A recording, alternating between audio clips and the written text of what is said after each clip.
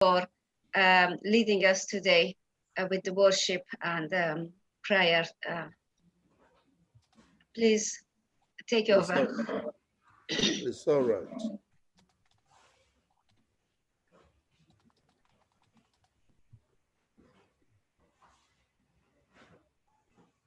Let us pray.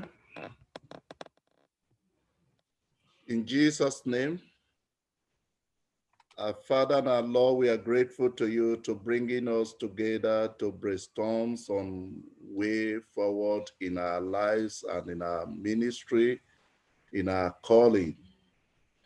As we come to learn under your feet today, may your word be a lamp and a guide to our feet. That at the end of it all, we'll have every cause to glorify your name. This we ask through Christ our Lord. Amen. Yeah. Good morning to every one of you. I sincerely appreciate this opportunity given unto me that I lead in the devotion this morning. As I'm talking to you, I'm far away from my base in Zonkwa. I had a meeting yesterday, our board meeting yesterday in Shagamu, Ogun State, in Nigeria. And after we finished the meeting, I stepped down to Ibadan. So presently I'm in Ibadan. That is where I school. Partially, I had all my studies. And it's a very rare privilege for me to lead devotion from this city this morning. And our lesson this morning is taken from the Gospel of our Lord Jesus Christ, as recorded by St. Mark, the 16th chapter, commence reading from verse 2.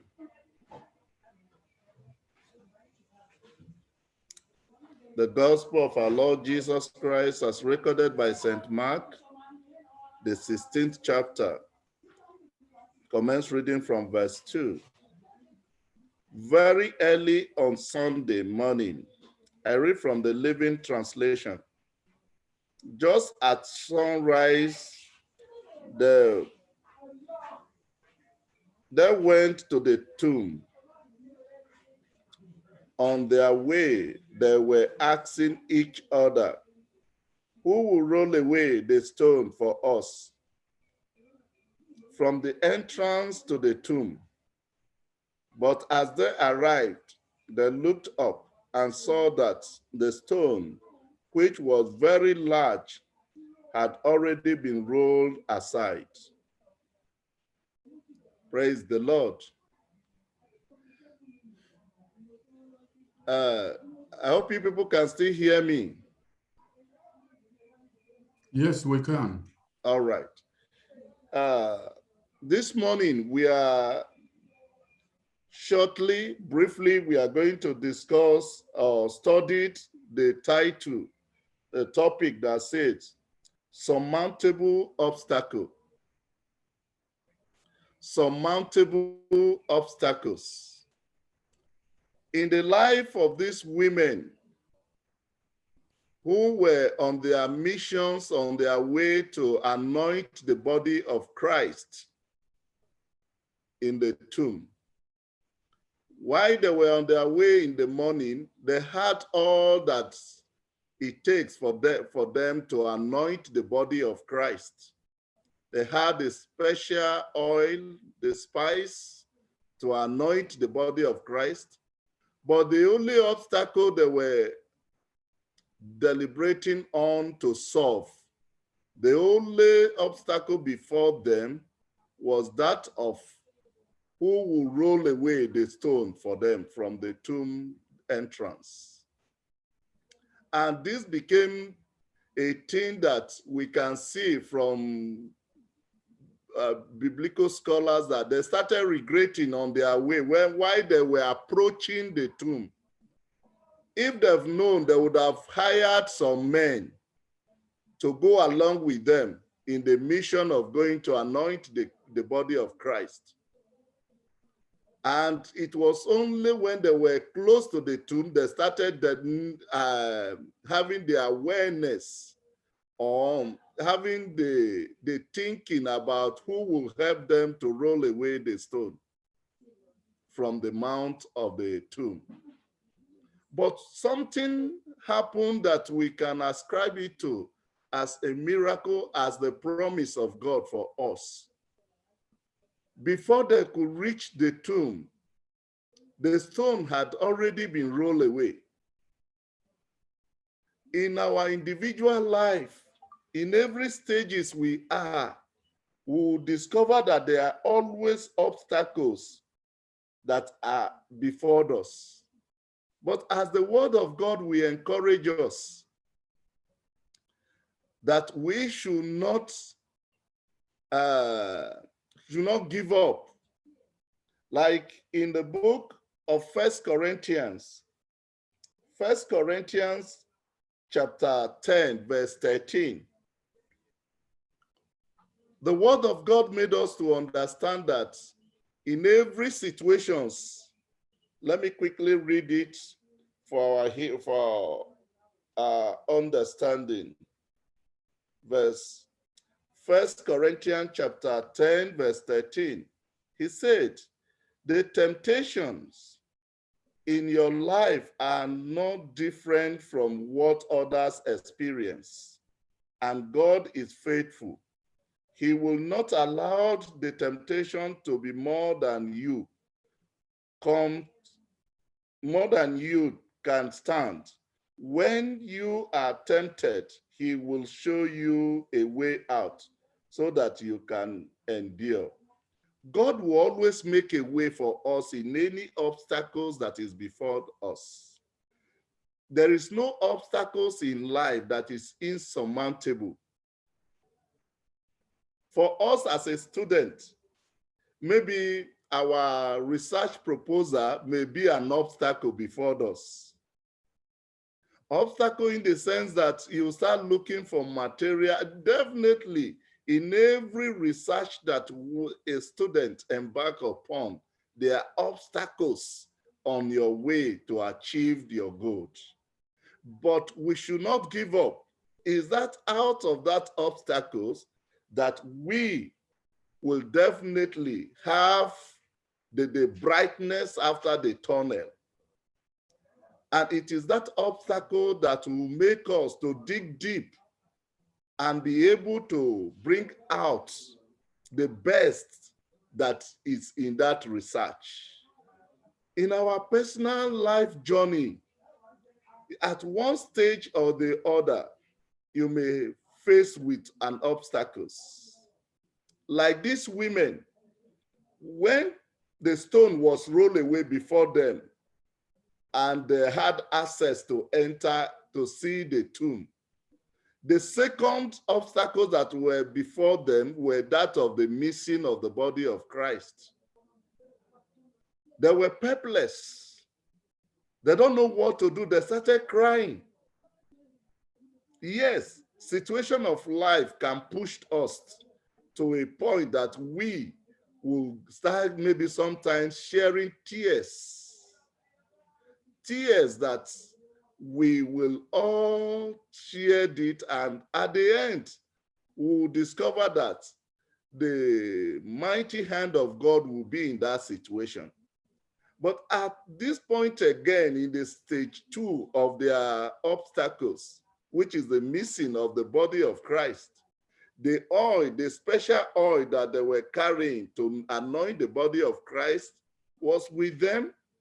The stone was already rolled away, but the body of Christ for which the oil was made for was not there for them to anoint.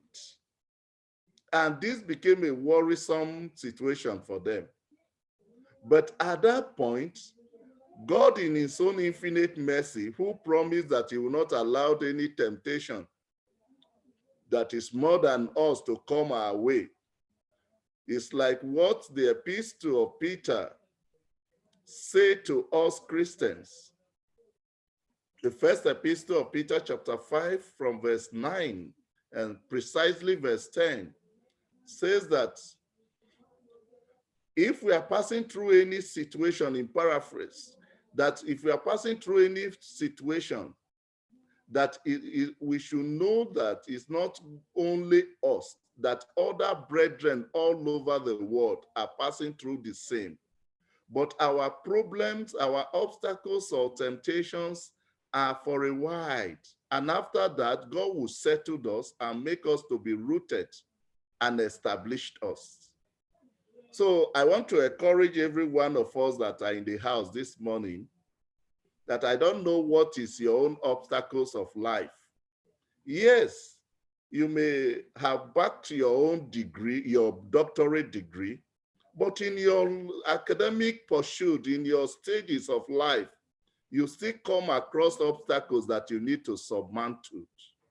I want to assure you this morning that that obstacles that is facing you now is not insurmountable.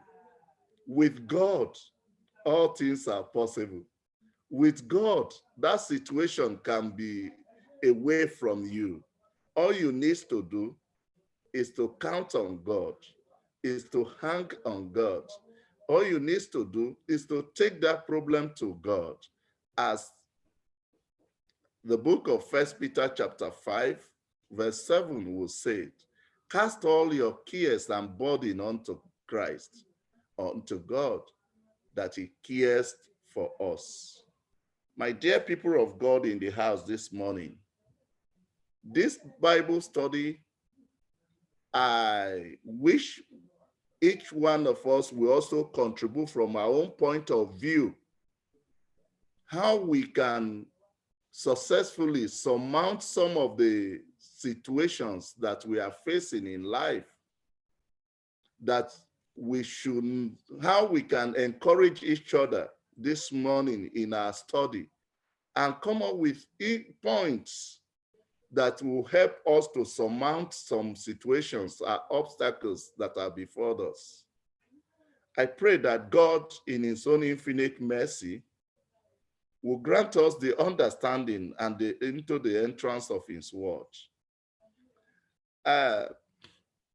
When these women with their oil came to anoint Jesus, previously, a woman whom the society condemned had anointed Jesus, and Jesus make a declaration when they were attacking this woman that she has wasted a precious, a valuable perfume on Jesus' body.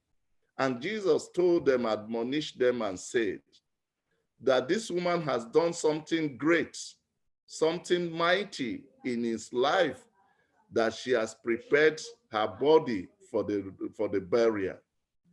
But I will also want us as a children of God now, since the body of Christ is the church, we need to do something to prepare the body of Christ now for resurrection, for his second coming, for rapture.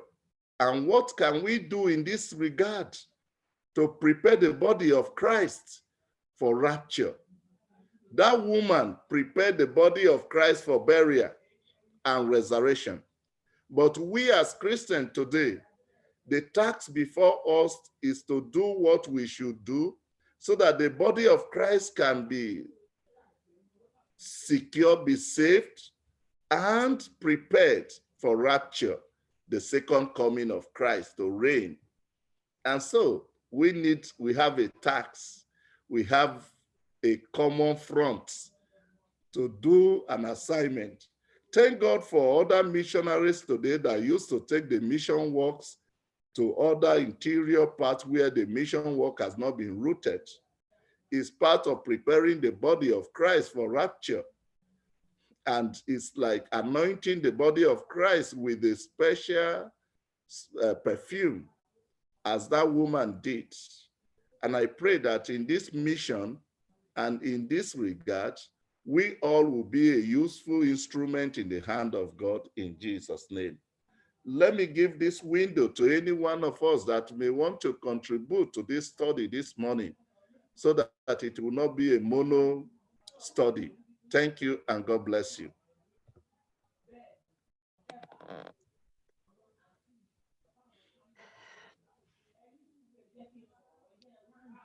Thank you, Reverend Salifu. Thank you, ma'am. Okay, let's now let's just talk about our day and also a little bit reflect on what Reverend Salifu said in relation to where we are and what we are doing. And all of us are here because of our love for Christ and to serve him better with excellency. So that's why you are here. And today is Friday.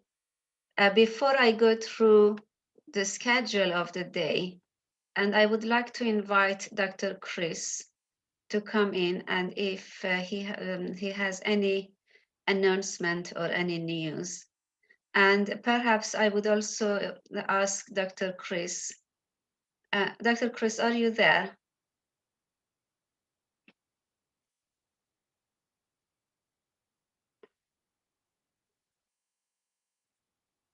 No, it seems he is not there.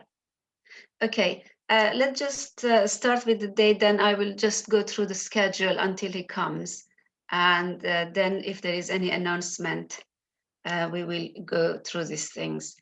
Today is Friday, and our next speaker will be Dr.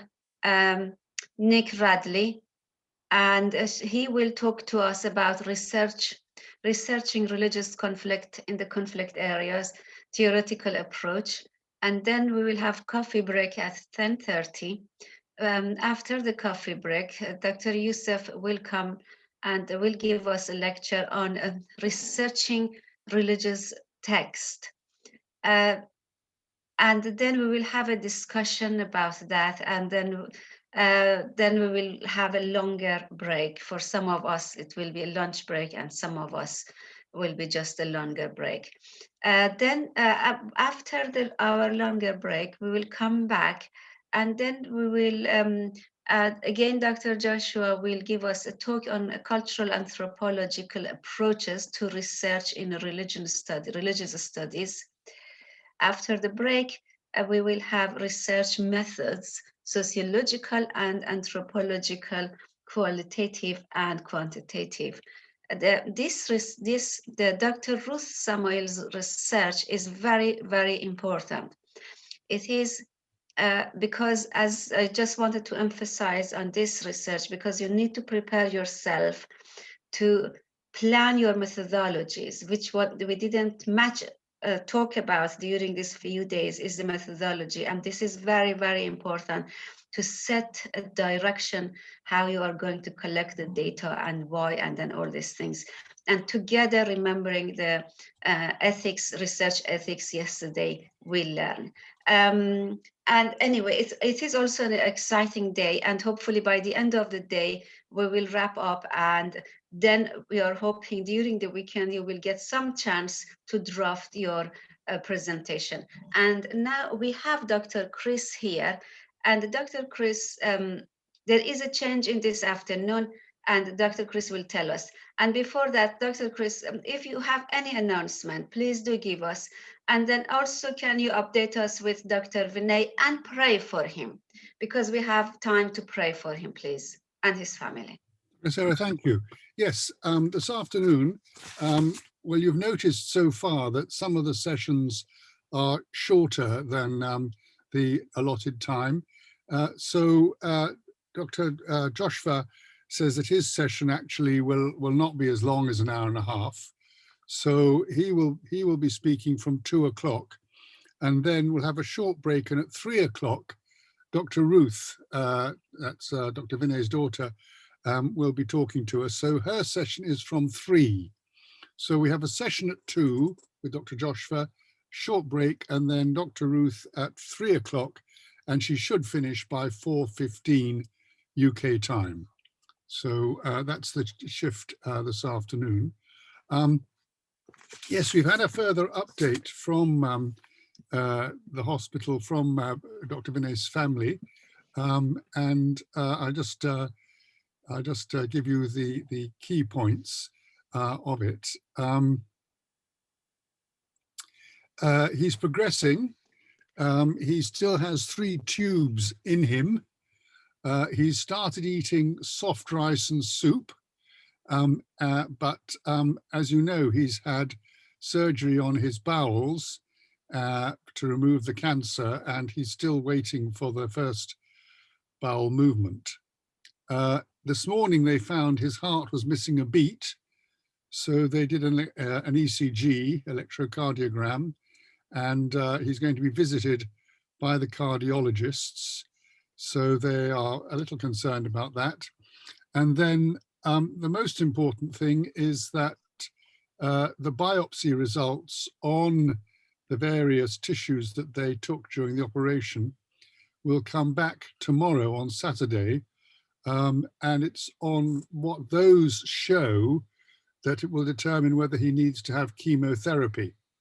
Now, chemotherapy is where you're treated with various medicines, chemicals, as it were, to address the cancer, and that can cause other results in the body. So I think they're a little concerned whether he'll need chemotherapy, because that means more hospital visits, etc. And chemotherapy is not very pleasant. My wife is a chemotherapist and radiotherapist. She did a lot of cancer work, so knows the issues here. So please pray for them. And 2 of his children and Mrs. Colleen Samuel are there in Vellore at the hospital taking care.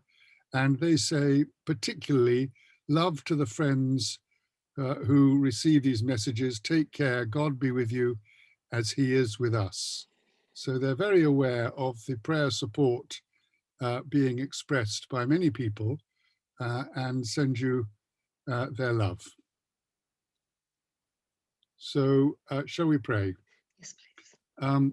Heavenly Father, we thank you for Dr. Vinay and for his family, for all that you have used them to do, both in their own area in Bangalore, with their ministry to this children's work and the school in this poor area, and also all that Dr. Vinay has been used to do to develop and encourage Christian leaders, and especially Christian scholarship in different parts of the world. And Lord, we believe that you have acted very clearly in this situation by revealing this cancer quite remarkably through recent illness that wasn't obvious before, that you brought him safely through this operation, that he's conscious and been able to walk about.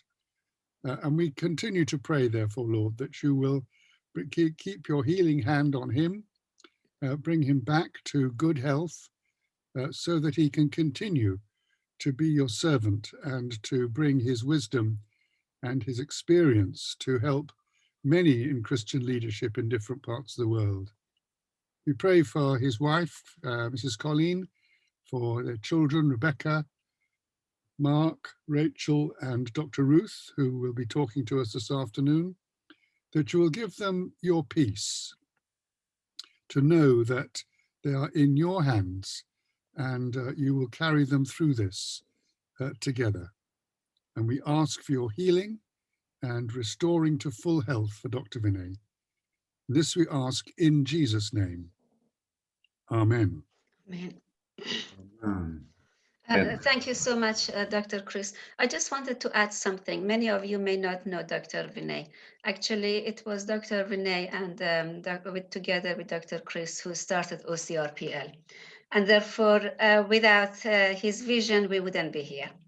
And that is why it is important for us to pray for him during this time, okay?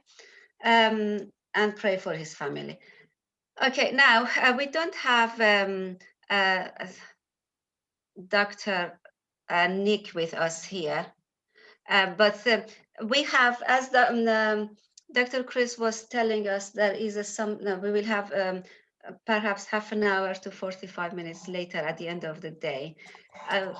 Out of that, I would like to take only 20 minutes, perhaps, maybe together, if Dr. Chris is free, to give you an overview of this week, mainly in relation to your pre-proposal format and pre-proposal writing, so you can start fresh to put together, revise your pre-proposal during this weekend while you are really fresh with all these things. Because at the moment, at the end of this day, you will already have a kind of orientation of a pre-proposal.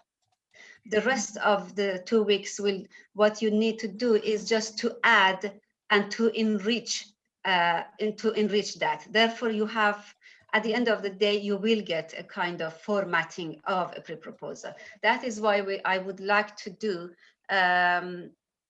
just 20 minutes at the end, create that, give you an overview, and hopefully just a proposed format.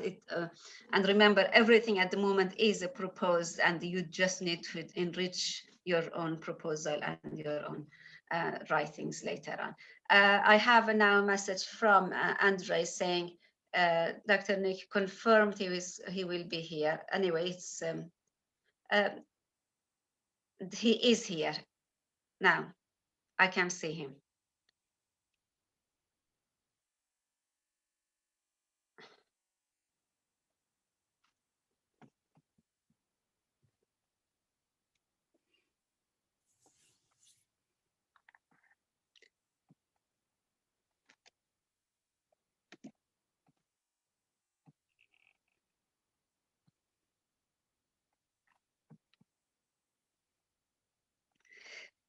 Good morning, Dr. Nick. It's good to have you here. We can't hear you. Okay, can you hear me now? Yes, now we can hear you. Oh, brilliant. Thank you very much. Good morning to you. Good morning. And we are really looking forward to listen to you and to talk to you. And I don't know whether you were at the beginning, the first day of our seminar, and you've been introduced or not, or should I introduce you before that? But let me just briefly introduce Dr. Nick today before he starts his talk. Dr. Nick has a very amazing, actually, CV and work experience, and most of his work experience has been in relation to security, and he became intelligence analyst at the Met Police, and then also Scotland Yard, and then at Europol in the anti-terrorist unit. He's been studying quite a lot in relation to terrorism, religious extremism, and of course, jihadists, and so on. And therefore, he is not only a scholar in that area, he's also a practitioner, because most of the times we have scholars without experience. But it is really a privilege to have scholars who have been in the field and practice their theories and practice and also put into test their own views and theories. And it's really privileged to have you, Dr. Nick, to teach to us and to be part of our team here. And may I give you the screen? Yes, thank you very much. And thank you very much for inviting me here as part of OCRPL. And thank you for the warm welcome, Sarah. That's very nice. Can you all hear me, please? Yes. Oh, that's great. Okay.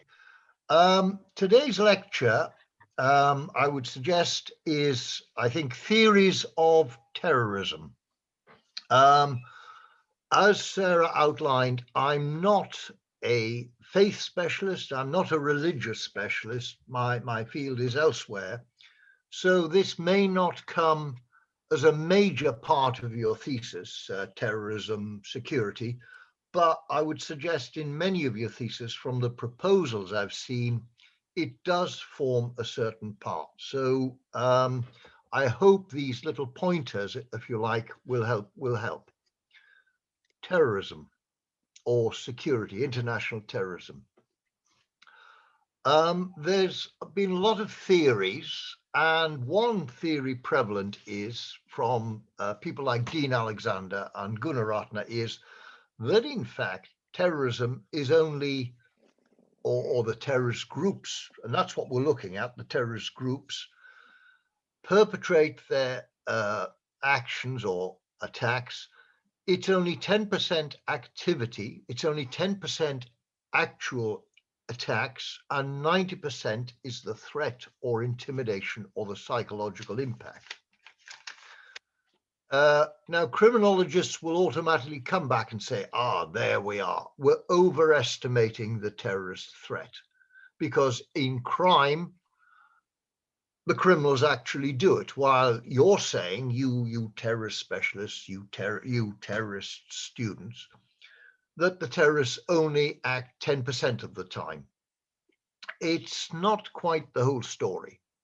It is true, criminals will perpetrate their offenses time and time again, and they actually do it. But apart from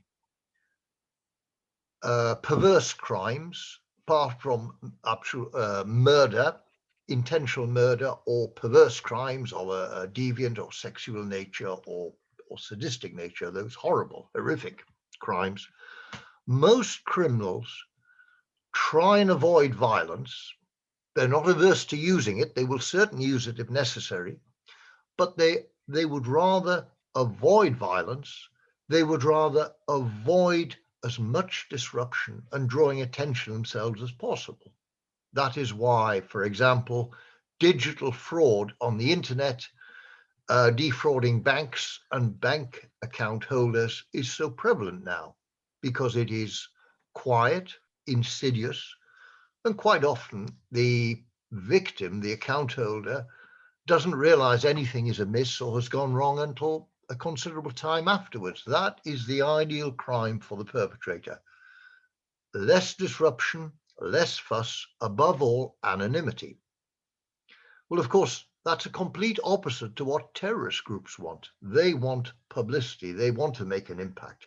So the converse to that anti-criminology or crime argument is that when the terrorists do actually attack, even if it's 10%, they make a large, substantial, almost cataclysmic impact, as we saw in 9/11, 20 years ago now, but still the effects are with us. What we've seen since 9/11 is, the theory is, it is global. It is global, it impacts on everyone. Before, it was global, but in a sense it was more regional. Different countries had different things. This, it's been argued as global. But an interesting, if you like, counting of numbers has taken place through several terrorist specialists. And actually, almost 2 decades after 9/11, this global phenomenon, but in fact, in 2016, it was calculated that 55% of all attacks took place in only 5 countries. These were, of course, Iraq, Afghanistan, India, Pakistan, and the Philippines. So is it global, or is it more concentrated in certain areas? 75% of the deaths only occurred in 5 countries. 75% of all deaths have only occurred in 5 countries. They are, of course, Iraq, Syria, Afghanistan, Pakistan, and for our purposes, I would suggest, as I'll come on to later, Nigeria. Moreover, 9/11 was a watershed. I think we can see that now in terms of death toll. I've spoken about the impact. I've spoken about the actual impact, the punch, if you like, of the attacks. If we look at a long-term historical view, throughout the whole of the 20th century, from 1901 to 2001, there were wars, obviously the great wars, the global two world wars, the conflicts that have gone on and on, as we've seen in Africa, in the Sudan, in several other areas. There was plague, there was economic fluctuations, but throughout the whole of the 20th century, in terms of terrorism and terrorist attacks, there were only 14 attacks that killed over 100 individuals, triple figure fatalities. Over 100 years, from 1901 to 2001, there were only 14 attacks that killed over 100 individuals. Now we've come to a fifth, no more, of the 21st century, the first 20 years, and we're well past that. There have been over 20 such attacks. So the impact of terrorism has increased. Whatever the reason, whether it's the intent of the terrorists, mass casualties, or increase in technological ability, probably a bit of both. But the fact is, it has increased. The threat has increased. We should also, I'd suggest, not forget right-wing terrorist groups. We're very concentrated on Islamic extremists. We're very concentrated on religious extremists. Don't forget the right-wing groups in America. In the USA, for example, in 2007, there were 676 white supremacy groups, fanatics, religious fanatics. I'm sure none of us, they claim to be Christian or semi-Christian. I'm sure none of us with their intention would describe them as true Christians. There were 676 groups in the United States in 2007. By 2017, that's grown to 954. That's a 30% increase of these white supremacist groups. So we shouldn't ignore, and also the rise of the right is growing in other areas, in other regions, coupled with xenophobic nationalism. So we should not forget the right-wing terrorist groups. Just to come back to Al-Qaeda and the events of 9/11, there are theorists who look at the modus operandi, and they point to the three stages of the aeroplane in terrorist groups. For those of us who are old enough to remember the 1960s, the use of planes in terrorism and separatist groups was purely symbolic. It was quite simply taking over a plane and demanding sanctuary in generally a left-wing country. Those of us who are old enough to remember will remember the iconic instruction of those hijacking planes to the captain of the plane, which epitomized that era, that iconic instruction, "Fly me to Cuba." Then in the 1980s and the 1990s, the plane was the target. The plane was the target because the airline was the target. We saw Dawson's Field with the PFLP. We saw attacks on any El Al logoed buildings or airport impedimenta, and attacks on airports. It's only the third stage of 9/11 where the plane is actually used as a weapon, as we saw on the Twin Towers. So there are those who look at the modus operandi and chart the three stages of the exploitation of the air transport of the plane.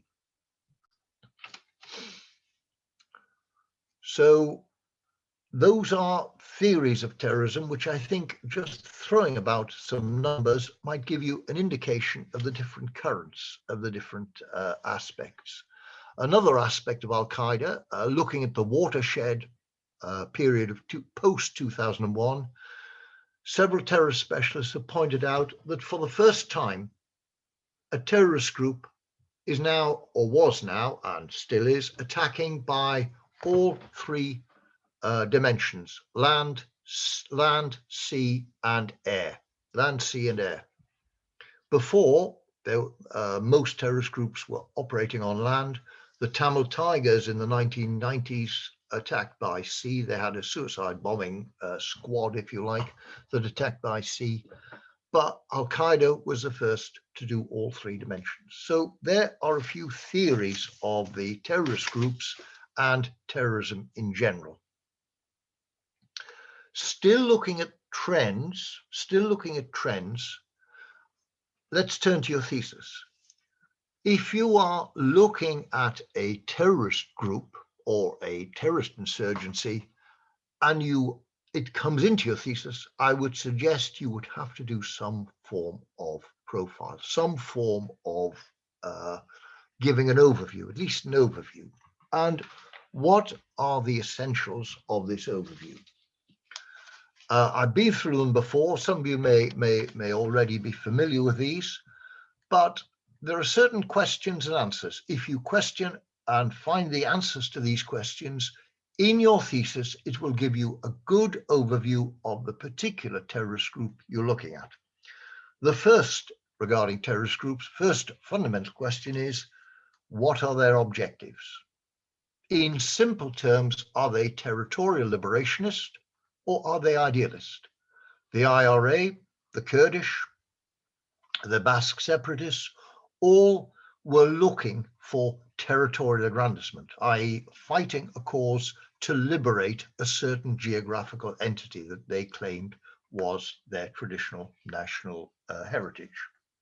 Or is it ideological, like Al-Qaeda, like the MNLF, like Islamic State now, which is now an ideological. The territory doesn't matter.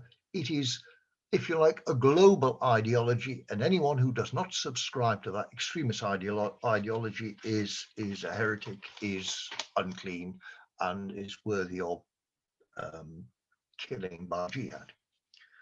The second, I would suggest, question you ask is, what are their origins? Have they differed? As we've seen, Islamic State has morphed from a purely territorial entity into a rather global ideological, making alliances, as we've seen from Operation Intelligence, with Al-Qaeda in several joint attacks.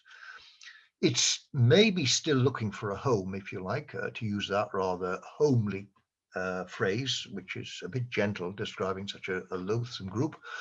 But at the moment, it is, if you like, gone from a territorial entity to basically an ideological pan-global extremist ideology. Al-Shabaab in 2007, a little known fact, was in fact a territorial group before.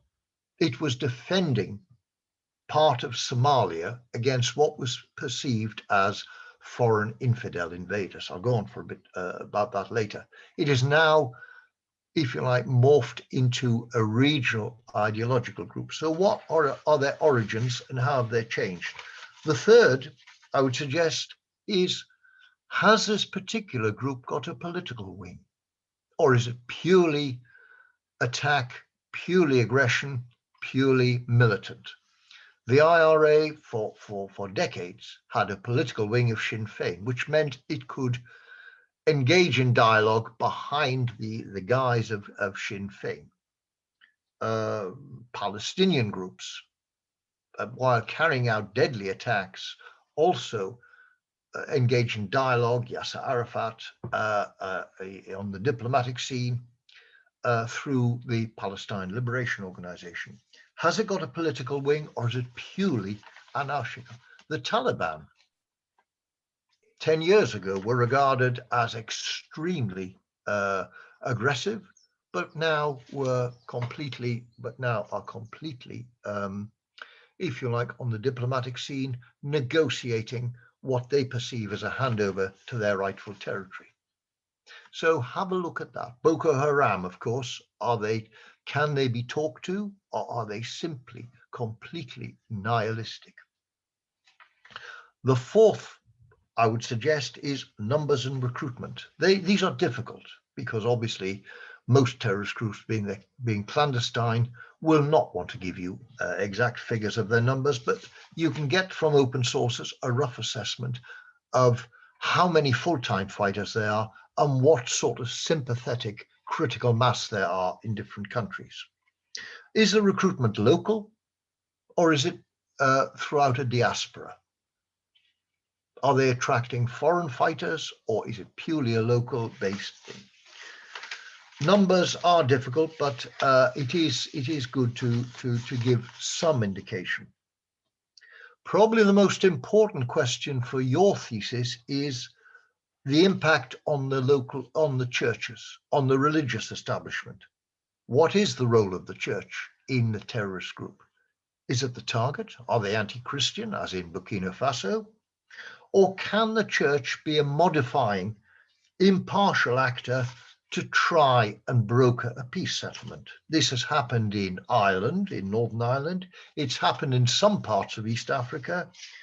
And in some cases, while they're not active in the peace process, they can act as a victim sanctuary. So what is the role of the church? Tragically, in many parts of Africa, the role of the church is quite simply, they're the victims. They are the Christian churches, the victims. The sixth fact I would suggest you look at is the finances. Terrorist groups have three major components. They used to be known as the 3 M's. And I'm sorry, I'm not being gender incorrect. It's just the 3 M's run together in a nice mnemonic. They were known as the 3 M's: men, money, munitions. Men, as we saw, the numbers, what sort of strength they have. Munitions, what sort of explosive devices or armaments have they? And more important, how do they finance themselves? There's two basic questions. I won't go into terrorist financing in detail here, but there's two basic questions you need to answer in this particular aspect. First of all, how do they raise money? How do they actually obtain money? Through various modes operandi. And more important, how do they transfer it? How do they deploy it? There's a difference between criminal money laundering and terrorist financing. The criminal money launderer wants that money to come back to him, her, or his group, if you like, clean, without any taint of criminality. The terrorist financiers generally don't want to complete that cycle. All they want to do is deploy it and, for the most part, spend it. Spend it on keeping the terrorist group going. That's a very simplistic way of looking at it. But if you remember that, it'll guide you to your two basic questions. How do they raise money and how do they transfer it? The seventh question is, are there any splits in the organization? Any divisions? Any schismatic groups? The IRA in the 1920s caused a civil war in Ireland because of the split. The IRA in the 1969 split, and the more militant wing kept the troubles going right until the peace process. The MNLF and the MILF, the Moro Liberation Front and the Moro National Liberation Front in the Philippines, split with each other and internally over a peace deal with the government. This can be encouraging because for a government, you're dividing and ruling, or you're hiving off, or at least you're getting some forms of it.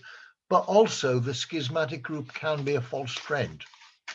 It can lead to groups forming more militant wings. When groups want to have an aura of respectability on the international stage, they will form more militant, aggressive attack squads, groups, terrorist organizations, which they disown, and their actions are unattributable to that, but in fact, they are quite simply part of that group. The PLO was as a past master at doing this, as in the Abu Nidal and the various splinter groups at various times. So again, look at the splits, but have a care. It may be a false friend. It may be a false friend. And the final one I would suggest is, what is the government response? What is the government response? Has the group controlled territory, and what is the government doing about it? The IRA set up a free enclave known as Free Derry, and the British government did nothing because it was more trouble than it's worth. They gave them, if you like, their symbolic victory for a short while. Islamic State gained territory, and the Iraqi government was powerless, but it never negotiated with IS. Not that IS wanted to be negotiated with. The Tamil Tigers set up a mini state. It was a de facto state for some years. It had its police, it had its judiciary. It was only with extreme difficulty that the Sri Lankan government finally quelled the Tamil Tigers thing. So again, look at the government responses to that. Those are some of the basic, if you like, questions you need to look at if you're giving an overview of the terrorist group and where it fits in. Okay, so that's it. Well, is it? Is it? I'm going to intrude a little bit on thesis writing now, or the thesis. That is it. Those, if you like, pointers to giving an overview of the terrorist groups are, that is it as far as it goes. But what I've just outlined to you are how you gather facts. How you gather facts. But your thesis, and I make no apology for saying this, your thesis is more than facts. Your thesis is more than just answering research questions. It is using those facts and being either analytical or interpretative. Analytical and interpretive. If your thesis merely gives the facts and an overview and outlines what is happening and the facts, and gives an overview of all that, it is not a thesis. It is either a situation report or a report or a factual update. It is not a thesis. And your conclusion will not be a valid conclusion. Your conclusion will just arrive at, and your whole thesis together with the conclusion is only nothing more than giving back facts that are already known. Your thesis must interpret. Your thesis must interpret those facts, use those facts. That is the most important part of your thesis, I would suggest. The facts and the interpretation. Let me give you one example, and I've chosen this one because it probably is more applicable to most of your thesis than other interpretations. I would suggest interpreting the facts of terrorism that since 9/11, we have underestimated the African dimension. Now that is an interpretative premise. It's not a fact. It is an interpretation going from the fact. Excuse me. Why do I say this? What facts have I brought? Well, first of all, despite the pre-9/11 attacks, the first major attacks of Al-Qaeda, as we probably all know, were in the US embassy buildings of Dar es Salaam and Nairobi in the late 1990s. Yet despite this, we still have had this blind spot about Africa. After 9/11, the attacks were in the United States. Then came the Bali bombing, if you remember. Then came 2005 UK, there were several other attacks in North Africa, in the Maghreb. There were the Philippines attacks again. Then there was a Turkish bombing, 2 Turkish bombings, and then there were the Australian embassy bombings again in Southeast Asia, and then there were attacks in India, all very global, but again, I would suggest it took us away from Africa. And the result was that we failed to take due note of Africa. So the embassy bombings in 1998, then we had the attacks in 2007, where we mistook Al-Shabaab. I mentioned Al-Shabaab before about being a terrorist organization, about being a regional terrorist organization. In fact, Al-Shabaab, for those of you who don't know, was in fact a small youth wing of a Somali national group or political faction.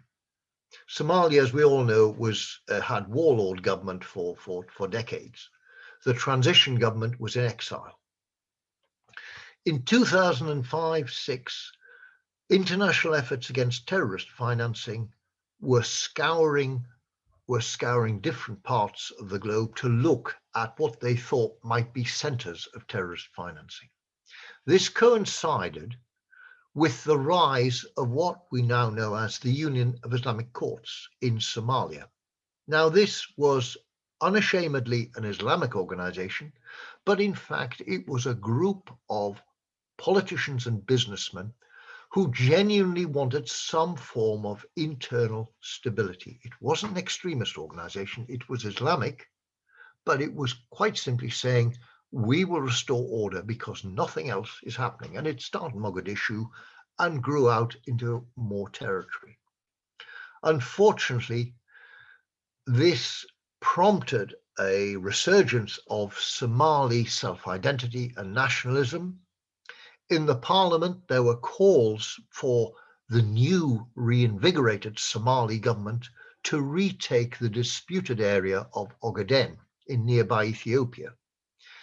Ethiopia, of course, was very concerned about this. It was very touchy about anything, particularly with its disputes of Eritrea to the north.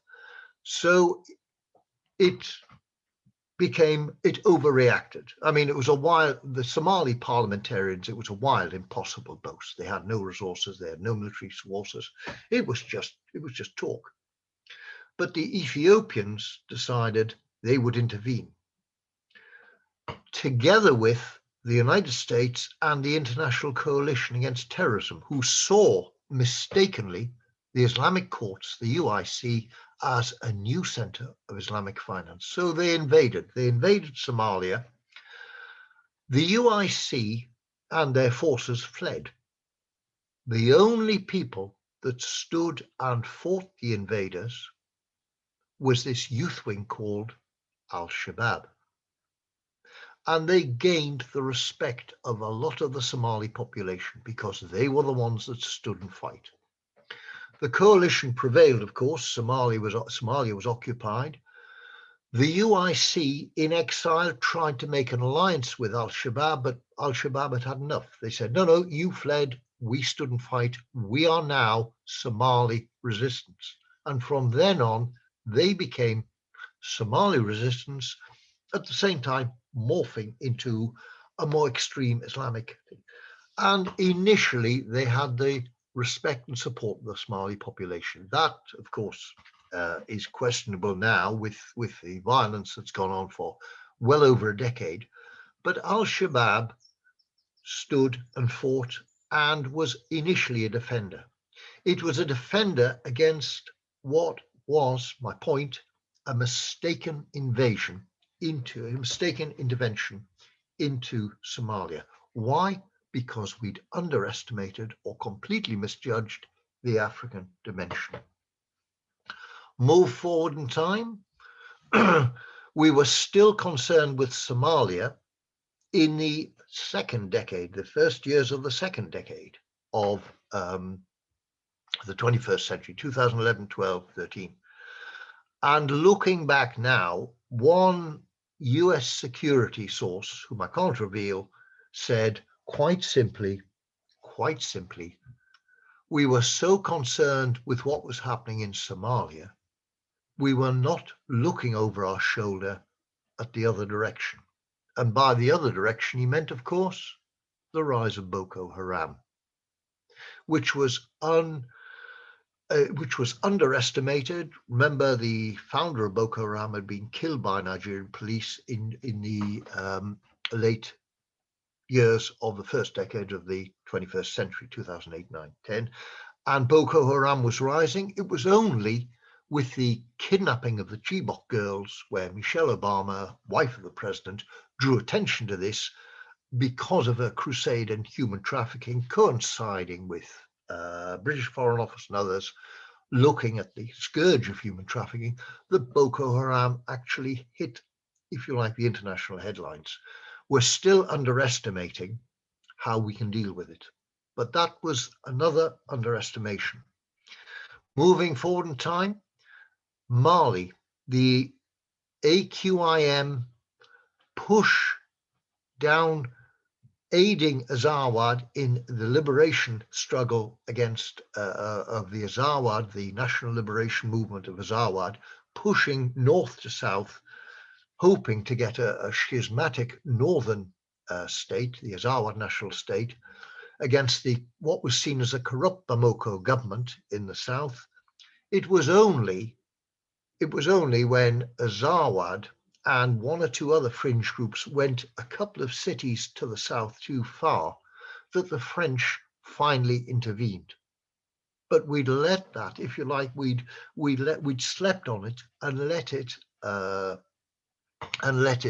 grow because we weren't paying attention. And in fact, it was not by that time, it was not an Azawad national liberation movement. Azawad had been sidelined. AQIM, Al-Qaeda in the Maghreb, had taken over, and this was now an Islamic extremist movement, a branch of Al-Qaeda, as we've seen by the atrocities that occurred during the push northwards. They have been pushed back, but they're still active, and much to the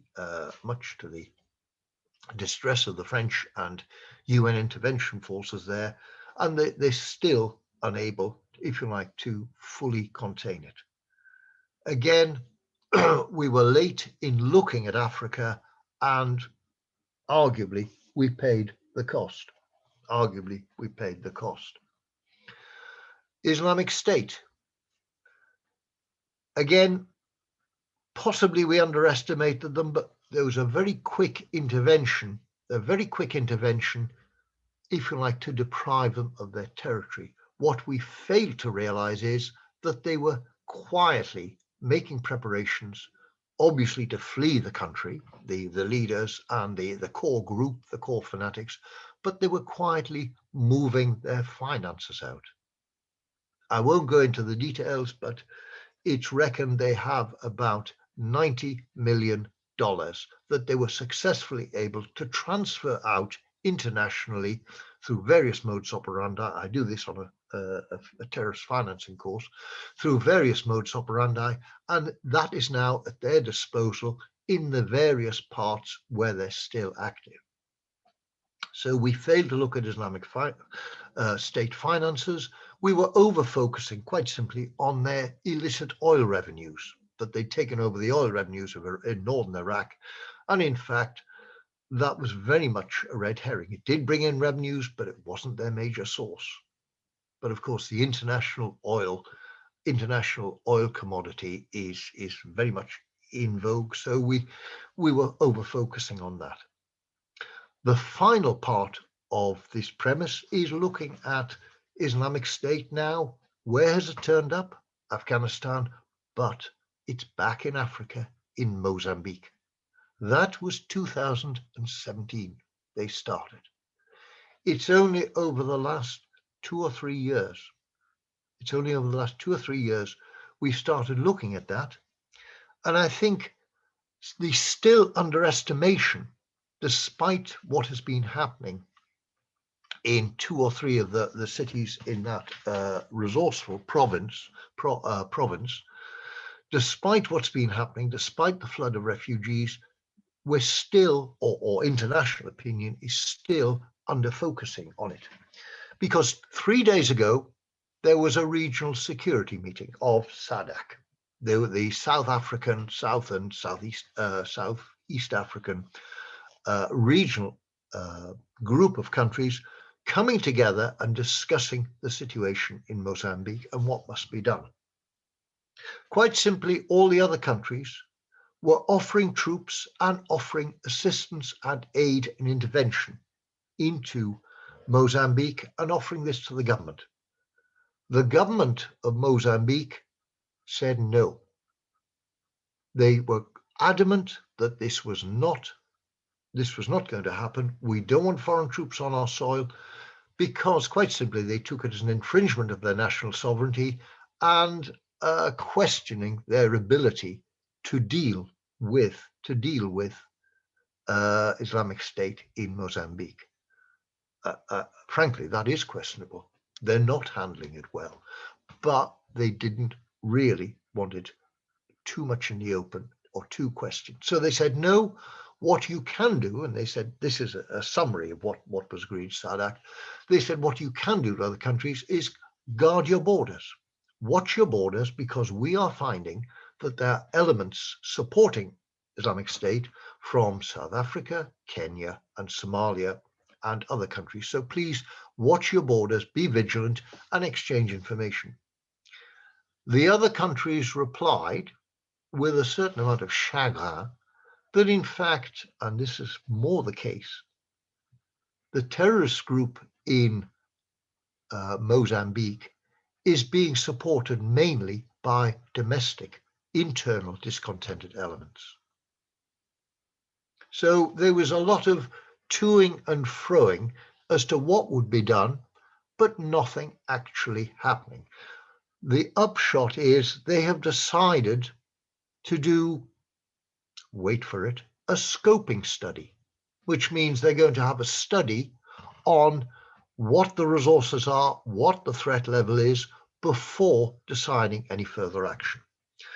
Now, let's not exaggerate. Mozambique has got international agreements on a bilateral base with the United States, with the European Union, and with several other countries to exchange training and troops. But nonetheless, I think that SADC meeting is indicative of still politics, still national sovereignty comes into play, and underestimating, if you like, the threat level and actually what's happening. Because Islamic State isn't waiting. That's not hanging about waiting for scoping studies. That is keeping going, and it's still going on. Okay, so you can see what I've done there. Let's just check the time. You can see what I've done there. I've done the initial premise, which I hope has been interesting for you, that since 9/11, we, in our international efforts against terrorism, we have underestimated the African dimension. And I've gone through the time scale from 2001, 2003, 2007, 2011, 9, 2007, 2009, 2011, 2015, 2017 to this, in support. Those examples are supporting my premise.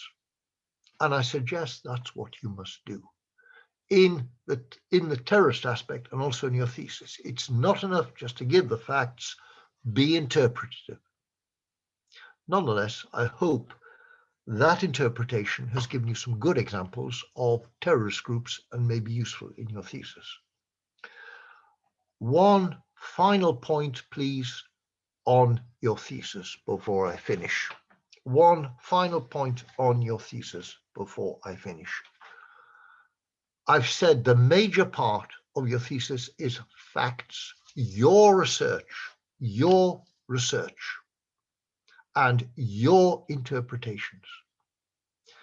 Consequently, don't get obsessed with the literature review and or the methodology.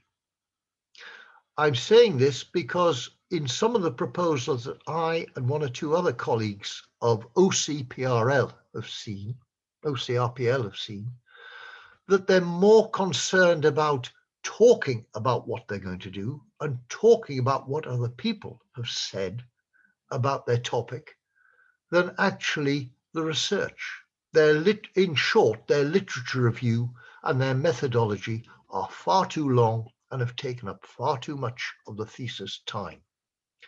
Do remember, the literature review, the methodology are important. You need those in your thesis, but they are an important component, but a smallish component. It's background, their preliminaries. If you want a ballpark figure, generally the methodology and the literature review should be no more than 12% of your word count, no more. So your literature review should be 5%. Your methodology should be 5%. Aim for 5% of the word count in each. You'll probably go over a bit. You'll probably go over to about 6% or even 7%, but nothing more. Nothing more. Otherwise, your thesis will be totally imbalanced. The important things are the facts. The facts in the case of terrorism, looking at the terrorist group and giving a good overview.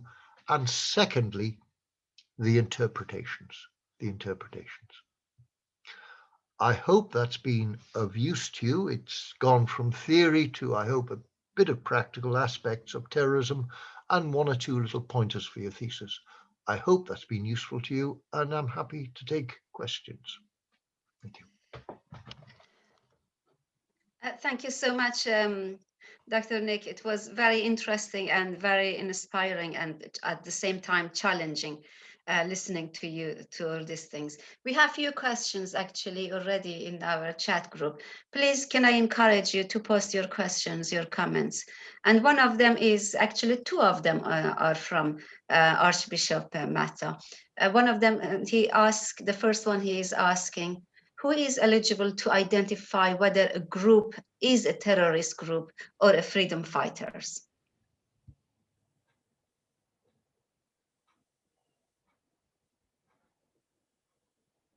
I think that's a very good question. That's a very good question. In fact, each country has its own designated list, what they see as terrorist groups. They say this is a terrorist group, you must not do business with them, you must not associate with them, and we will take action against them. The international, if you like, index or list of terrorist groups is kept by the United Nations. That is on Google, it's freely available. It's like an international wanted list. In fact, it's deliberately open source because all businesses, all commercial entities can see that if they, for example, have a bank account holder that is linked to one of those terrorist groups, they will be liable to prosecution, sanctions, civil action. So it's for commercial entities. It's also for everybody to say, do not associate with these people. This is a terrorist group. So it's the UN who makes the list. The European Union has got a list. Every other country has a list. Most of those lists contain the same names, though obviously certain countries with their own particular interest and their own particular stance on liberationist groups will put a group or an organization on that other countries do not agree with. So in answer to your question, it's the United Nations, the Sanctions Committee, who actually make that list. Thank you. Do you, Archbishop Matadi, do you want to add something? Well, the way I see it, actually, even the international organizations although they are eligible in a way, they are covered actually, but there is a lot of interest of countries there, because the way they look at any issue, for example, if you have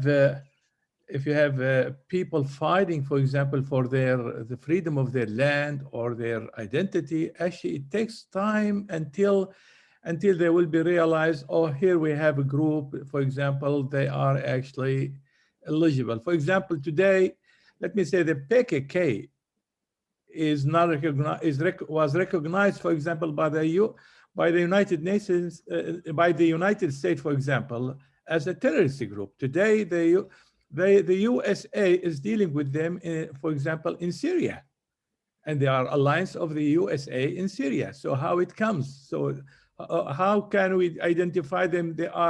They are terrorist group in the international body of the UN. At the same time, the USA is dealing with them as the freedom fighters in Syria. Well, that's an interesting aspect. I'm glad you've drawn attention to it. Turkey, of course, is entirely in agreement with you and says if they're PKK or Kurdish and they're militant, they're terrorists. In fact, the United States and the coalition argued that, in fact, the autonomous region, the autonomous Kurdish region of Iraq, was not the same as the PKK. They say the PKK is only after, if you like, splitting or hiving off part of Turkey for the Kurdish national thing. And in fact, the Kurdish autonomous region is a separate entity. This is the way they argue. I'm not saying it's right, but this is the way they argue, that it's a separate entity, and it was fighting for its autonomy within the state of Iraq, and was fighting for Iraq against Islamic State, etc., etc. Whether that's correct or not, I mean, the Turkish authorities have done a lot of research and said actually there's a lot of links between the two. Who to believe is not quite a thing, but the fact of the matter is the Peshmerga, the Kurdish autonomous forces, were the only ones initially to stand up to Islamic State when the Iraqi forces were just caving in. Before the international intervention, it was the Peshmerga that actually held the line. So international politics dictated that really the Kurdish forces in Iraq had to be recognized as non-terrorists. So what you're talking about is international realpolitik. I agree. There's a lot of deliberate confusion in several aspects. A lot of countries insist on calling certain groups terrorist groups, giving the epithet. Other international opinion doesn't always agree. Thank you. It's a very, very good example, and thank you for drawing attention to that. Thank you. Thank you. Dipankar is asking, does terrorism have any connections with certain religious faiths or beliefs?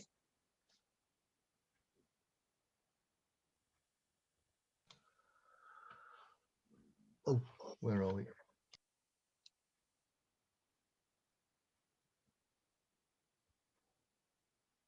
I think he is Sorry, silent. we can't hear you. Can you? Silent. He's silent himself. Okay, Here we are. Okay. Yeah. Well, most Islamic extremist groups claim they are religious, claim they are of a certain religion. The right-wing US militia groups or white supremacist group claim they are Christian. So in a sense, it's what you might call claimant links. They claim they are following religious practice. In fact, when most religious scholars look at the fundamental faiths of whatever religion the terrorist groups claim, it becomes patently obvious they're just perverting it. They're just a more extreme fanatical group that want to impose a more fanatical form that's not really the true religion. But for local populations, it's always a useful tool to pervert the if you like, the domestic religion, to claim you're fighting in the name of jihad, in the name of whatever faith it is. This is as old as history. I mean, you had the Catholic Church and the Protestants in Europe. You have them in Northern Ireland, where the loyalists are extreme Protestants, and they proclaim they're loyal to Britain, and they're extreme Protestants. In fact, most of them haven't been in a church in their lives, and quite frankly, they wouldn't know the first thing about the true Christian faith. Thank you. Another question is from, again, Archbishop Matthew. Islam derived from salam, meaning in Arabic peace, is associated with many groups carrying terrorism. How can the word help peaceful Muslim not to be associated with groups carrying terrorism in the name of Islam? Can I just, before Nick come in, to just add comment something? Archbishop, the predominant meaning of Islam, beginning of Islam, was surrendering, not peace. Surrendering to God. Peace, the meaning of peace become more highlighted during the 20th century or the 19th century. But in reality, the most dominated meaning of Islam at the earliest stage of Islam was surrendering to God, submission to God. And that is why they called Abraham a Muslim. Because, yes. That, you see, that is a big debate over here. We have to go to the root of the word, salam, that is the root.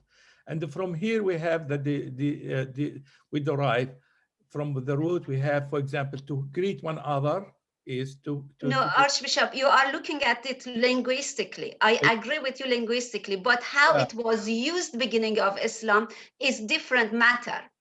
Because how it used early Islam until and then now, yes, they both come, they have a roots, they have several, as a linguistic, you know, a word has lots of different meanings. You can really interpret it. And then what more dominated from the cultural point of view and the context is something very different. And that is why you need to look at the word Islam, how it used the beginning of Islam, and then how it's used now. Okay, we are not going to argue here so much about it. I thank you for your opinion, and this is very important one. Let me say, however, now today we understand a lot of people will say Islam is associated with the word peace. Okay, so now we would like to know how we have Islam as a peace comes from peace, so let me say, and at the same time associated with terrorism. It doesn't work in my mind, and many people, especially who are not familiar with how, let me say, a religion is associated with the meaning of peace, and there is terrorism in it, carried by some followers of this religion. So a lot of Muslims today, peaceful Muslims in the world, they don't want to be associated with terrorism. And how can we help them? This is my question. Yeah, that's a valid question. Dr. Nick, do you want? Yes, please. The answer is dialogue, as well as actually intervening in anti-terrorist measures, which law enforcement and international coalitions do. And again, this has been a learning curve for anti-terrorist efforts.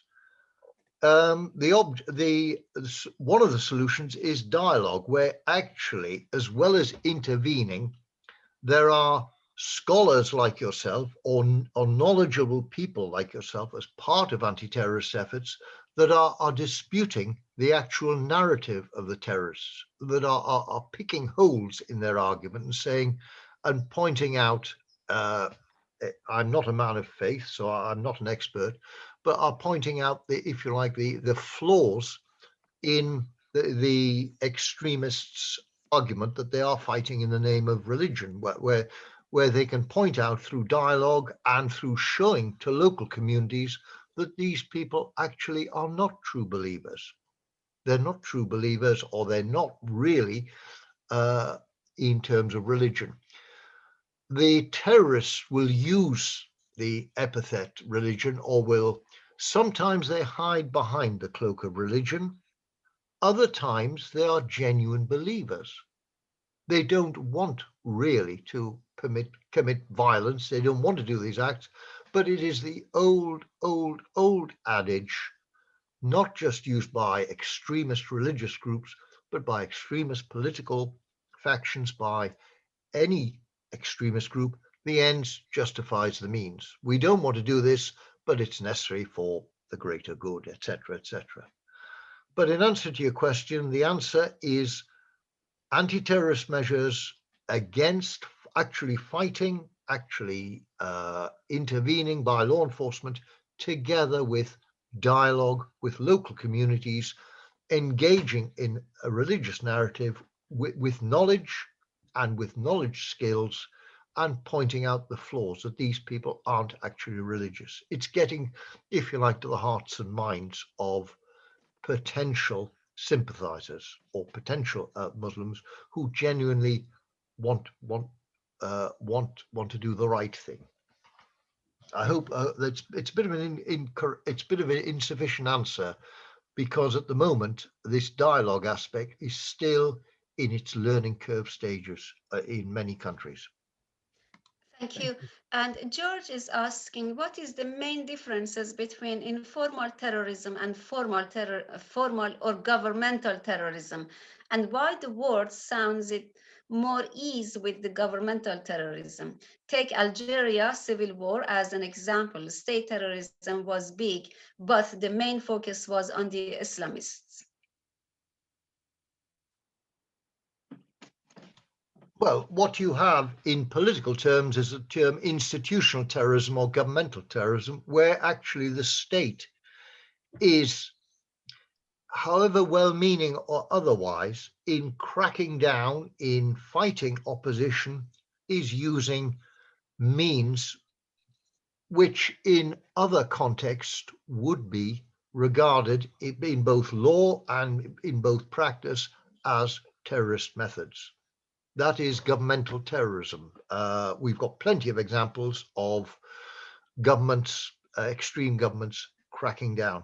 That is governmental terrorism. Informal terrorism is obviously where the elements, where it is unofficial elements fighting a government of the day or a regime of the day, either on ideological basis or for a territorial or for regaining territory, a disputed territory which they claim is their national or cultural heritage.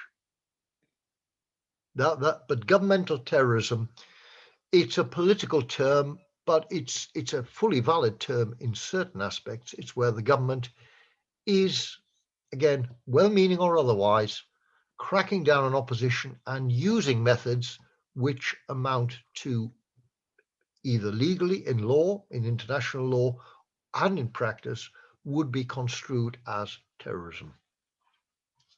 I hope that definition is of use to you. Yes, thank you. Any question? Any other questions? And if not, I have a question to all of you, actually.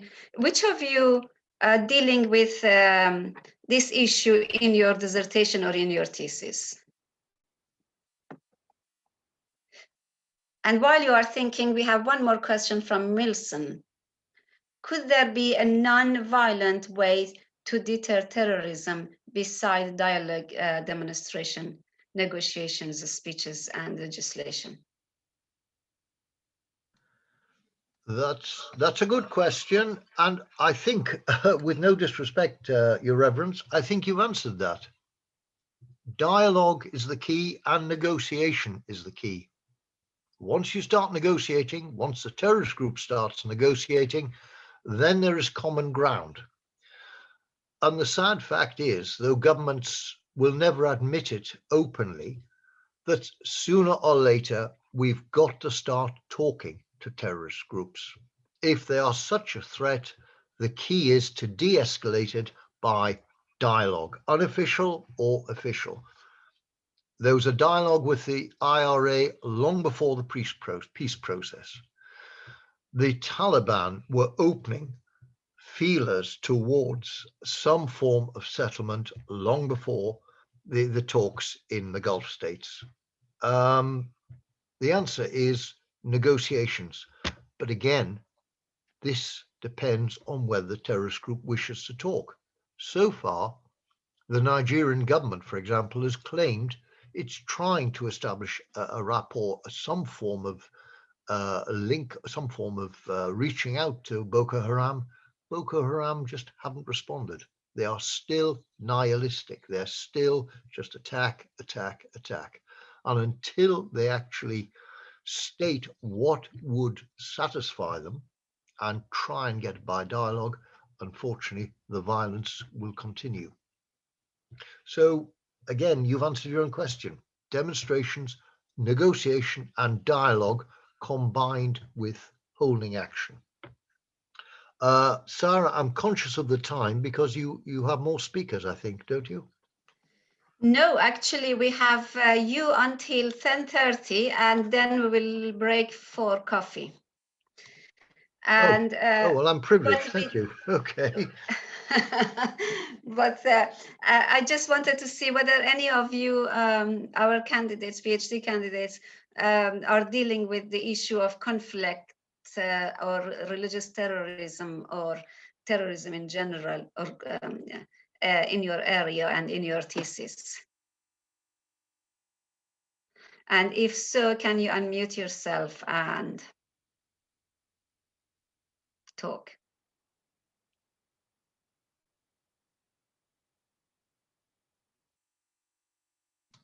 No, I think listening to them yesterday, Dr. Nick, and to their research proposals, I don't think any of them are dealing with the issue of conflicts and terrorism, except I think a little bit, again, not much. George is doing that because George is looking at the issue of martyrdom and its challenges, or in its relationship to human rights, and mainly in the modern Coptic situation, which again linked to several ISIS attack on churches and killed all these things. I think he needs just, but it will not be the main things, the topic in his research. And the other students, I don't think they have actually deal with that issue in their thesis. Am I right?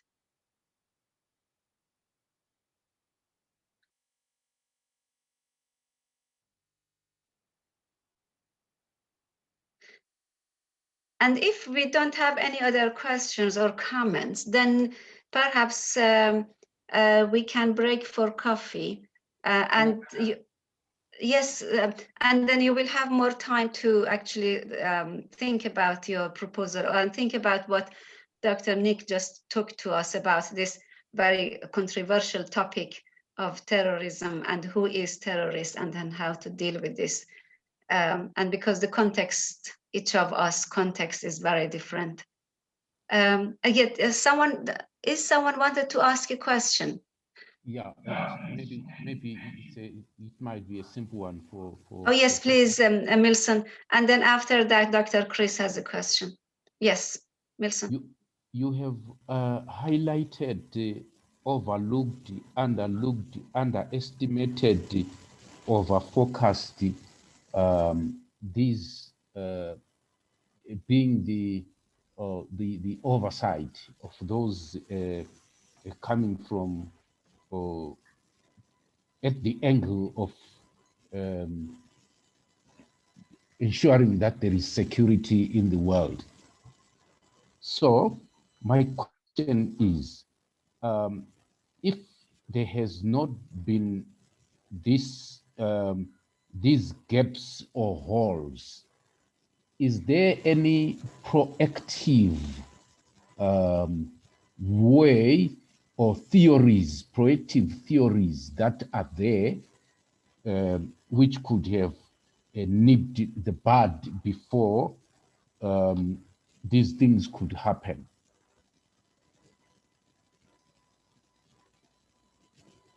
I'm not sure whether my question is clear.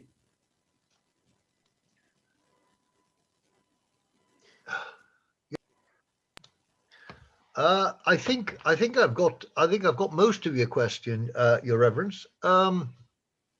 I think what you're saying is there any way we can predict or look at and see what threats are about to or will occur, or what potential threats there are, and avoid the mistakes of under focusing or underestimating the attacks that we've done previously, if you like, learn by our mistakes. Is that what your question is asking? Partly it's that, but the other one is, if you suppose you identified potential threats, is there a theory of dealing with it or transforming the worldview of terrorists so that terrorism is eradicated? Well, yes. I mean, countries and regional groups, particularly through the United Nations, in theory, exchange intelligence and say, look, this is a potential terrorist group, or this is a potential militant group that we believe are planning attacks or are planning to make trouble, to make militant attacks because of their alleged grievances, or because what they wish is such and such. So in a sense, there are monitoring agencies that look at potential threats, look at potential conflict zones, look at future conflict zones, and exchange official intelligence on an international basis. The European Union does this. Individual countries do it on a bilateral basis. If you want to look at one publication that looks at present and predicts future conflicts, or says, look what's coming here, you'd better look out, I can refer you to one particular publication and one particular independent NGO. It's called the International Crisis Group, the ICG. It's on the website. It does masses of reports, commentaries, brief updates, predictions. It does very in-depth reports, and it does it on both a global and regional basis. Its website is a wealth of information, and you can see possible predictions where they say this is a problem now and it's going to get worse later, because they have specialists there.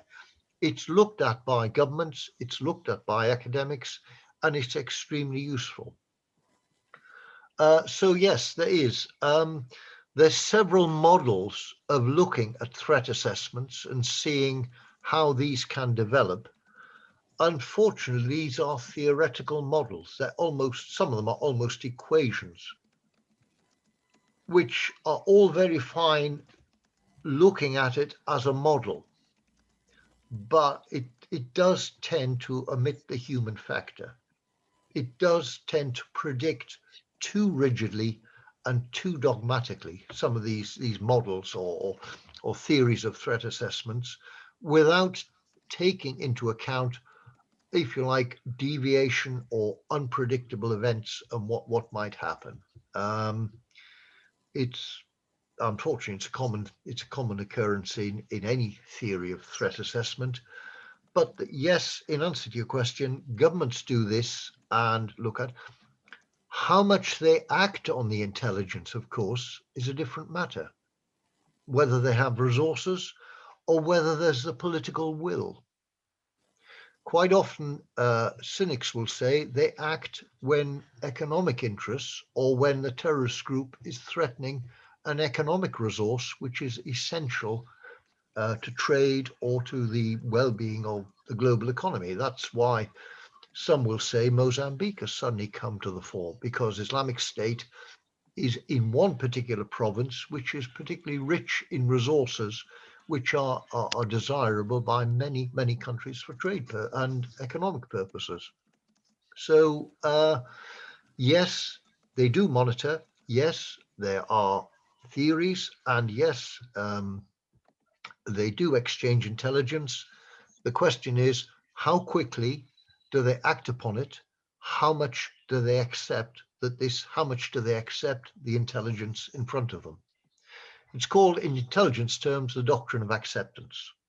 I won't go into the various ins and outs, theoretical ins and outs, but in a nutshell, it says you've got the intelligence in front of you. How much do you accept it, and do you act on it? And that is the key factor. The intelligence is there. The facts are there. It's how much they take heed of it, and more importantly, politically wish to take heed of it. But again, if I may just come back, do have a look at the international, if you're interested in this, look at the International Crisis Group website. It's on the web, and it's extremely comprehensive. It's a massive website and extremely useful, particularly on the African dimension.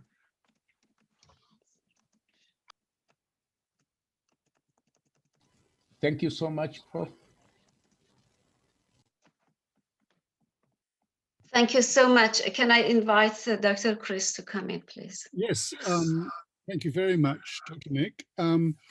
You were asked about informal and formal governmental terrorism. And of course, one place where could be described as formal governmental terrorism is now Myanmar, where the army basically is acting in a very autocratic, dictatorial and violent way against its own population. Particularly, it's almost tribal, because it's people suffering from this are the Karen and the Kachin in the north. Now, one of Dr.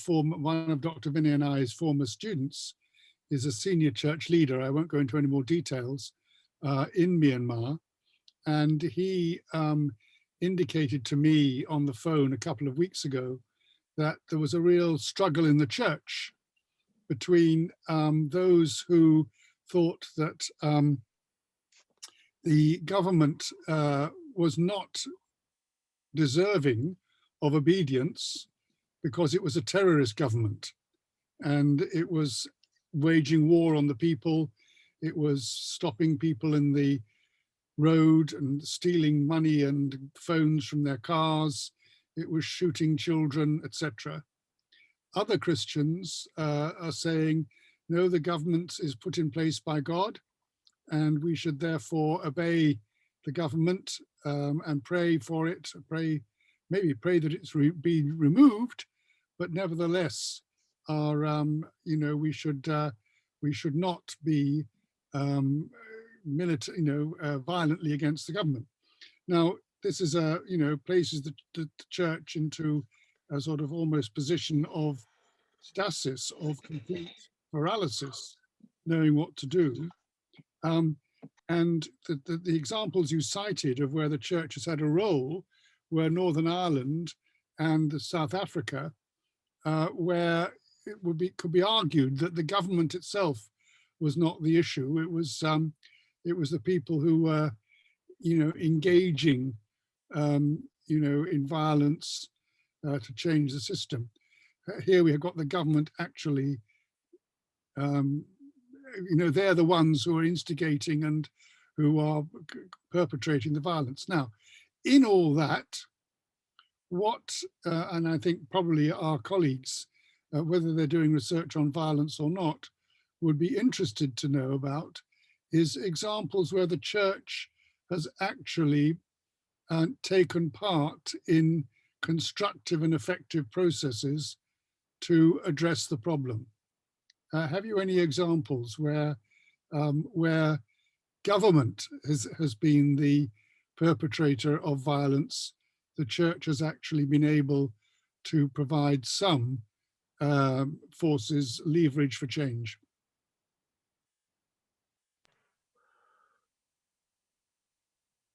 Yep. Thank you, Chris. That's a very, yes, Myanmar is a very moving example of government terrorism, as indeed is the current regime in China against that minority in Xinjiang. In the Philippines, against those two terrorist groups, the Moro Islamic Liberation Front, the church actually did act or try to act as an honest broker in several aspects of extreme when the government was cracking down too heavily. They virtually said, in a term of realism, look, if you go on down that road, you will alienate the moderate population and drive them more into supporting the terrorists.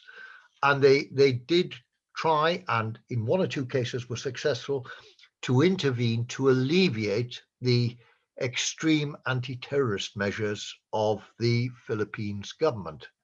The other obvious example is Northern Ireland. In the peace process, though that was liaising between the terrorist group, as you said, and the government, and it was the terrorist group, the IRA, that were the terrorists. But before that, the church tried to intervene when the trouble started in '69, when the authorities, certainly the police and the loyalists, who were the then government of Northern Ireland, independent of Westminster, were for no other reason, for want of a better word, were aggressively discriminating against the Catholic population. And the churches on both sides tried to, if you like, alleviate the discrimination. And also, when the trouble started in the initial stages, before the IRA stepped in, tried both denominations tried to intervene and talk down the violence. It didn't succeed, of course, and the army was sent in, but there were efforts, good efforts, to try and negotiate. There have been other examples in Eastern Europe where the church has been an ameliorating factor when the communist governments were toppling in the fall of the Soviet Union. In one or two of the Eastern European states, when the communist government were faced with popular discontent and peaceful protests, one or two of the communist governments want to do the old Stalinist tactic of just bulldoze in and completely quell. And in fact, it was the churches that said, wait, these are peaceful demonstrations. They'll either subside or they will grow if they have a genuine grievance, but you will do no good. You will do no good by just adopting an extremely militant and military aspect of the old Stalinist, particularly since Gorbachev had actually cut the Soviet Union support to the Eastern European states and said, really, you're on your own. I think this happened in East Germany, and it happened in the Czech Republic in what was called the Velvet Revolution, where the church actually quietly behind the scenes intervened. The government wasn't actually applying terrorist tactics, but it was contemplating and about to, if you like, apply terrorist tactics against peaceful demonstrations, and the church, if you like, stepped in and counseled, and that counsel was listened to.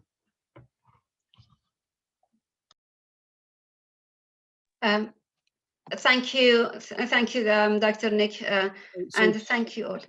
Sarah, Yes. what you're saying, Dr. Nick, is that the church recognizes the authority of the government, but then calls on the government to act responsibly. So is not seen as a threat to the government, but is calling the government to behave in accord with how government should behave. So that would be the answer to my colleague in Myanmar. to that the church isn't in paralysis, but while recognizing the authority of the government, calls on them to act responsibly. Otherwise, they'll make matters worse. Is that right? Indeed, yes. In the case of Myanmar, the operative word is, will the government listen? Or has the government has the regime, I won't call it the government, it has a regime so much confidence in the military solution that it's holding the line? Has it so much confidence, or is it so obdurate that it doesn't want to listen, that it will just go its own way and, as a lot of the army generals have, guard their own commercial interests and insist on just, keeping going? Well, that's the question, whether the government will actually listen to the Church's ameliorating counsel. And But thanks for your question. It's a great one and very relevant to the current situation. And the problem, presumably, of foreign governments getting involved is that it gives another argument to the regime that, oh, well, these opponents of us are purely motivated by foreign interests against the true interests of the nation. Indeed, that's probably why international opinion is vociferous in condemning Myanmar, but there's very little action against Myanmar beyond discrete economic sanctions, because they know any attempted intervention, any attempted intervening or interference would play into the hands of some of the generals. It would be converted into a narrative to the supporting population that here we have foreign interventionists compromising Myanmar national security, and as you say, play into the hands of the regime. And more important, there seems to be, apart from discrete economic sanctions, very little international efforts at the moment can do against Myanmar. It's all very well saying we should do something, but what can be done practically apart from the economic sanctions? Thank you. Thanks, Sarah. Thank you. Thank you both, and thank you all for listening. And we can now break for coffee, and we will be back in half an hour. We will back 11, and then Dr. Youssef will give us a talk on researching religious text. And just before leaving, we have also a little bit change. Dr. Youssef will give a talk around 11 to 12:30, and then 12:30, Dr. Chris will give us for half an hour or 20 minutes a kind of wrap up of the week and set up a kind of format for you to be able to practice writing your pre-proposal, at least a draft, during the weekend. And see you at 11. I mean 11 UK time. See you in half an hour then. Thank you, and good luck to you in your studies. Thank you, Dr. Nick. Bye.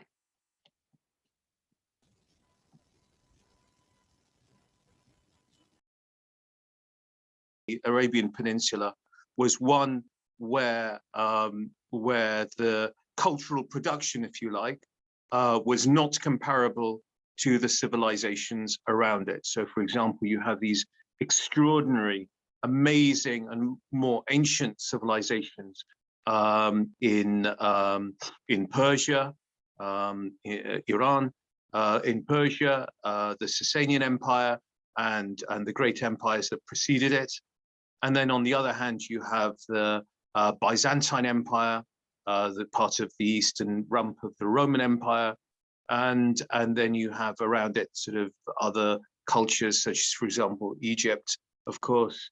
And these are huge civilizations of antiquity with extraordinary cultural production, literary, artistic, architectural, scientific, huge contributions to human civilization overall from these ancient civilizations. Arabia Deserta did not have any of those. Rather, it was a crossroads of communication between different parts of that region, and it could boast of no great cities or mighty civilizational output.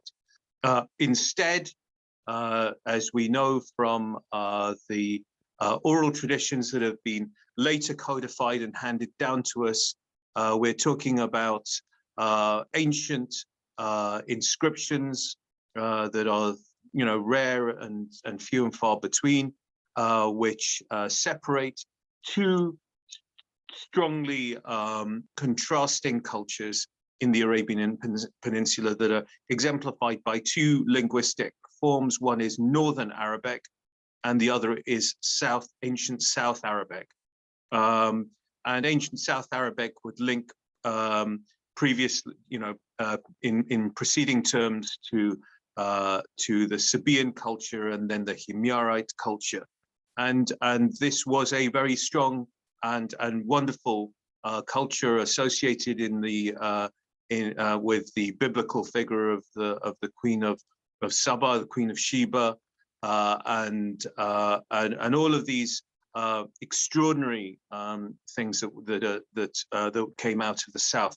In the north, by contrast, this was predominantly a Bedouin culture, predominantly a nomadic Bedouin culture with some settlements, such as, for example, in the Hijaz, in the western parts, the northern western parts of the Arabian Peninsula. Excuse me. And in this place was the town of the city of Mecca, which was a center of pilgrimage, and a center of the henotheistic religion of the Arabian Peninsula. Arabia Deserta, as I've just outlined, was a crossroads, not just for trade, not just for the caravans that went up and down the peninsula between the south and Sham, the Levant, but also it was a crossroads for ideas. So within that Arabian context, there were Christian tribes that were associated with there were kind of client tribes, if you like, for the Byzantines, and they were the Ghassan, and then there were the Lakhmids, which were client tribes for the Sasanian Persians. And these two empires, the Persians and the Byzantine Romans, they conducted kind of proxy wars, a bit like today, in fact, through what the Western powers are doing in the Middle East, proxy wars between different factions in the Arabian Peninsula, between the Ghassan and the Lakhm. And this, together with the religion of the Arabian Peninsula, which was a crossroads of ideas with Christian tribes, pagan Arab tribes, there were Jewish clans, there was this strong Christian and Judaic traditions in the south of the peninsula, and all of these contributed to an environment in which the prevailing religion had a sense of a high God, or Allah, which is the Arabic derivative of the Syriac, Aramaic, through the Hebrew Eli, Elohim. The same roots apply in all three languages, both Hebrew, Aramaic, and Syriac on the one hand, and Arabic on the other. The identity of the god was that of the high god, but at the same time, the Arabian Peninsula recognized many demi-deities, smaller deities. In fact, if you try to reference this reality with respect to your own countries, this is in many cases the case in a lot of non-Christian countries where Christianity has an official presence. So, for example, in South Asia, South America, Africa, there are kind of syncretistic religious beliefs that include both mainstream Christian teaching and also respect for for animist spirits and pre-Christian deities that exist in those countries. And you see, for example, in the cults in South America, particularly the kind of the enmeshment between a Christian religion and kind of, if you like, polytheistic beliefs that are sort of Andean and Incan that predate Christianity's arrival into South America. So that's kind of how the religious geography of the peninsula looked. In regards to Mecca, it was an environment that was a center of pilgrimage, where people came to circumambulate, to walk around the Kaaba, this cube-shaped building that contained idols, and it was a major source of commerce, the pilgrimage business in the Hijaz. So this was the painting that I'm trying to convey of the Arabian Peninsula, and into that I want to communicate that in contrast to the cultural production around it, the great civilizations around it, Arabia had predominantly a strong non-material literary tradition that was orally transmitted, and it is surpassingly represented in the mu'allaqat, the odes. They're called mu'allaqat because the Arabic participle, the passive participle, denotes something that is hung up, it is high up because it is revered and respected. And these constitute the last great epic literary tradition. So there are 7 odes, famously al-Qais, and Antara, and so on and so forth. These great poets wrote epic length poetries, or rather they recited epic length poetries that were about sort of heroic battles, khayl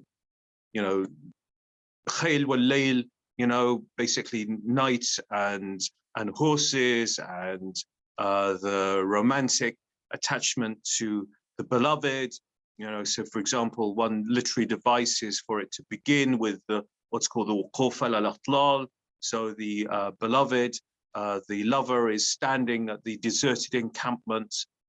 So these are nomadic people. So he's standing at the encampment that has been abandoned, and he reflects upon his loved one, and so on. And then there's other devices within that. So there's the madh.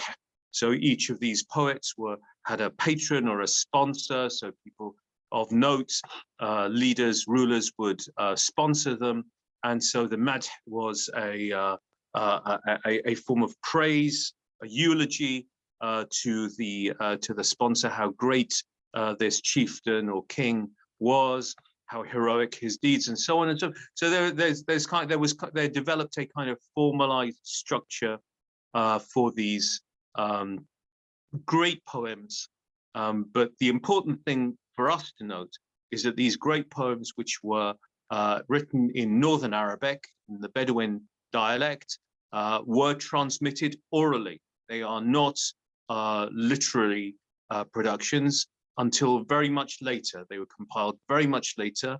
We have, for example, in the Kitab al-Aghani, one of the great compilations that came much later, the collection of various of the poems, both pre-Islamic and post-Islamic, of the Muslim world.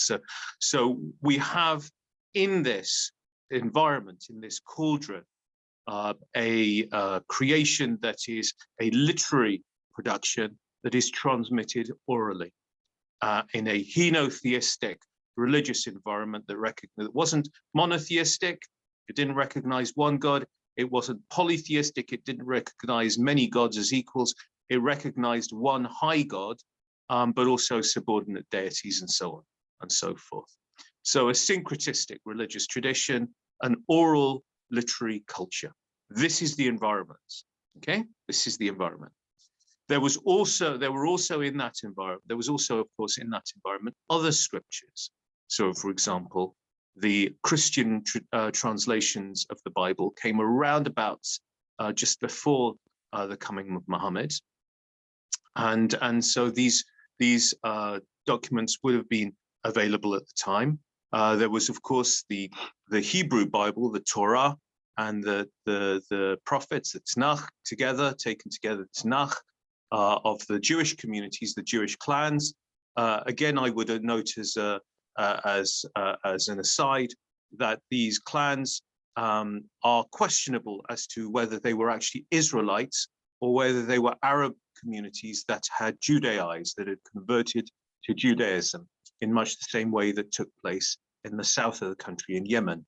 So, for example, we have, these different Christian traditions, predominantly from mainstream Christian traditions.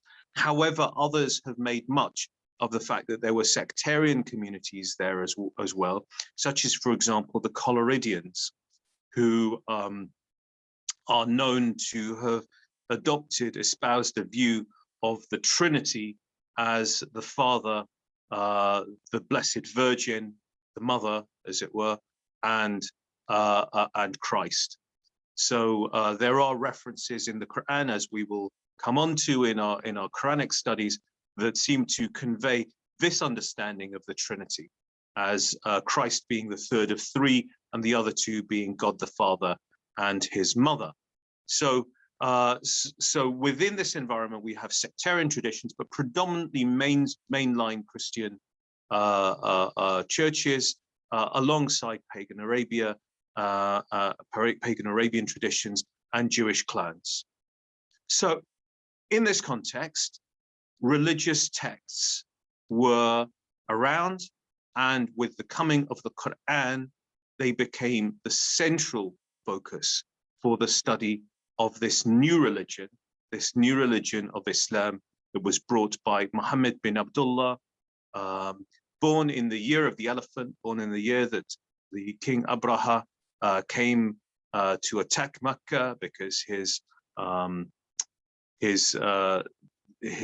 sacred church had been defiled by one of the Meccans, and so he launched an army to attack Mecca. And the Prophet Muhammad was born in that year of the elephant. He grew up as an orphan. He lost his mother at an early age, and was brought up predominantly by his uncle. Married a much older woman, and then at that time the revelations started to come to him. He claims from the angel Gabriel, from Jibril, during a time when he was meditating in the cave of Hira, in the environs of Mecca. You can still see that cave today. And then over the course of about 25 years, there came piecemeal these revelations. These revelations are divided into two parts, one by locality. The first part comprised of the revelations that came to him during his 12 years in Mecca. During that period, he had relatively few followers, and those followers that he did have suffered very considerable persecution. A portion of them took flight because of this persecution into the protection of the Najashi, the Negus, the king of Abyssinia, and they never heard of again, but they received the protection and the welcome of the king of Abyssinia, and it's important because it forms the bedrock of part of Muhammad's positive disposition towards Christians, as you see, for example, in Quran 582, أقرب الناس مودة للذين آمنوا والذين قالوا إننا نصارى. The closest, the nearest in love to the believers are those who say, indeed, we are Christians, we are Nazarenes, we are Nazarites. So but the predominant message from those first 12 years is that of failure, really, of his ministry. He experienced very great persecution, and rather in 622, as a result of all of this, together with some of his companions who became the emigrants, the muhajirun, hajara, being the third form, the fa'al form of the root to which denotes migration. The muhajirun, they traveled with him from Mecca up to the northeast to a city called, or the town called Yathrib, which later became called Madinat Rasul, or the city of the Prophet. And there, in that environment, as we will come to, the Muhammad received a more favorable response. The two predominant tribes in Yathrib were the Aus and the Khazraj. These are the two predominant Arab tribes in that region, in that town. And also importantly, encircling Yathrib were these various palm oases. You know, the oases at which there were Jewish clan settlements, such as the Banu Qurayza, the Banu Nadir, the Banu Qaynuqa, and these clans, which were client tribes of the client clans of the host Arab tribes. These Jewish clans lived in these regions. Okay, so that was his environment. And in this later phase, the later phase from 622 until his death, 632, were the Medinan revelations. So this was a period in which Muhammad received a lot more support in the environment that he came to, and along with the Muhajirun were the people from Medina, from Yathrib, who helped him. These were the helpers, or the Ansar.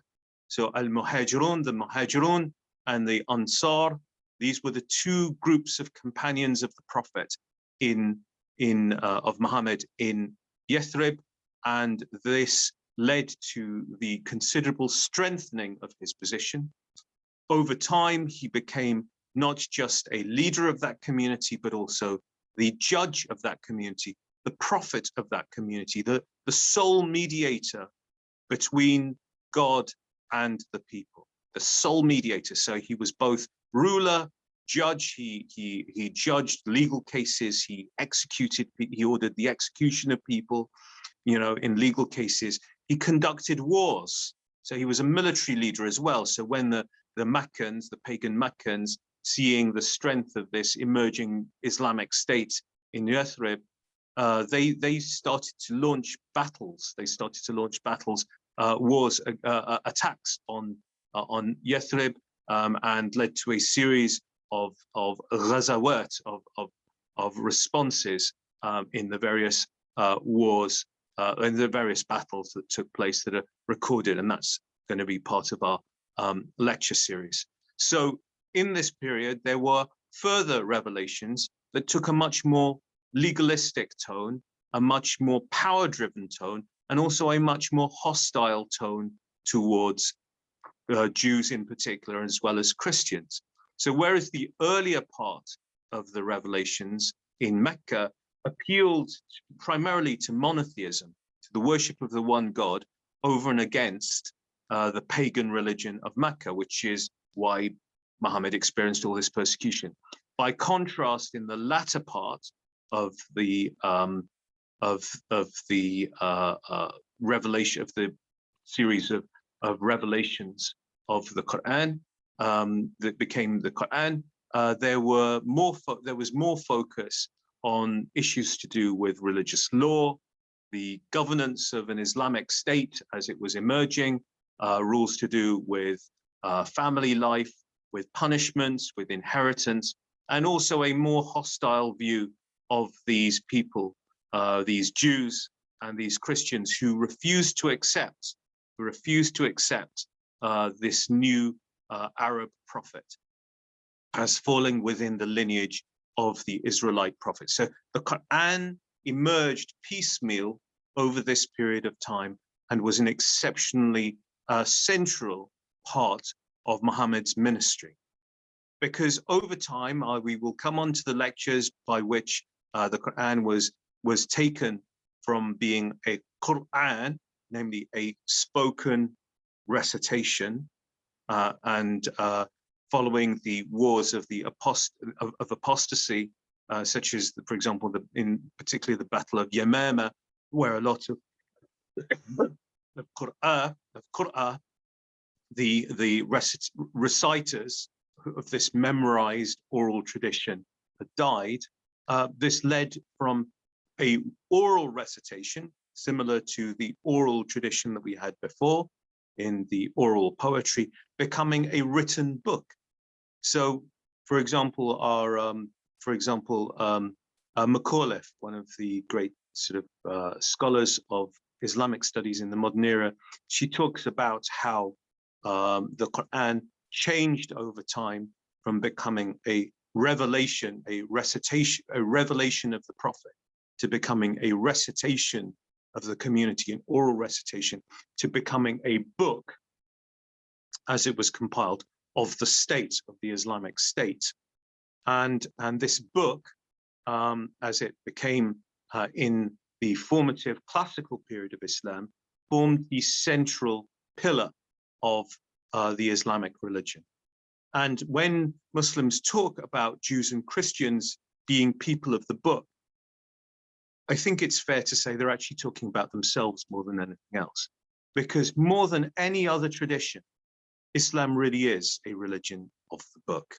It is a religion that is founded upon a received literary tradition, and that revelation, certainly in Sunni Islam, and Dr. Sarah will correct me and expound upon the Shia view perhaps, but certainly in Sunni Islam, the view is that the Quran is an attribute, an external attribute of God himself. It is God's very word, God's ipsissima verba.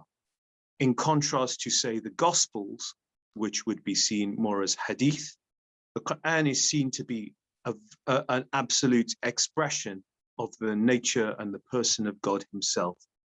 And so it is fair to say that whereas in Christianity, as we see in John chapter 1, verse 1, in arche en hologos, kai hologos en prostonteon, kai theos en hologos, in the beginning was the word was with God, and God was the word, and then it goes on to say, kai hologos sarx egeneto in the Greek.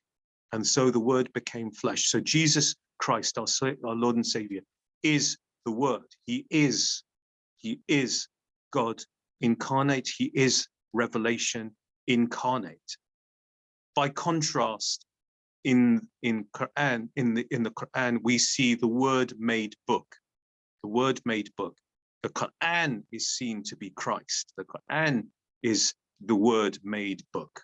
It is the revelation of God. God came down to us as book, and the Quran is absolutely held in that level of esteem and reverence to this day. So the centrality of the Quran as the key to unlocking Islam is something that I'm very committed to. And the study of text and of the textual tradition is something that I hope to be able to share with you in the course of this program. So given that this is the case, what we have in classical Islam is the development of a civilization that is founded around the Quran. If you have revelation in a man or a man God, in the case of our Lord and Savior Jesus Christ, then the Bible can actually be in any language. That's an opinion. It's been said to me. I'm not sure I agree with it entirely, but it has been said that it doesn't really matter if you read the Bible in translation. I'm not sure I agree with that, but it doesn't matter that you read the Bible in translation, because if Jesus is the revelation, then if you want to read the Bible in its various English translations, then that is okay. Jews and Muslims would differ. A famous Israeli poet talked about the idea that reading the Torah in a language in translation other than, not reading it in the original Hebrew is like kissing your bride through a veil. The same position remains within Islam to an even stronger extent, in that there is no Quran, there is no revelation, other than the Arabic revelation. Translations of the Quran do not actually exist, really, because they are deemed not to be translations, because the Quran is deemed to be untranslatable. Rather, they are called commentaries on the Quran in other languages. So these various texts that are described in English as translations, in the view of classical Muslim scholars, traditional Muslim scholars, would not be considered translations, because there is only one Quran, and that is in the original language. So that is why, much more than Christianity, the endeavor of Islamic studies, what you are involved in now, is much more a linguistic and literary exercise than it is a theological exercise. Muslims aren't as interested in theology. I know Dr. Sarah disagrees with me on that, and I would very much welcome her correcting me on this view. But Muslims, certainly in the Sunni tradition, in the conservative Sunni tradition and the Azharite tradition, are less concerned with theology, even though there are vast tomes of Arab philosophical discourse and discussions about the nature of God, the Sifat Allah, the attributes of God, and so on and so forth. And of course, we have the ancient tradition of kalam, of particularly Islamic form of ratiocination that combines Arab kind of literary discourse with imported philosophical categories from Greek and Persian and Indian and other sources of philosophy. This is a unique and brilliant tradition of kalam that was predominantly advanced by a group called the Mu'tazilites that were ultimately defeated. Within modern traditional Sunni Islam, the focus is less on theological understanding, in contrast to the vast amount of Christian systematic theology, but rather on the linguistic exercise of the reading and the interpretation of God's holy book, in order that we as pious Muslim believers might understand what God wishes us to do. Okay, so from a very early phase in the formation of the formative period of Islam during the 8th century, 9th century, and so forth, there was a flourishing of the science of philology, the science of language, by which scholars, including predominantly actually non-native Arabic speakers, predominantly Persian speakers, Turkic Persian speakers. So, for example, our Tabari is from Tabaristan, Central Asia. These are people who are not indigenous native Arabic speakers, but write in Arabic and study the Arabic language.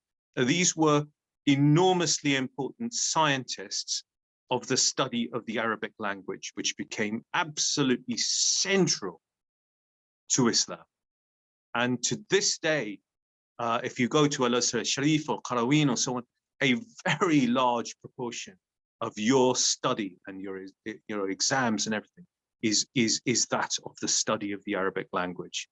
Because if God has spoken particular words, and we are aiming to try to, if you like, extract, elucidate the meaning of these words, then an understanding of the language, of the Arabic language, is this central activity.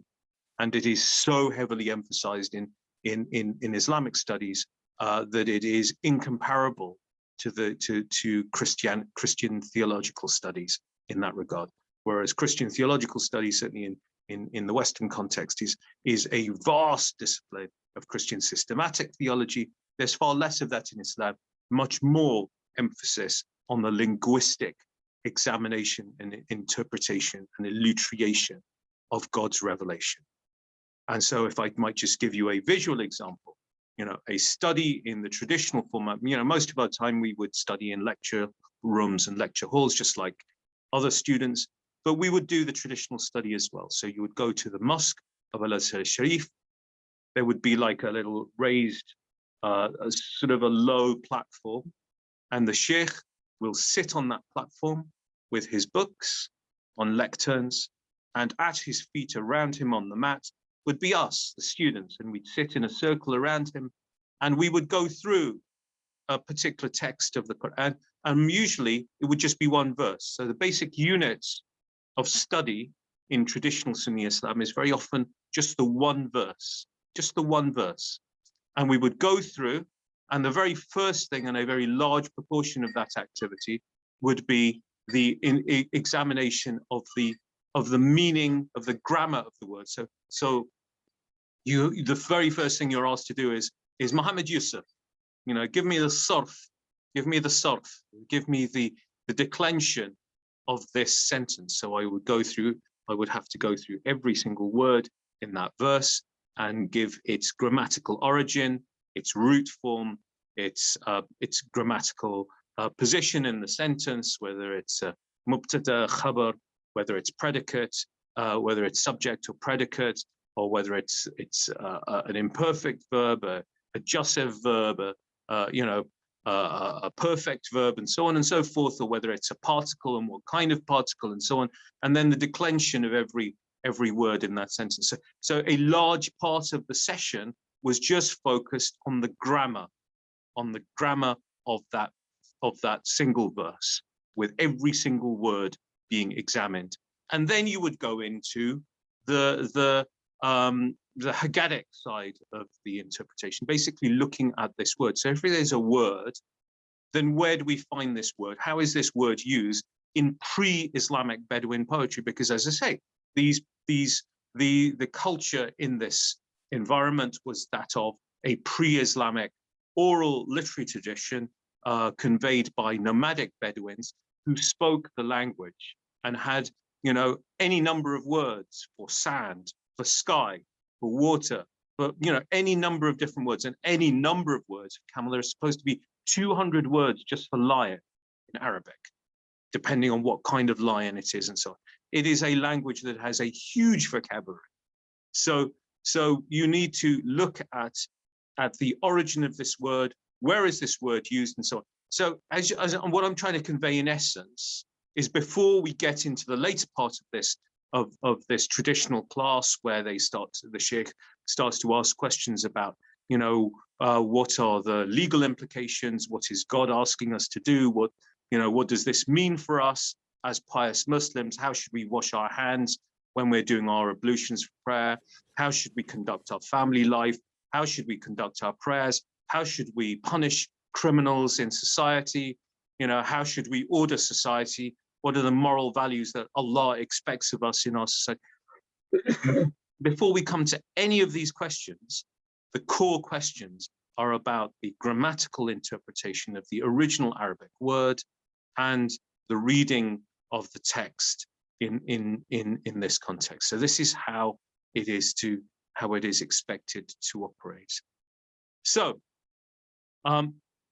for you as Christian students of the Islamic tradition who are undertaking Arabic languages, Arabic linguistic studies with your excellent lecturers, and being exposed to the realities of Islam in the sociological context in different parts of the Muslim world, whether it's Africa or South Asia or Southeast Asia or Central Asia, or indeed Muslim communities in diaspora in North America and Europe.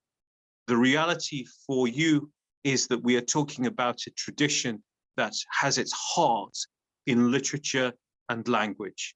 And that is why the Arabic language is held in such high esteem in Muslim contexts. There are many Christians who would not know any Greek, who would not know any Hebrew, but still they are, very, very wise and learned Christian leaders.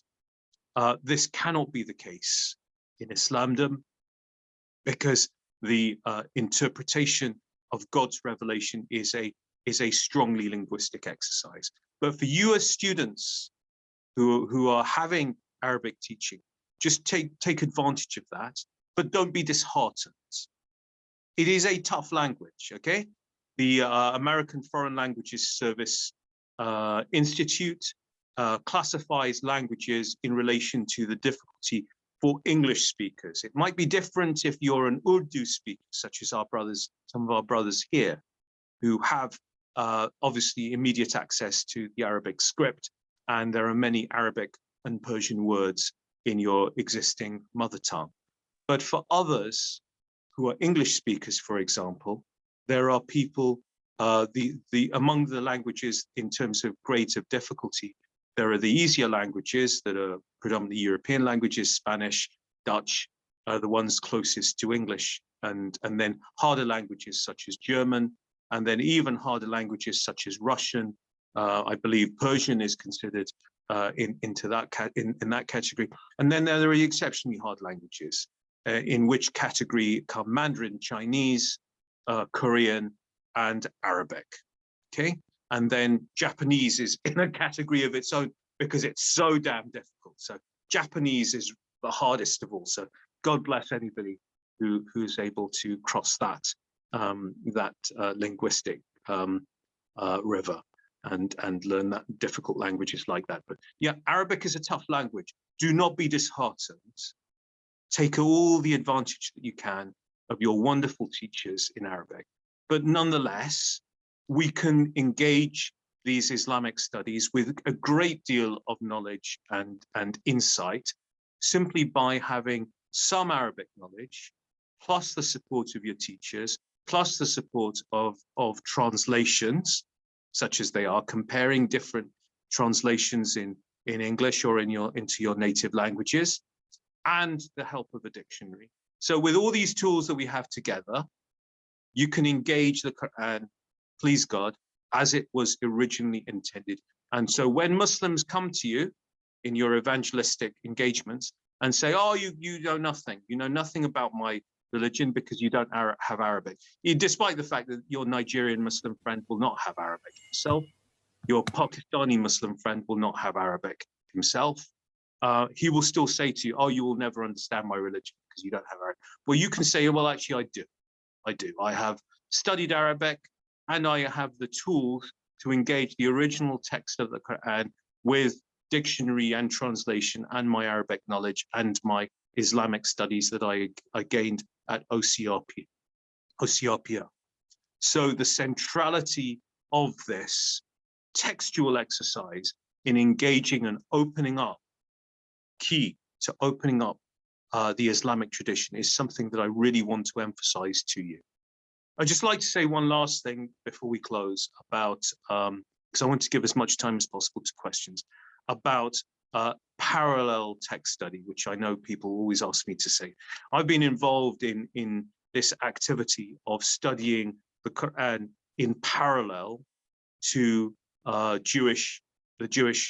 Hebrew Bible, and also the Christian New Testament. And it's something that we do.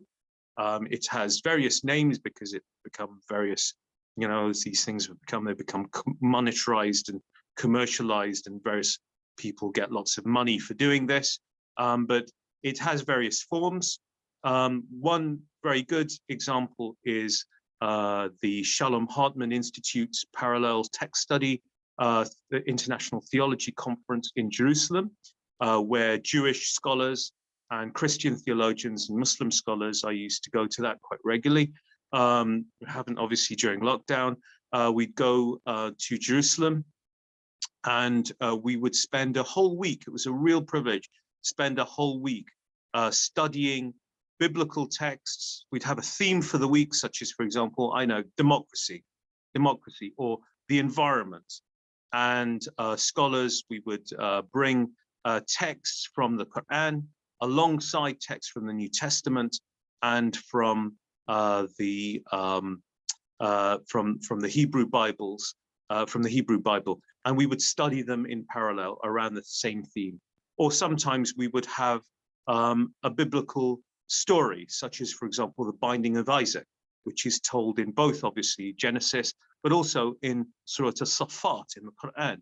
So we would study these texts in parallel to each other and look at the issues that arise for us from that.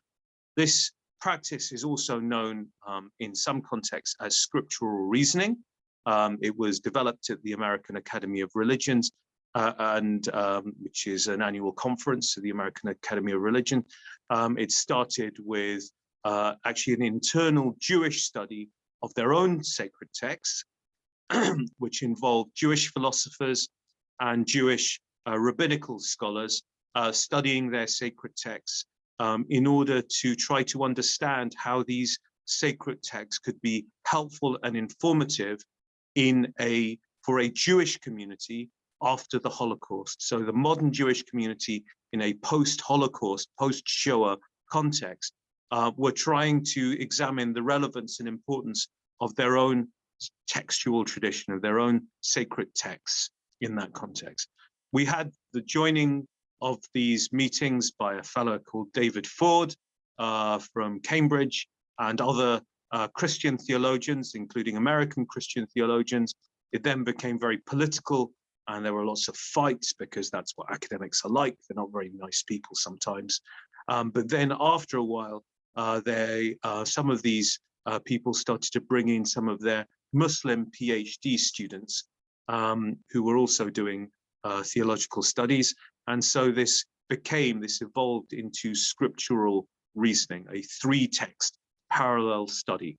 I hope we're able to do some of that in order to shed light on where the Quran draws upon biblical sources and indeed rabbinic sources in its own development. And some, as you know, many of the stories in the Quran are derived in many respects from pre-existing biblical stories, as well as rabbinic commentaries, such as, for example, the Midrash and the Gemara.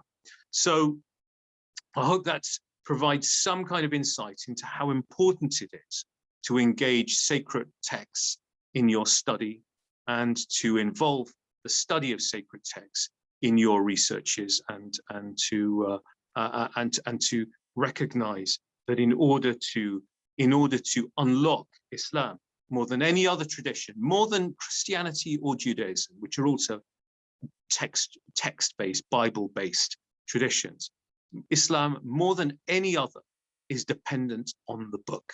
It is dependent on the book. Christianity has Christ. The Jewish community have the rabbinic tradition, because the idea in Judaism is that there wasn't just a written text that was given at Mount Sinai. There was also the oral Torah that was invested upon all the Jewish people. So every Jew that is alive today was alive in his soul. His soul was alive at Mount Sinai at the giving of the Torah. So the Jewish community have a much more flexible approach to interpretation, because they believe that the Jewish community has the authority to expound and to develop the Jewish religion over time. By contrast, in Islam, you've got a very vertical form of revelation, just sent down, and it's fixed. And that is part of the reason why a lot of the problems in the world with Islam exist today, because it is very, very fixed and fossilized in certain respects. I know our Sunni sisters and brothers are far more flexible, and they're far more wise and far more creative and inventive, and they can get around problems far more easily because they have a different approach to the interpretation of text. But certainly because of the historical things that happen on the Sunni side of this religious divide, we in Sunni Islam are far more constrained in that regard, and far more limited in that regard. The gates of ijtihad, this is another lecture, were closed for us. The gates of this ijtihad is absolute interpretation, so it is not authorized for me to open a copy of the Quran and start to interpret it for you. I can't do that. I have to rely upon an inherited tradition far more than other parts of the Muslim world. So that in summary, I hope is a helpful introduction. I think I'd like to give as much time as possible to your questions and to your comments, and I'd really welcome your own thoughts on this issue, because you are scholars now. You are scholars. You're not just passive students. You're actively engaged in the study of Islam, and you're going to make a really important contribution to it. Thank you very much, sisters and brothers, and thank you, Dr. Sara, for your gracious hosting and hospitality. Thank you so much, Dr. Youssef. It was very interesting and very engaging, and I hope our PhD candidates enjoyed and it's inspired them. However, saying that, we don't have any of our new PhD candidates studying Islam directly. Okay. And the only person is doing some kind of linguistic between Syriac and Arabic is Archbishop Matta. Oh, very good. Excellent. Yeah. And then another person linked to the Middle East, but again, doesn't really deal with Islam at all, is George McCain, who is looking at martyrdom and human rights. Mm-hmm. And then Shoaib looking at the conversion of Afghans to Christianity. Oh, very good. And therefore, we don't have much connections at the moment to Islam. And that is why there hasn't been many questions posted there, though there are some questions. However, saying that, I want to encourage, I'm going to do a little bit unorthodox things here. I want to encourage our PhD candidates, because the title of the talk today was researching religious text. Okay, and I think one of the things which was great observing Dr. Youssef's talk was how he developed his talk from as a scholar, and then how he come to at the end of that. And this also should raise lots of questions for you and help you to not only understand your own topic in relation to your own context and environment, but also to be able to engage within the Islamic context of your own situation and country. And then, of course, now, if you're inspired, you're welcome to change your topic. But however, I just wanted to highlight a few things. And again, Dr. Youssef, I'm not hijacking this wonderful.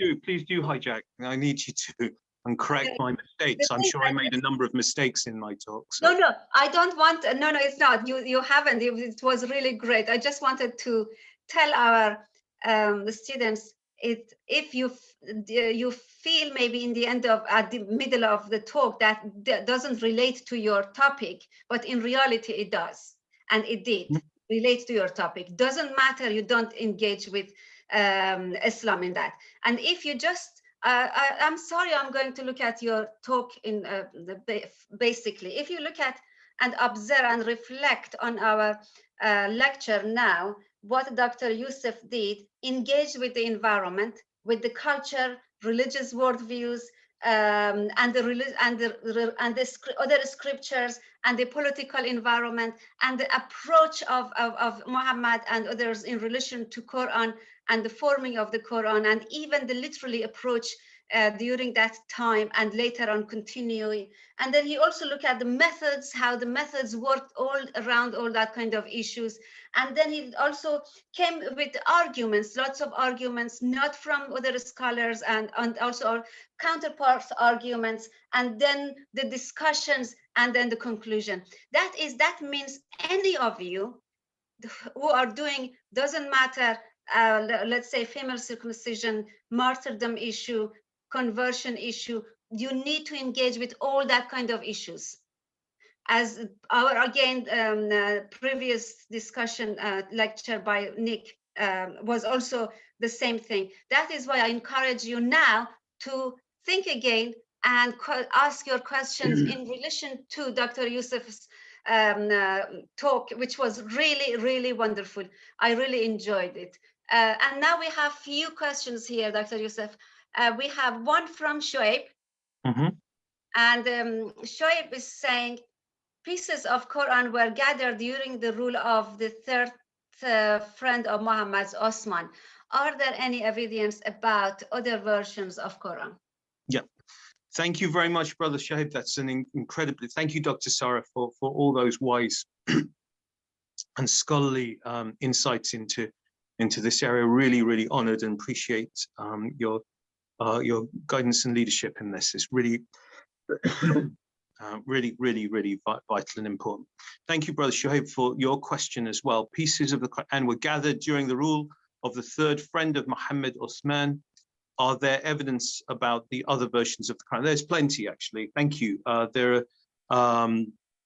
This is another lecture. This is actually a huge another lecture. So I really don't intend to cover that here because it's just another lecture.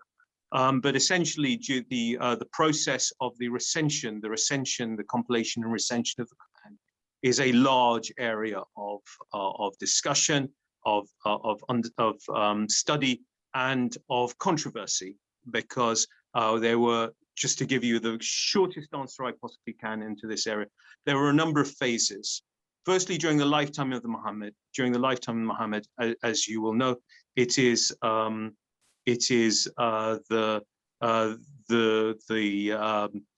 various revelations were said to be contained in the minds of men, as well as put down in writing in different forms. Muhammad was said to be an Ummi prophet, a illiterate prophet, and consequently he had scribes, a number of different scribes, Zayd bin Thabit and others, who set down his revelations into writing on bits of on the shoulder blades of animals, on ostraca, on bits of stone and bone, and so on and so forth. And these bits of assorted bits and pieces were gathered together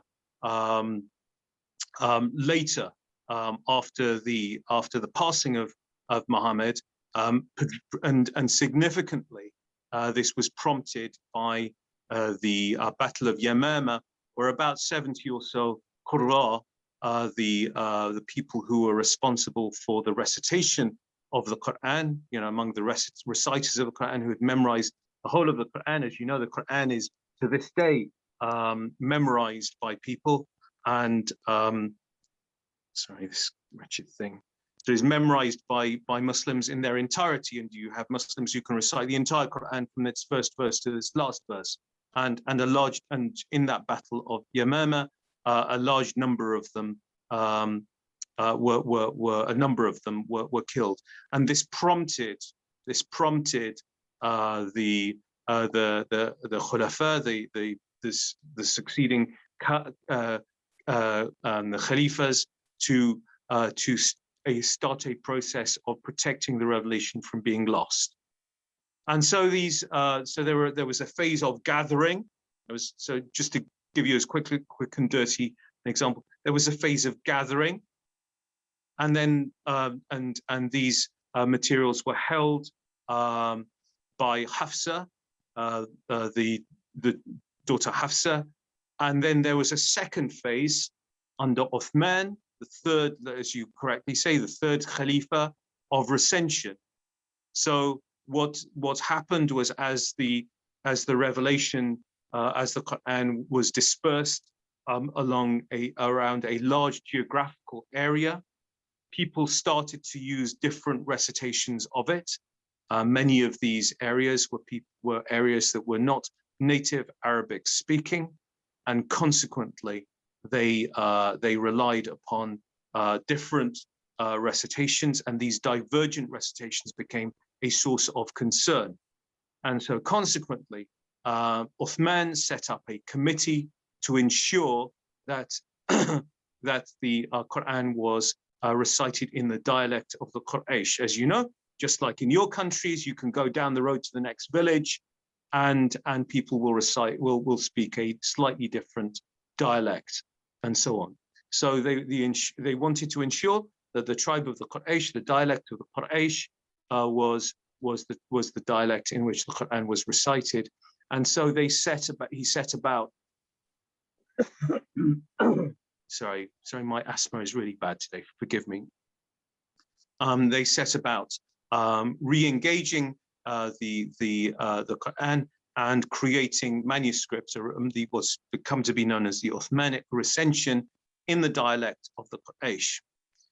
They did this it's a very strange process, and this is why it's controversial. They did this by taking the collection of Hafsa, but they didn't just copy it, they used it to rewrite a manuscript of the Quran, a number of manuscripts of the Quran, which were then copied and sent by Uthman to different parts of the empire. And the Topkapi Museum in Istanbul to this day claims to have one of the original Uthmanic recensions of the Quran. And that's kind of the official line. The reality, however, is that at the time there was great controversy.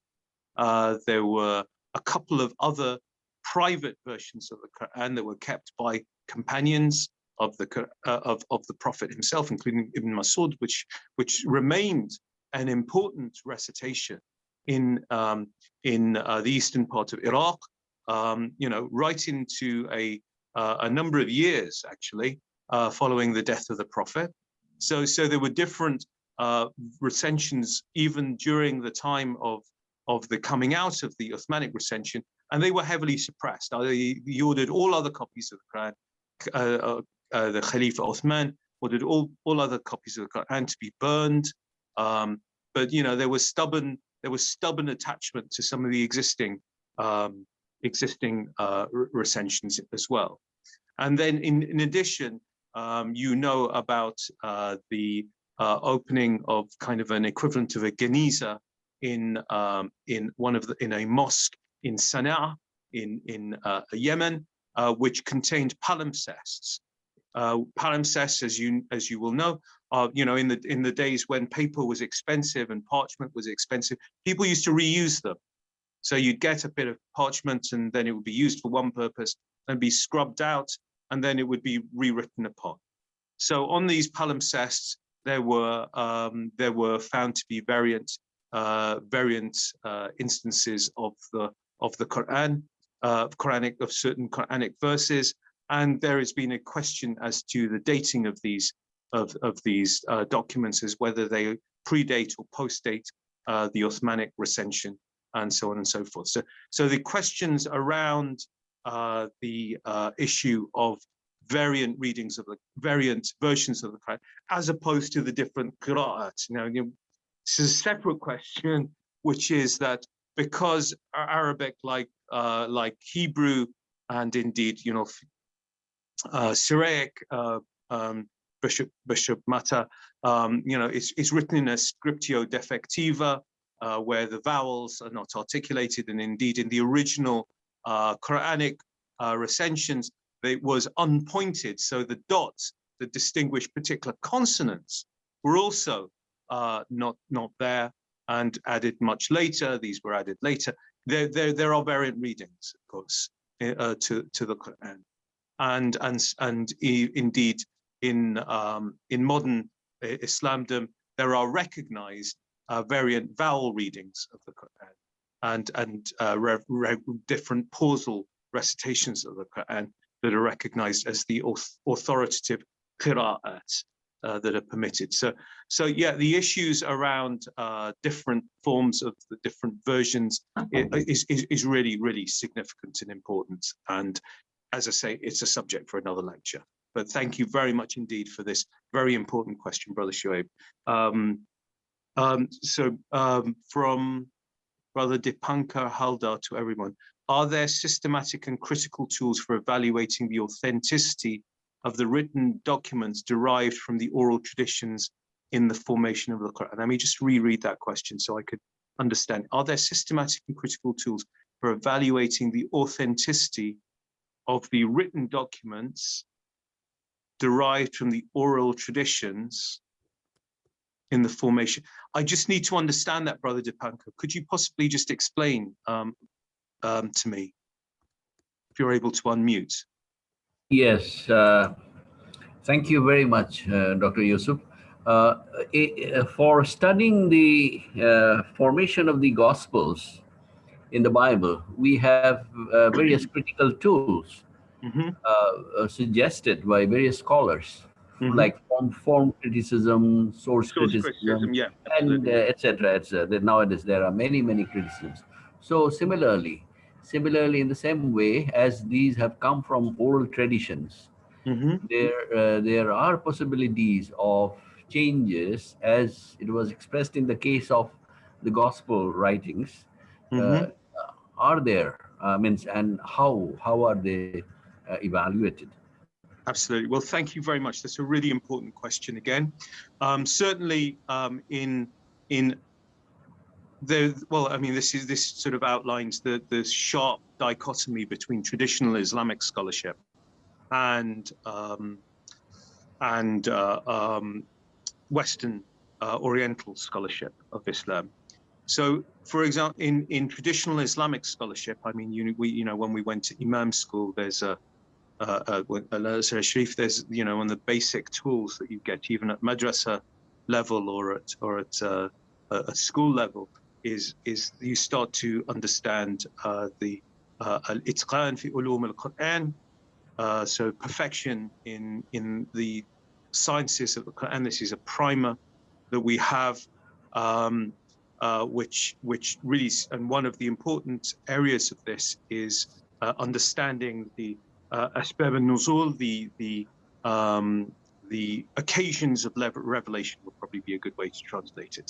So this examines the particular context in which the different ayat, the different verses of the Quran were revealed. Now, one of the things that's really important to convey in all of this is that by contrast to the Bible, in the Quran, the basic unit is not the surah or a paragraph. It's just a single ayat. It's just the ayat, the individual verses are the basic unit of study in the Quran, and that's always been the case. It's the basic means by which, for example, Islamic Sharia is expanded and alliterated. So it's the verse that is central. And so there is a recognition that the ordering of the verses and the compilation of the verses into surahs took place as a separate activity to the actual revelation of individual surahs. And we have plenty of hadith that show the Prophet Muhammad saying, I want this verse to go here and I want that verse to go there and this kind of thing. And then the compilation into surahs and the ordering of the other thing was the ordering of the surahs was not something that was done during the lifetime of the Prophet, And one of the things that, just sorry, I'm not being very efficient, to go back to Brother Shoaib's question, one of the great problems with the Quran which the Khalifas had, was how dare we do something that the Prophet during his own lifetime never did. So when the question came of gathering, collecting the various disparate bits and pieces of the Quran, now how can we do this? We have no authority from God to do this because if the Prophet didn't do it, how can we possibly do this? So there is a question.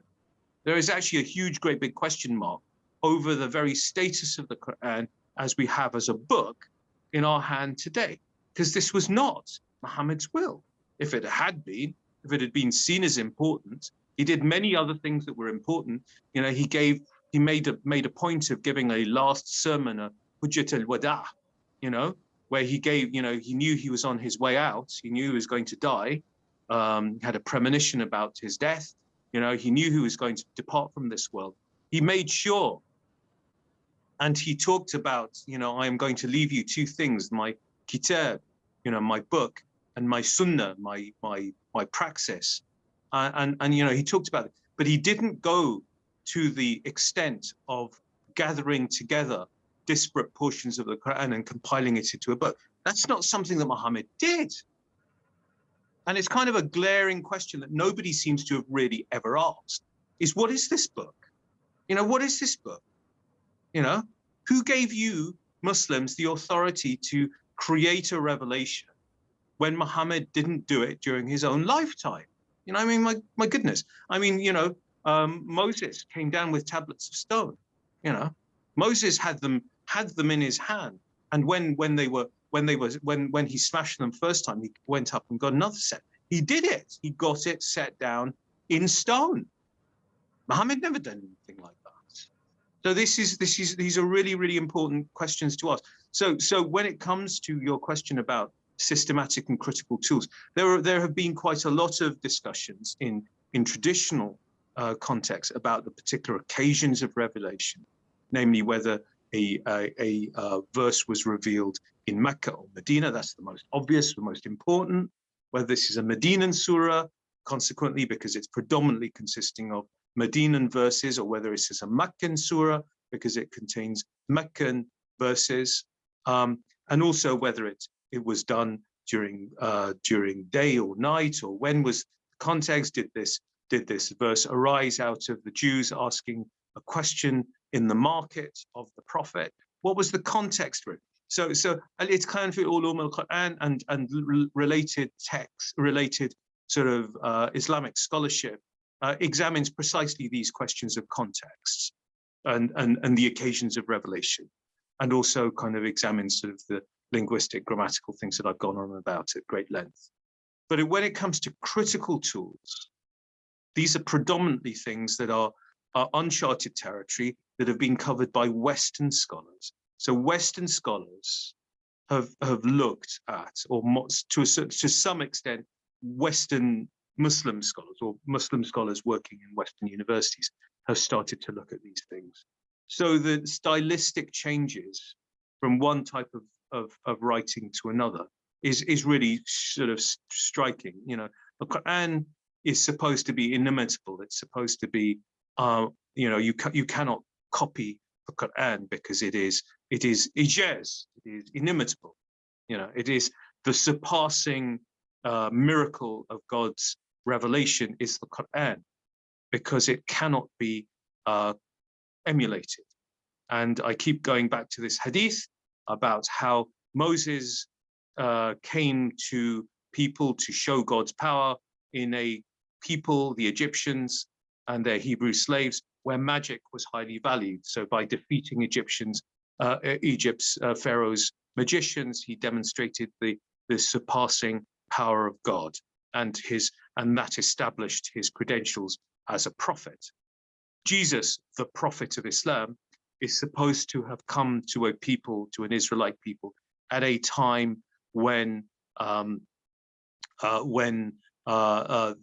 power of healing and medicine and was highly prized and valued. And so Jesus's power of healing the sick and raising the dead, all this kind of stuff, was deemed to be his establishment of God's power, and thereby his credentials as a prophet, as a vehicle for God's power. And consequently, Muhammad, just to complete the lecture that I've just given you, coming into an environment where the only cultural production was predominant, the overwhelmingly prized cultural production was that of oral literature. He produced an oral, and it's an oral Quran, an oral recitation is said to surpass mu'allaqat, surpass all the other Arabic poetry that preceded it. And it is inimitable because it is a miracle, and only God could have produced a miracle of such a nature. And yet, within the Quran, we have a variety of different literary forms, from really high quality, really extraordinary, beautiful Arabic poetry that has perfect meter, to kind of saj'a, which is a form of, if you like, rhymed prose that is unmetered. So we've got a different kind of range of different forms of literature that go into the Quran. Whereas, for example, Shakespeare, his poetry is in the English iambic pentameter. Shall I compare thee to a summer's day? These, and Catullus, Paine insularum sirmio, insularumque ocelle, quascumque in liquentibus stagnis, marique vasta fert uterque Neptunus. These all retain a consistent meter, okay?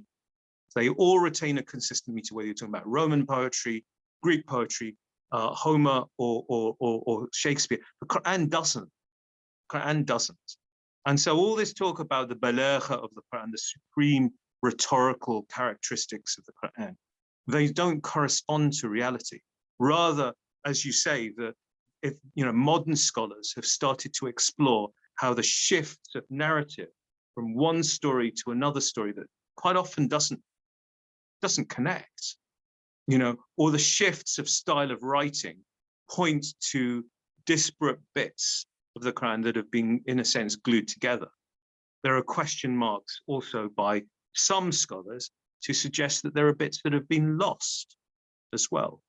However, the greater preponderance of modern scholarship would say that the Quran that we have in our hands today is predominantly the Quran that was in the hands of the early Muslims. Okay, so because of the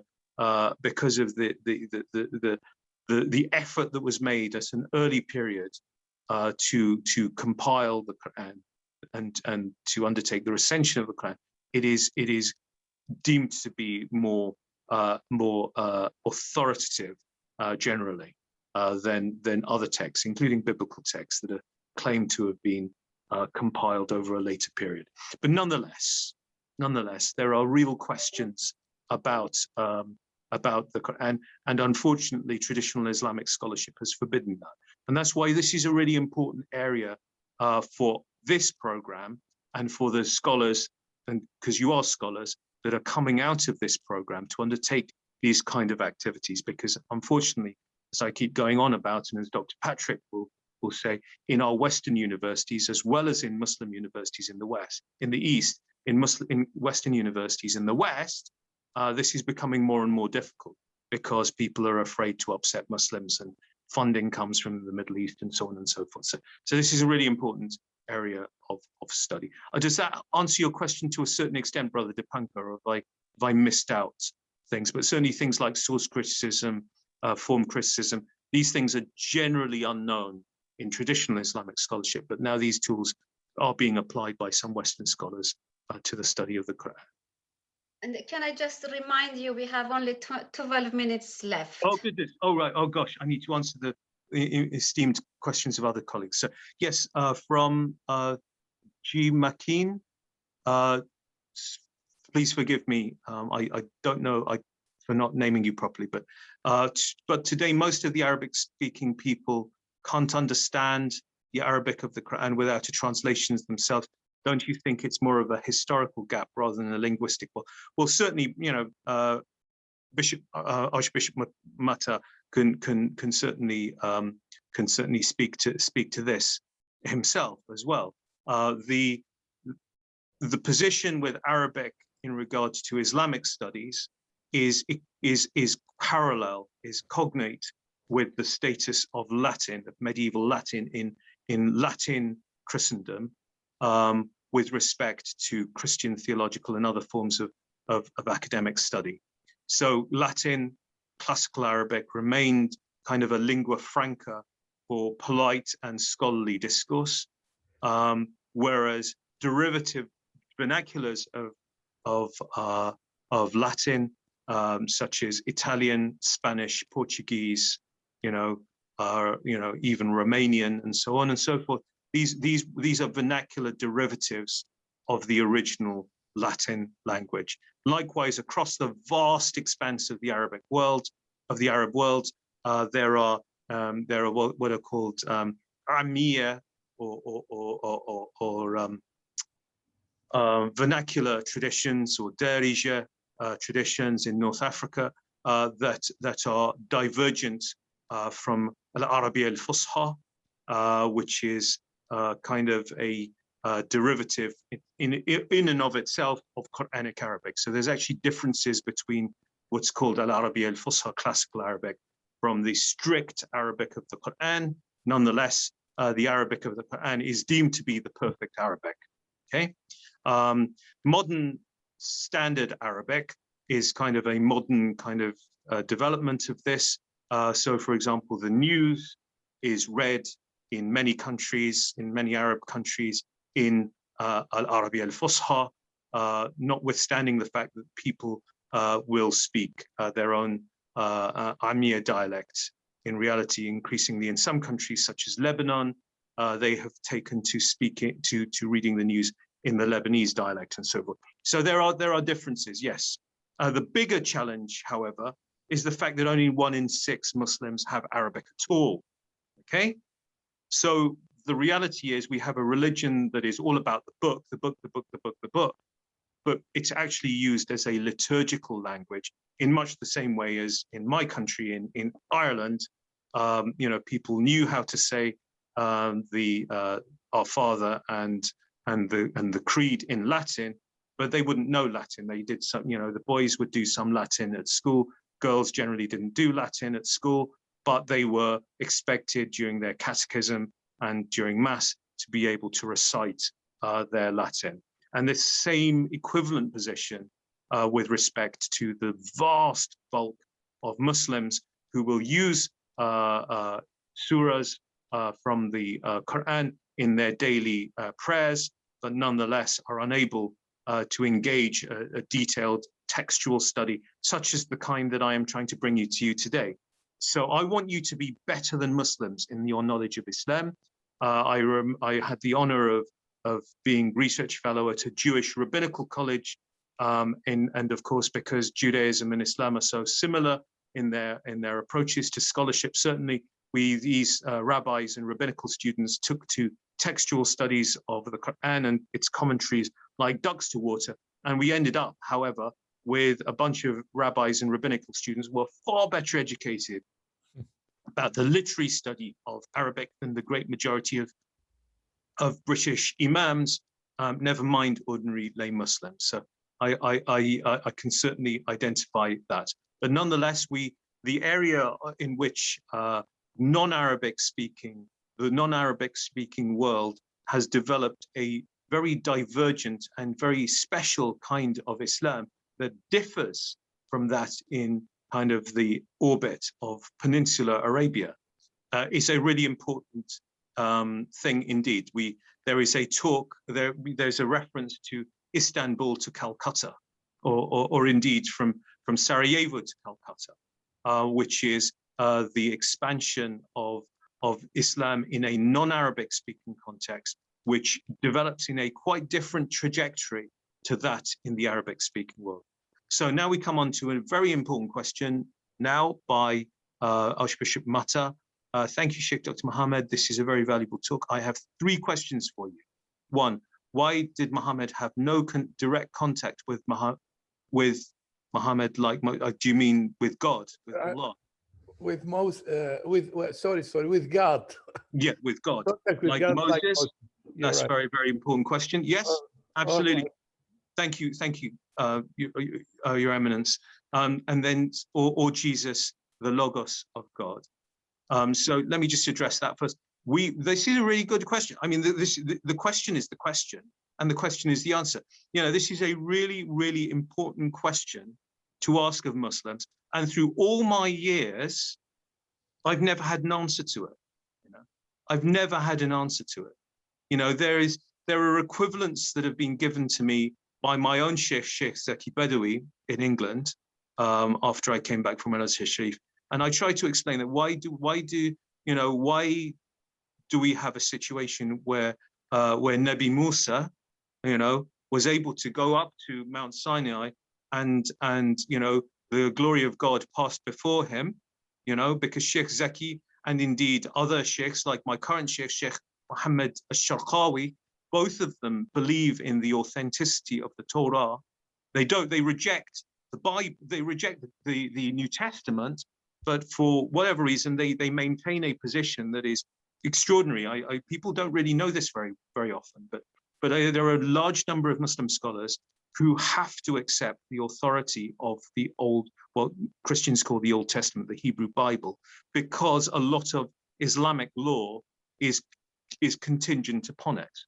There are plenty who don't, but you know, this is a position that's been held by two of my teachers, 2 of my sheikhs, both Azharite scholars. And if you accept, therefore, the story of God's revelation to Moses on Mount Sinai, and you know, likewise, in other contexts, then how did it come to be that this was mediated? This revelation was mediated. Sheikh Zaki said that the word of God is so overpowering that no human being could possibly survive it, and consequently, there's a traditional understanding of revelation being a tablet, a lawh al-mahfuz in heaven, a preserved tablet, and it's from this preserved sort of archetype that all the other revelations are supposed to have come. So, for example, the Torah, the Injil, the Evangelion, because this is obviously, you know, even though Muslims won't admit it, this is actually a derivative.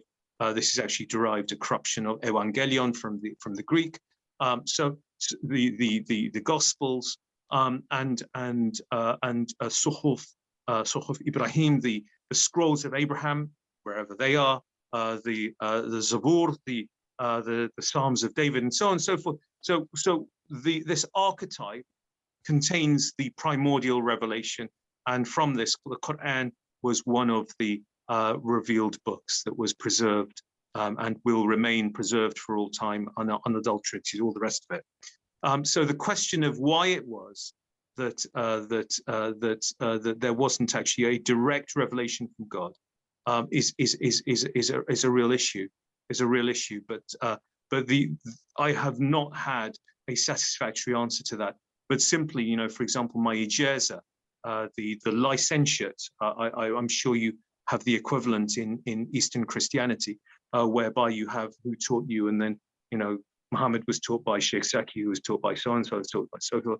It goes up to the early companions, always through Hassan al-Basri, for whatever reason, it goes through Hassan al-Basri, all the way through the companions of the Prophet, Ibn Mas'ud, up to Muhammad himself, and then to Jibril, to the angel Gabriel, from Muhammad to the angel Gabriel, and then the very top is al-Lawh al-Mahfuz.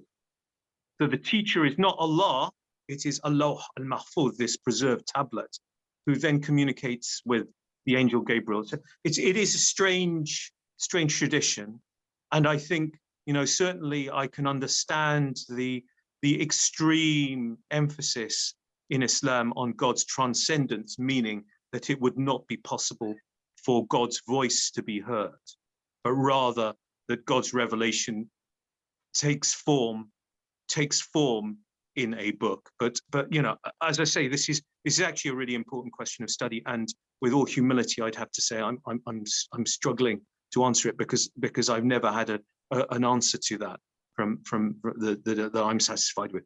This hadith is really important, you know, and again, it's not one that I can, you know more about this. There are certain things that I am quite ignorant about. I'm just a little guy. So your hadith about Jibril appearing in the resemblance of Dahya al-Kalbi of Damascus, you know, this is a really important question. But you know, the question of how it could be that you know that a sort of the semblance of a man could take, you know, would take the form of Muhammad is something that I'm baffled by. So this is a particular hadith that I can't answer with honesty and with a depth of knowledge, Archbishop Mata. So this is an area of my ignorance, and I look forward to learning more from you about it. According to hadith, priest Warqa bin Nawfal, first cousin of Khadija, with the first wife of Muhammad and the fourth cousin of Muhammad, and he is the one who blessed their marriage. He is the translator of the Hebrew gospel into Arabic, confirmed the revelation given to Muhammad is the same revelation given to Moses. How did he know that? This is a divine revelation? Well, actually, the Quran itself, as you know, and you will know better than I because you're a better scholar than I, Sheikh, speaks about a Torah being full of guidance and light.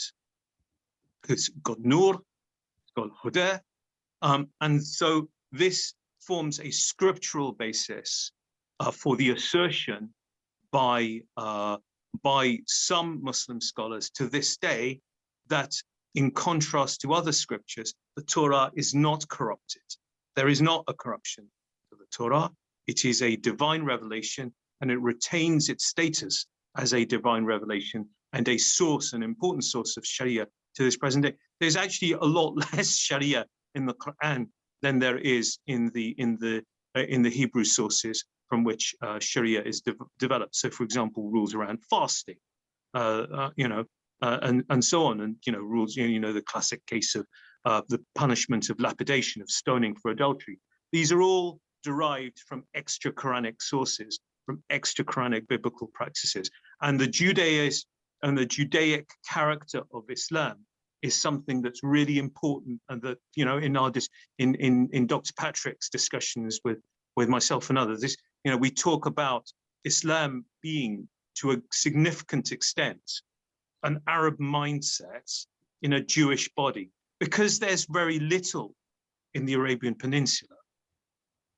It has to be the case that even during the formative period of Islam in Yathrib, Muhammad was borrowing left, right, and center from Jewish practice, whether it's the Qibla towards Jerusalem, stoning for extramarital intercourse. All of these things are of Judaic origin.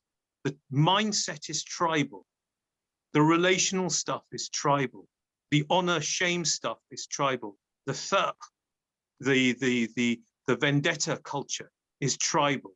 The ghazawat, these are Arab tribal things. The campaigns and the battles. But in terms of the ordering of society, and also its fundamental theology about the oneness of God, these are Judaic. These are Judaic materials, and so it alongside the other stories. I mean, again, you will know more about this. The source. Sorry, you run out of time. Okay. Sorry to interrupt you. I know it's really fascinating and fantastic, and perhaps we do need to maybe another time to have a lecture about all that kind of things, because anyway, I'm sorry to cut you short. Yes. I apologize also for not being able to answer everybody's questions. I really am so sorry. We will deal with those maybe another time. We will make a time.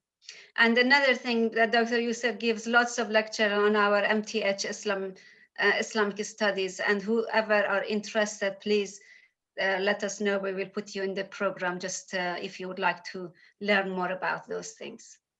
Mm-hmm. And thank you so much, Dr. Youssef, for your fascinating talk about Islam and Quran and all these things. Well, thank you. I feel I'm surrounded by giants, so I do my little bit, but we learn from each other, and there are many holes in my knowledge, and I'm very honored to have scholars around me who can help and correct. So thank you. No, thank you. Can I now invite Dr. Chris? And I'll just put Dr. Chris's presentation now on the chat for you to follow. Thank you very much, Dr. Sarah. Dr. Sarah has asked me to just give an outline for us on how to put your proposal, your pre-proposal, or your presentation, which you will be making in the next part of the seminar together, how to construct it, the order that we would like to see your proposal in place. So I'll just share my screen so that, there we go.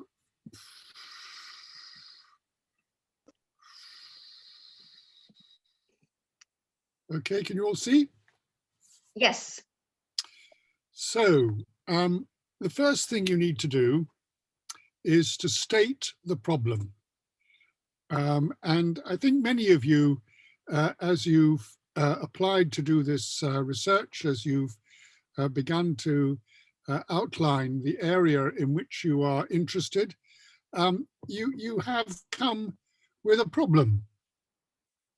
there is something in the life of your church, there's something in the church's engagement with society, there's something in the understanding of the scriptures or engagement with Islam, as we've been discussing, that is a problem that you have identified. And that's very important because we don't take people on the course and then tell them, right, will you please research this? This is all about motivation. And it's motivation that will keep you going, as has been said already, through the 2, 3, or even 4 years that your research might take. So there's a problem that's eating away at you that you feel is extremely important for the church to identify and get to grips with and find some sort of answer to. So you need to state that, and you need to state it clearly. What is the challenge being faced? And initially, as you make your presentation, describe it in 3 to 4 sentences. You need to be able to do that. And to do that, you need to think. One of the key amounts of time you need to spend on research is just thinking. How can I express this succinctly, clearly, so that it's absolutely clear what I'm talking about and what the issue is? So state the problem. Of course, eventually, as you develop your proposal, you'll be going further into that and expanding it. You'll be giving maybe some historical background. You'll be maybe giving some sociological background of your society, which is the context of the problem. But at this point, just state the problem, what the problem is. Okay? Next, you state what is the knowledge gap. And for this, you need to outline the literature, the studies that have been done on the topic, and identify what has not been covered. So this is very important. You don't have to, at this point, have read all the literature. You have to show a knowledge of some literature and identify or begin to identify what has not been covered by studies in this area so far. Now, as you progress in your research, you will probably discover that something that you thought was a gap isn't a gap, but that should only drive you further to say, well, why have people not identified that gap before? Or why is this gap not known about? There'll be some angle that you'll be able to identify that has not been covered so far. Once you've done that, you state your research question. And you state the question to which your research will seek to be the answer. And it needn't be a very long question, just a straightforward question that expresses what your research is trying to find out. Now, I know that there's one of our colleagues, I think it's Alex Kamoga in Uganda, is looking at the policy and the practice of concern for the child in the Church of Uganda. Well, as we've discussed so far, it looks as though your research question might be, what are the understandings and misunderstandings of ministry among children in the Church of Uganda? Because you want to discover why policy is not put into practice. But you need to go deeper to find out, how they understand ministry among children and theology of the child. And to do that, you might want to go further and look at misunderstandings of the theology of the child and ministry to children. But you need to state your research question. And now these are not necessary, but they may be helpful in some cases. Any secondary questions that will be necessary to address in order to answer the main question. So taking Alex's example again, you may say, well, what is the history of child ministry in the Church of Uganda, which has given rise to these misunderstandings and these failures to engage in practice. So you state the main question to which your research will seek to be the answer, and any secondary questions that will help address your main research question. And then you identify the method of your research. How are you going to find out your answer? And why will you choose that particular method? You might be doing it through studying literature and records. And again, to take Alex's example, you might go through the records of dioceses and children's orphanages and various things to actually uncover the history of child ministry in the Church of Uganda. So you say, I'm going to be studying records and literature. Or you might be gathering objective data, and that's called quantitative research, because you are just piling up quantities of data. And again, using Alex's example, you might be looking at, I want to know the number of orphanages and children in orphanages that the Church of Uganda ran during some periods. I want to have a look at their educational results of these children. I want to gain records about the families and backgrounds they came from. You're looking at objective data. It's there and it needs investigating and inspecting, and you're assembling it in order to answer your question. Or you might be finding people's views, and that's qualitative research. And again, to use Alex's example, you might decide that you want to interview, clergy and Mothers Union and parents to say, what do you think of the Church's ministry or among children in the Church of Uganda? And you gather their views. This is qualitative research. And as we were hearing yesterday from Tanya Van Wyk, this is, you've got to be very careful before you get into that sort of research, because you have all sorts of ethical issues and permissions to obtain before you can start doing it. So it's very tempting, I know, for some people to say, oh, we don't know about this particular situation in this part of the country. I'll go out and ask some people. I'll do a survey. And that's very tempting. But actually, if you're going to do that, it's not necessarily a contribution, an original contribution to knowledge, as has been already said in this seminar. But B, you must be prepared to have to get a lot of permissions in order to be able to do that. So you identify the method of your research through literature and records, through gaining objective data, or finding people's views. And then what do you hope to be your contribution? What will be the implications of your research if you find an answer? It might be, that you've stated a problem, and you hope that the evidence that you've gathered, and remember that research is all about evidence,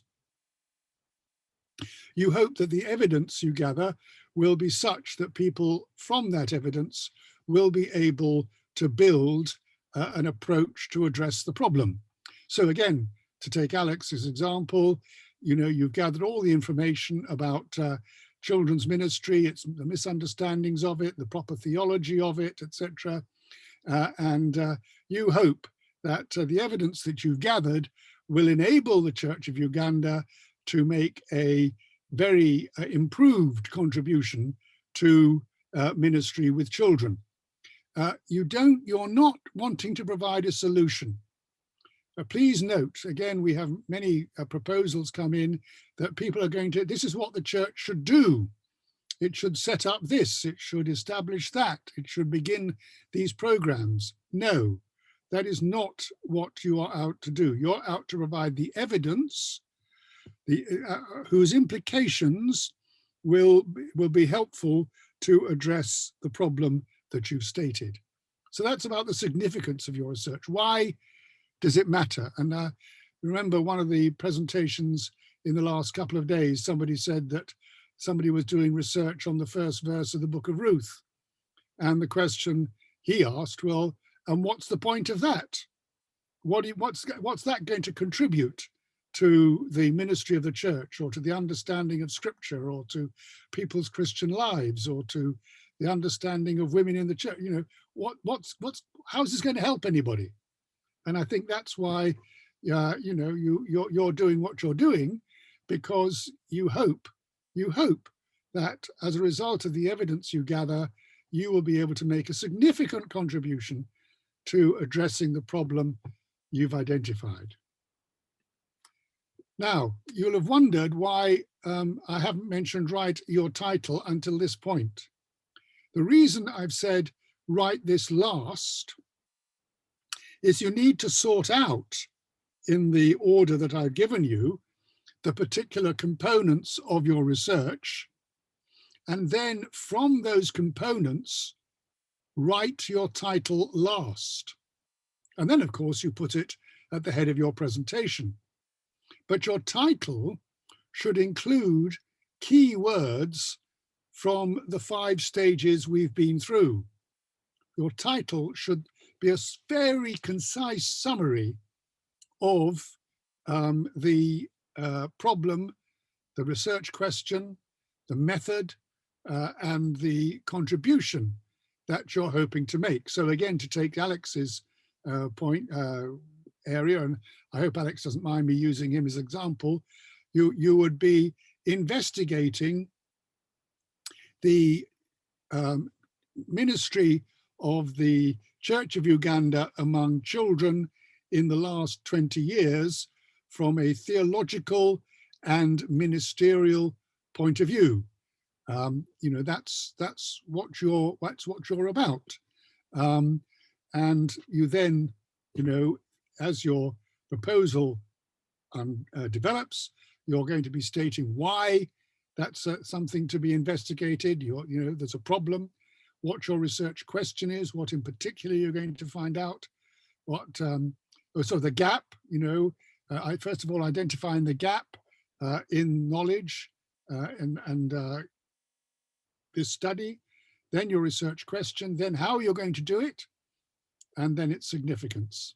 And so only then write your title to summarize, you know, so people looking at your title know exactly the focus, what you're going to do. And then lastly, an indicative bibliography. In this, you list the key books that are relevant to your topic that you plan to read. You don't have to, at this stage, outline all the books that you have read. You won't have read them all at this stage, but you would have an idea of the key books in the field that are relevant at this point, so that those looking at your proposal know, have evidence that you know what you're talking about, that you know the field in general, you know why this is an area that needs to be studied, you know why this is a key research question, because as they look at your bibliography, yes, you've covered this, yes, you're aware of this contribution, you're aware of this approach. You may not have read the books in detail, but you are aware that they speak to the question. So, Dr. Sarah, that's just an outline of what I hope our colleagues will be able to present to us when they make their presentations. Any questions or clarifications, I'm sure you and I will be happy to address. Yes, please. There is any, thank you so much, Dr. Chris. If there is any question, please do, because you are going to draft something, a kind of pre-proposal during this weekend. So be ready when you need to present it, at least to improve it, and then get back to us with questions and all these things. But now, if you have any question or you need any clarification, please do unmute yourself and let us know.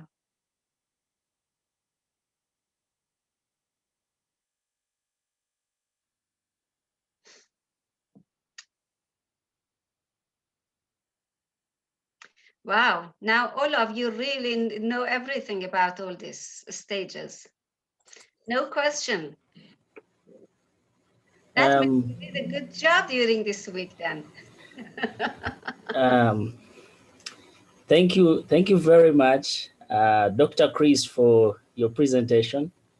I do not have a question at this point, but I would like to thank you for using my my topic as an example. It's really helpful, and I hope by the grace of God I'll be able to do a great work that I will not disappoint you. Thank you very much. I hope my colleagues have also learned something. Yeah, thank you. Any comment you want to make? It doesn't need to be a question or kind of advice to the rest of your colleagues, because some of you, like Emmanuel, who is not here, have done some research already. And Dipankar, please do. Yeah, thank you very much, Dr. Chris, for giving this very clear guideline for pre-proposal of PhD. Now, as you have very clearly stated, all these 7 points will be when the proposal will be prepared. I think the headings will be there. So something like a statement of the problem, something like that, isn't it? So that will be according to our kind of composition, the way we do it. Sure. Oh, no, absolutely. These are only Okay. the Yes. headings. Yes. We'll then So we expand. will, yeah, we will form the subheadings like that. The statement of the problem and the knowledge gap or something like that. We will be making, isn't it? All That's right. right. Thank you very much.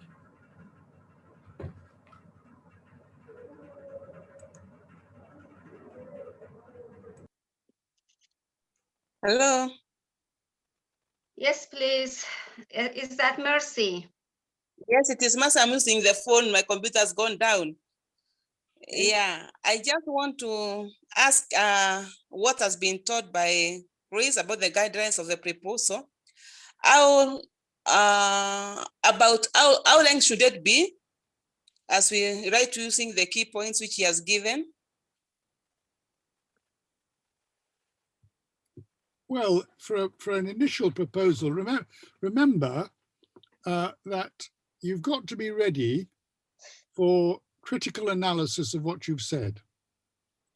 And therefore, that you're going to have to change it. All right. So whatever you produce, you're going to have to change.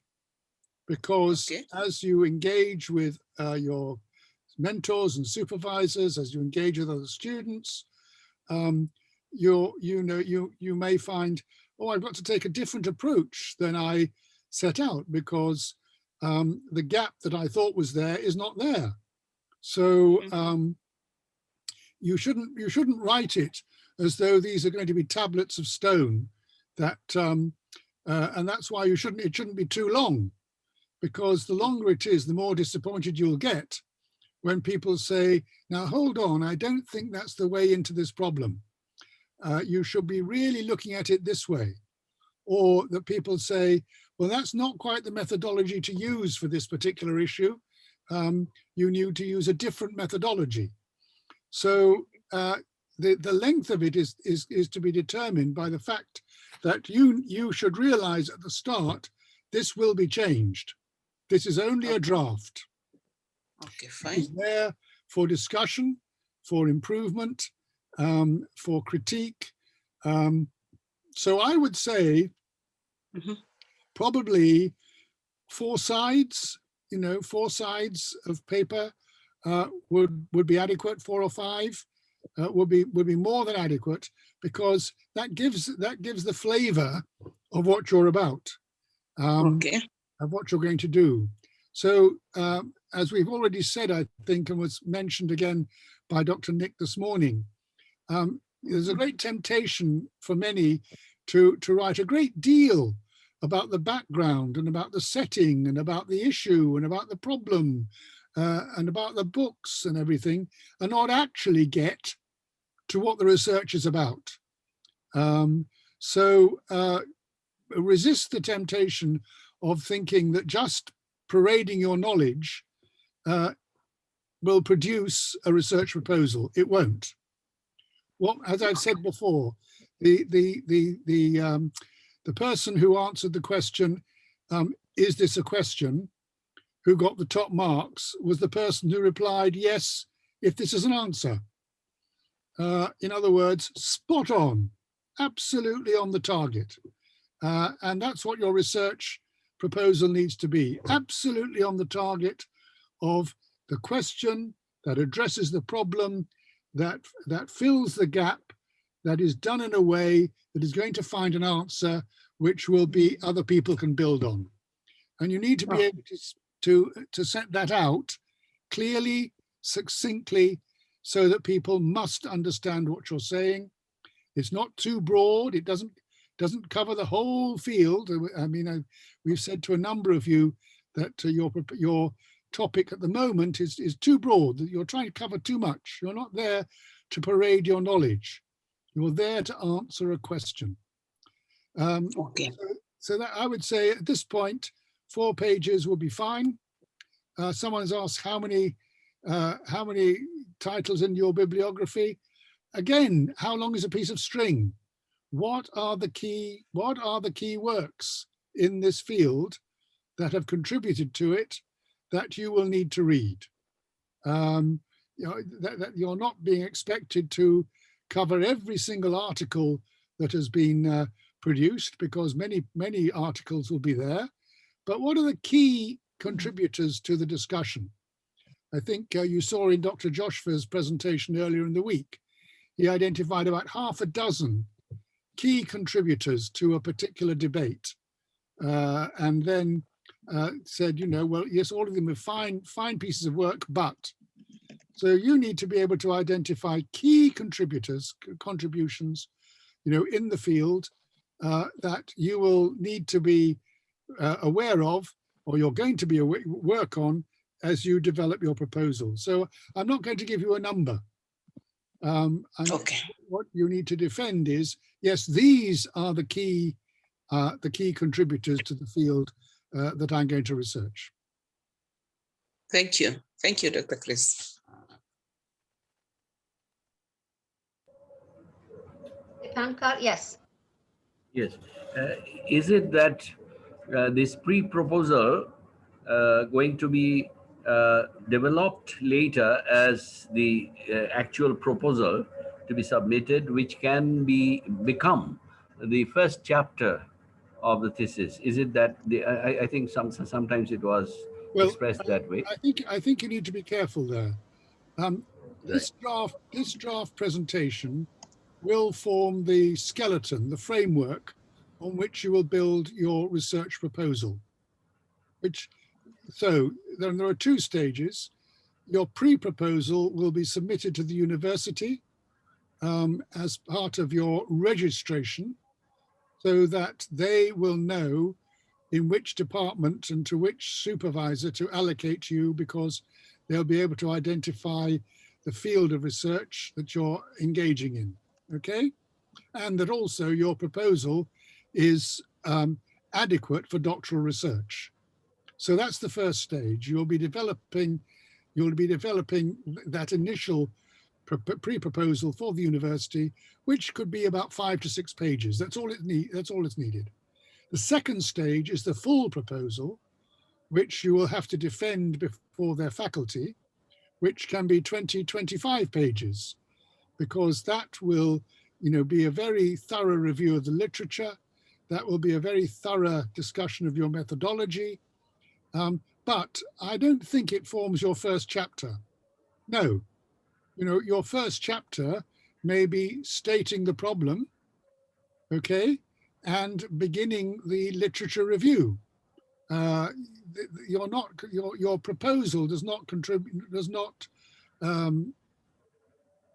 comprise your first chapter.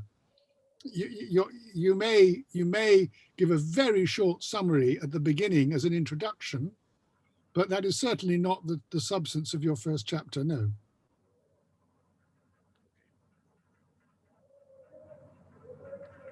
Thank you so much, Dr. Chris. I think we come to an end for our day today. And we will have now and we will come back in 1 hour. We'll come back in 1 hour and enjoy your break. And thank you, Dr. Chris. See you later.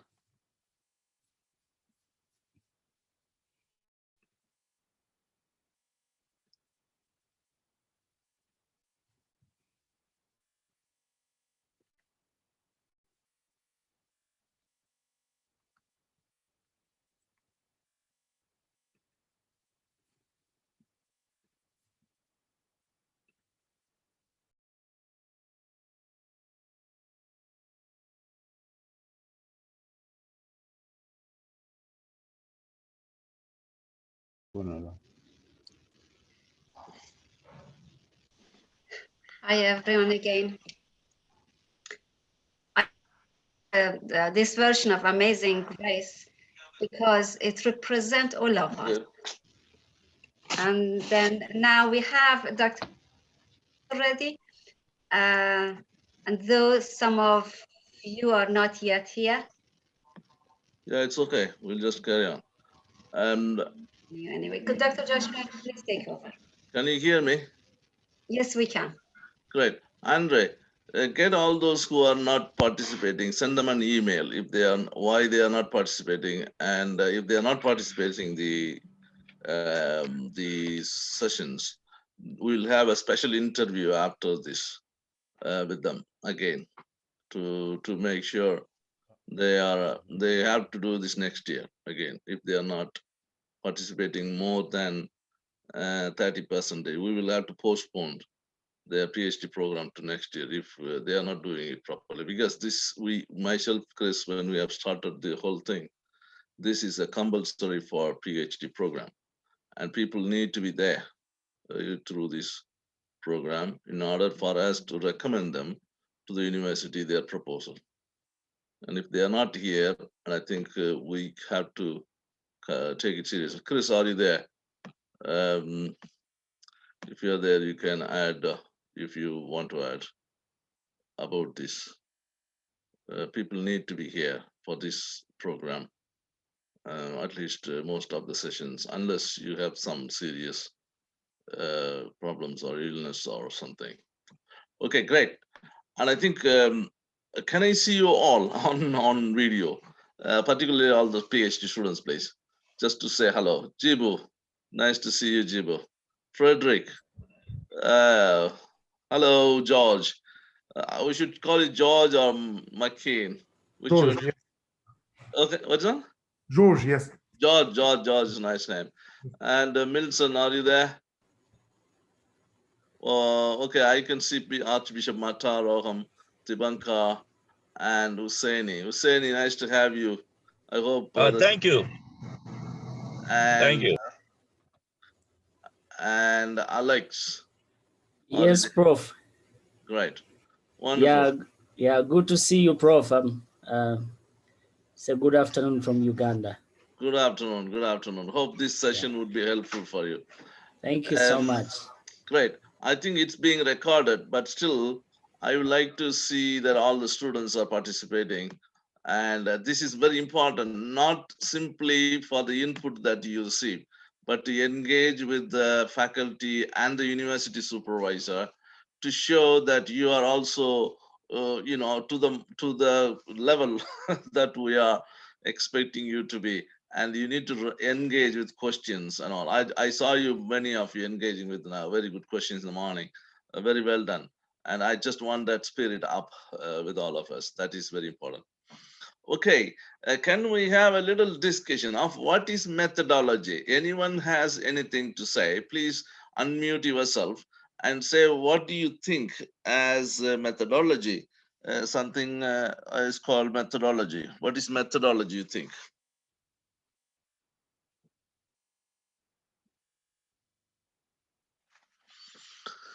Anyone? Don't worry, even if it is wrong or something, if you are not.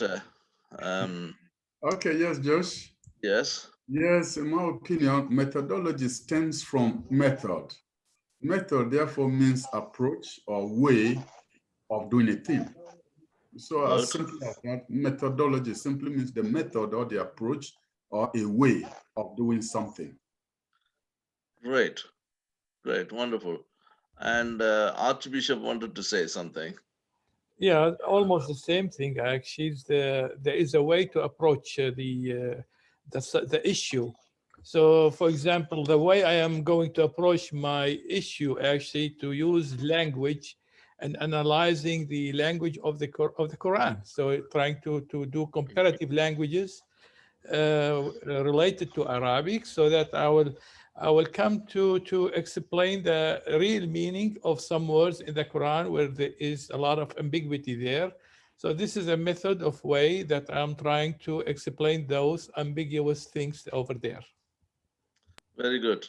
Very good. I think it's a systematic process for taking something or a problem or trying to solve something or trying to get to a certain result, but in a more systematic way. Great. And anyone else? It's a methods or rules to be employed by a discipline. Great. Research. Yes, I think you have all got an idea of what is a little bit of method. The thing is that each department also varies with the approach of a method. Even in theology, they have a theological method, which is very interesting. Theological anthropology as a method, which is called Rahana, used as a method in his own. It's starting from the human rather than starting from God. That's quite an interesting way of approaching. And even starting from human, it's also starting from the understanding of the human, understanding of God, and that as a starting point. Is quite fascinating. So in theological, they use something method in that way. In the biblical, when they use the text analysis, they use some of the methods, historical method to discover historical Jesus, or even some of those kind of readers' criticism, or readers, how the readers engage with this text, how the readers constructs meanings out of those texts, selected texts. And one of the students from Birmingham University, whom I supervise, he often say how the war narratives in the Old Testament is being constructed, understood and interpreted by the people who are caught up in the conflict in Sri Lanka. So in a very interesting way,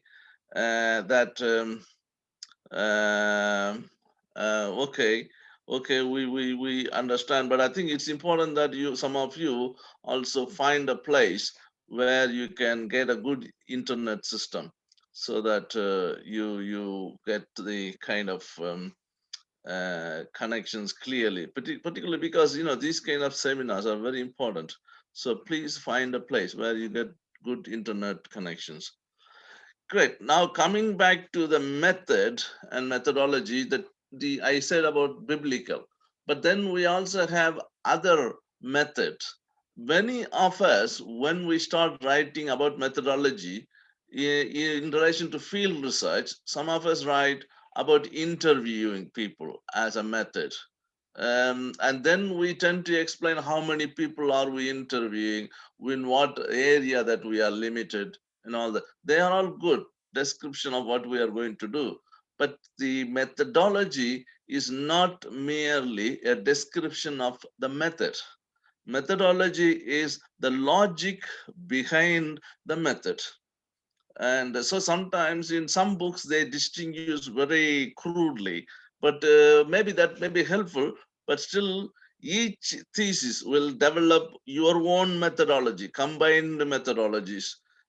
Sometimes you may use a theory to have your what you call literature review analyzed, and then you come to a conclusion. From there, you go to another field research. For example, you go to the people, ask them question, maybe you can make them to sit together, focus group interview and then collect the text and analysis, you use a particular method that is called focus group interview or particular technique, and which is a kind of, you use it using in a particular way, that is focus group interview, and then collect the text, and then collect the oral text and analyze it, and from there you develop your own theories or your own new what you call the hypothesis, new ideas from there, and connect it to what is already ongoing thread of ideas. And I think in that sense, sometimes you need to really get what is the logic behind the method. That is what is called methodology. And the logic is sometimes, if you ask a very straightforward question, why I am using this particular method, not other methods? You can ask that way. You can also ask, what are the reasons that I am using this method in my particular research? So there are people who give various reasons. So today we are going to look at one of such methods in cultural anthropology, which is called basically participant observation. I must confess that I have used it, but more or less I have supervised nearly 2-3 students, I think 3 students, 1 MPhil, 2 PhD, using or employing this method in their research, participant observation. So let me go to sharing this for you, and then see how we can find a way to understand what is methodology in the way possible. Yeah, are you able to see the screen? Yeah, we're able to. Right. Yes, yes. So one of my PhD students in India wanted to do research on a dance festival in Nagaland, which is a northeastern part of India, among our tribes. This harvest festival happens once a year, Mawatsu festival, but similar dances are performed for other festivals too. Many of our tribal community members are Christians, but they go to different churches on Sundays. And particularly the Baptists and the Catholics can communicate via loudspeakers on Sundays, at times speaking against these Pentecostal churches around them. And the Pentecostal churches do the same thing against these Catholic churches and all. They use loudspeakers also sometimes, asking their members not to relate and communicate with other denominations at all. Very interestingly, while this dance is performed, it brings all people from all denominations together, regardless of their denomination, Catholics or Pentecostals, and they expect them to share their stories together, being united in the community.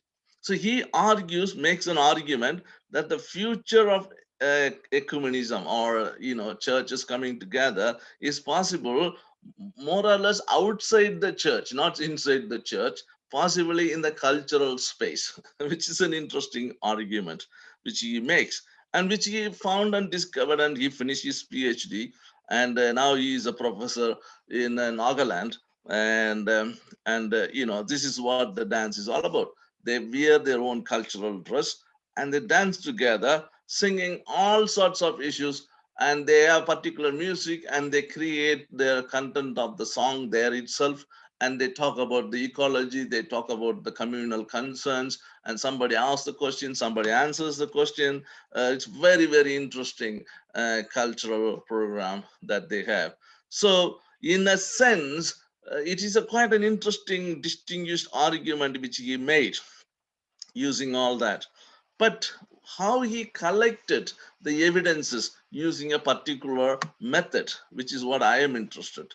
When used as a method, ethnography typically refers to field work. Ethno means writing. Ethno means people. Ethnos in Greek means people. Graphy means writing. Anything you write about people in a simplistic denotative meaning, anything you write about people is ethnography. But it is conducted by a single investigator who lives with and lives like those who are studied, usually for a year or more. It's quite fascinating, isn't it? So ethnography literally means a portrait of a people. Ethnography is written description of a particular culture, the customs, beliefs, and behavior based on the information collected through the field work. So this is in Kenya. In the slums of Kenya, I was actually lecturing for a while, short time, in the Limuru. That time it was Limuru United Theological College. It is St. Paul's United Theological College, and it became later, now it's a St. Paul's University. So they took us to the slums where I was doing a research on HIV/AIDS and publishing a book. And so these are all communities, some of them are affected by the HIV/AIDS. So we were dancing together, participating, and finding the ways how they express themselves through singing and dancing their own issues and problems. And so what happened is somebody participated as insider in the dance, even can be outsider. So in the research, I was talking about Awa Naga dance in Northeast India. Someone participated in the dance, observed the events and took notes, recorded audio-visual, smell, feeling, and artifacts used, and movements seen and taste and heard, other aspects. So interviewed other participants for oral texts to make sure what he has written is correct. So there are what they call it, the modern word is called spin doctors or opinion makers. You know, there are people who make opinion, or interpreters who can connect you to the people. So they go, the researcher need to go and make sure what he is understanding is the same as what is being interpreted already. So this is what is very important. And also you can ask anybody in the context and then return to verify and find out frequency and similarities to make sure that you got enough documents or enough oral text and the other text, recorded text, and even visual text to make sure you have got enough content to analyze and develop your data. And from the data you interpret into a hypothesis. And from the hypothesis you develop your theory. And that's what that's what is the whole process of using this method. But ask people to interpret and identify themes as well. So it is more flexible. The participant observation, you are a participant and observing, but at the same time taking notes and making sure verifying is done and collecting people as much as possible from the interpretation of the people, from the opinion leaders, from the spin doctors, everyone. We have got enough material. Okay, so how do you understand the analog of the culture? For me, it's very important. First of all, you need to define the culture itself here. The culture from an anthropological perspective is the, the knowledge which you needed to be part of a particular group, the way they behave, the way they live, the way they act, the way they speak, the way they smell, everything. So you need to be, if you're an insider, it automatically comes. If you're an outsider, you need to know what all these things, how to become part of that community. So the culture is defined as a way of life, the way the people behave, the way people live in a particular way, the way the people interpret themselves. So the whole thing is a kind of culture from an anthropological perspective. Whereas the culture is defined from the cultural other schools in a different way. The difference is that the other school are the best expression of the people, the artifacts of the people, or even the Bible can be a kind of cultural text that portray the culture of a particular people during a particular historical times of the people. So some of those things are a little different than the anthropology definition of culture. So if you take that way, if we are studying the culture from that perspective, then we use this analog of the culture using an iceberg What does it mean using iceberg? Here it is what it is.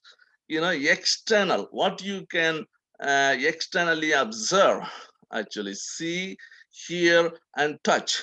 Of course, there are other things like you can hear, you can smell, you can taste, all those things are external things that is observable. That is the kind of what you call, we use this method to collect and identify and identify, collect, and put together what we needed.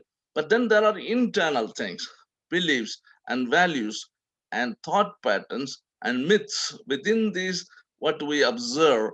And so they are not possible to observe. They are not possible to collect them unless people tend to interpret. Sometimes people can also manipulate.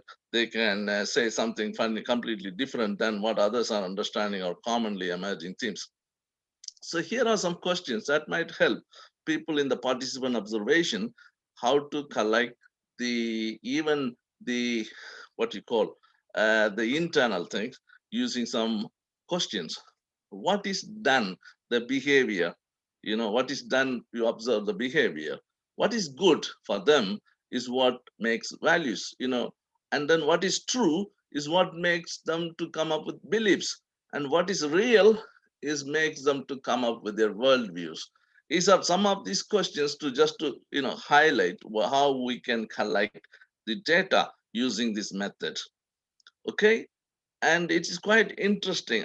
When I was at Queens, I used to use these two pictures because the Methodist always wanted a non-alcoholic wine, while the Anglicans always wanted alcoholic wine. So I used to show them how these two cultures are different, and how their behaviors are determined by the denominational background. And when you observe, we have a table with 2 cups in every table with a communion cup, one with a non-alcoholic, one with alcoholic.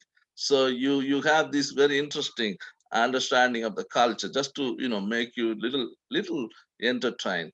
I just want to show these pictures. And also, many people often cross boundaries. You have cultural groups. There are people who often cross boundaries. So it is very, very interesting. If you are a what you call a native, you are going to find, I think that does not make you completely a stranger, as long as you have studied and you have understood and you have tried your best to become an internal person or member of the person by inheriting all this knowledge, and the way the people behave, you have understood, and try to behave the way the people behave. And it's quite interesting. Many people cross boundaries, but sometimes you need to understand the reflexivity helps, because you can make mistakes. And I just want to share a story. The story is basically, a person went to North America to study the American natives long ago, and he went and lived with them. Early morning he got up, and he found the American natives, the Indians. They were actually, it's also very interesting, I'm calling them Indians the way the others have called. He followed him in the morning, and this American native person went and cut a small branch from the tree, and he did some chanting and all this. And then he crushed the tree, the small branch, crushed it, and he said all those chanting again. And he went and he put that stick in his mouth.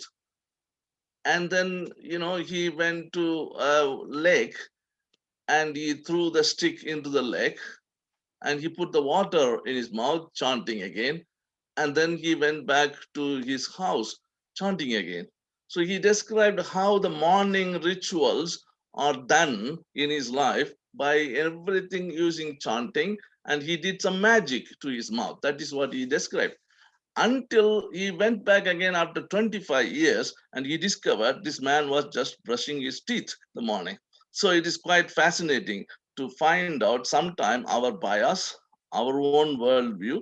If you are crossing boundaries, that can be kind of making sometimes mistake. That's why reflexivity as a method, a critical reflexivity and verification and frequency and interpreters help, all those things can be put together to help to make sure that we have got as much data, which are very, to some extent, I don't want to claim objective, to some extent, it's a closer description of what is going on there. That is very important. Yes, here we are. I think in this logic to method, I will come back to logic, how the logic is connected to this method. But I like to say here, when you have identified a particular issue with particular people, for example, in this person, when he said the ecumenism is happening not in the church, but outside, he has to prove or he has to collect the data to say that these people are coming together. One, these people are singing together, holding each other, regardless of denominations. Tribal differences sometimes matters, but mostly it doesn't matter. And they come together, hold each other, okay? And they sing together and they find the meanings of life and the problems of life, and they are addressing problems of life together. And how they are doing it, which they cannot do, which they are supposed to do in the church ecumenically, which they cannot do, but they can do outside. So that is where the ecumenical things evolve. But then to come to that, he has to observe and get as much data as possible in order to provide evidence. That evidence is converted into a hypothesis to prove that it is this point. But to do that, he cannot do the whole Nagaland, because the whole Nagaland is many people, many tribes, many festivals. Mao's festivals is repeated in many parts of Nagaland.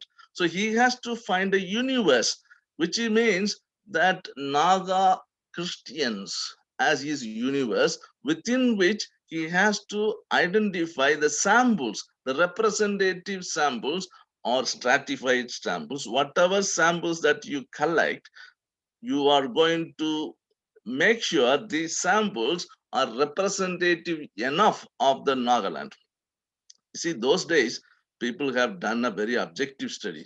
They did a survey, they did a questionnaire, and then they come to the point that this is what is objectively true. But that is not the qualitative study like participant observation would do.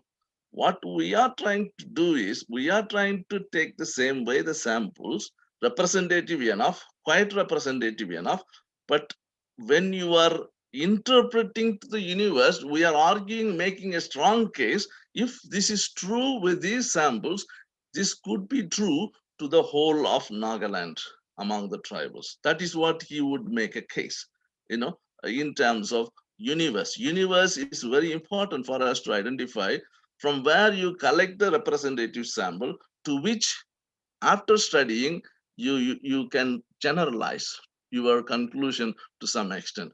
For that, you need to collect the samples, and then you have to convert those samples into data collection. Sometimes you can do two study. One is, first of all, you do a survey in order to collect the samples, because you need to identify exactly who are the people who are closer to your need or your own, what you call, data, who will supply the exact data. So in order to do that, I had a South Korean student who did a study among the South Korean missionaries in the United Kingdom. What he did was, he first did a survey of 100 missionaries to United Kingdom, because they all thought the United Kingdom has become secularized and have become godless country. So they needed Christ to be announced here. And all of them came. More than 100 people came from South Korea. They were sent by mission agencies and churches to this country. But he realized many of them returned back, thinking that no, they misunderstood the whole thing, and they went back. These people are baptized in the church. They don't go to church for various reasons. And they when you ask them, are you Christian? They will say, oh, we are Christians. but we don't go to church regularly. There are many spectrum of Christians here. So some of them found that this is not the way they were called. So they went back. Nearly more than 50, 60 of them went back. So remaining 70 people were there.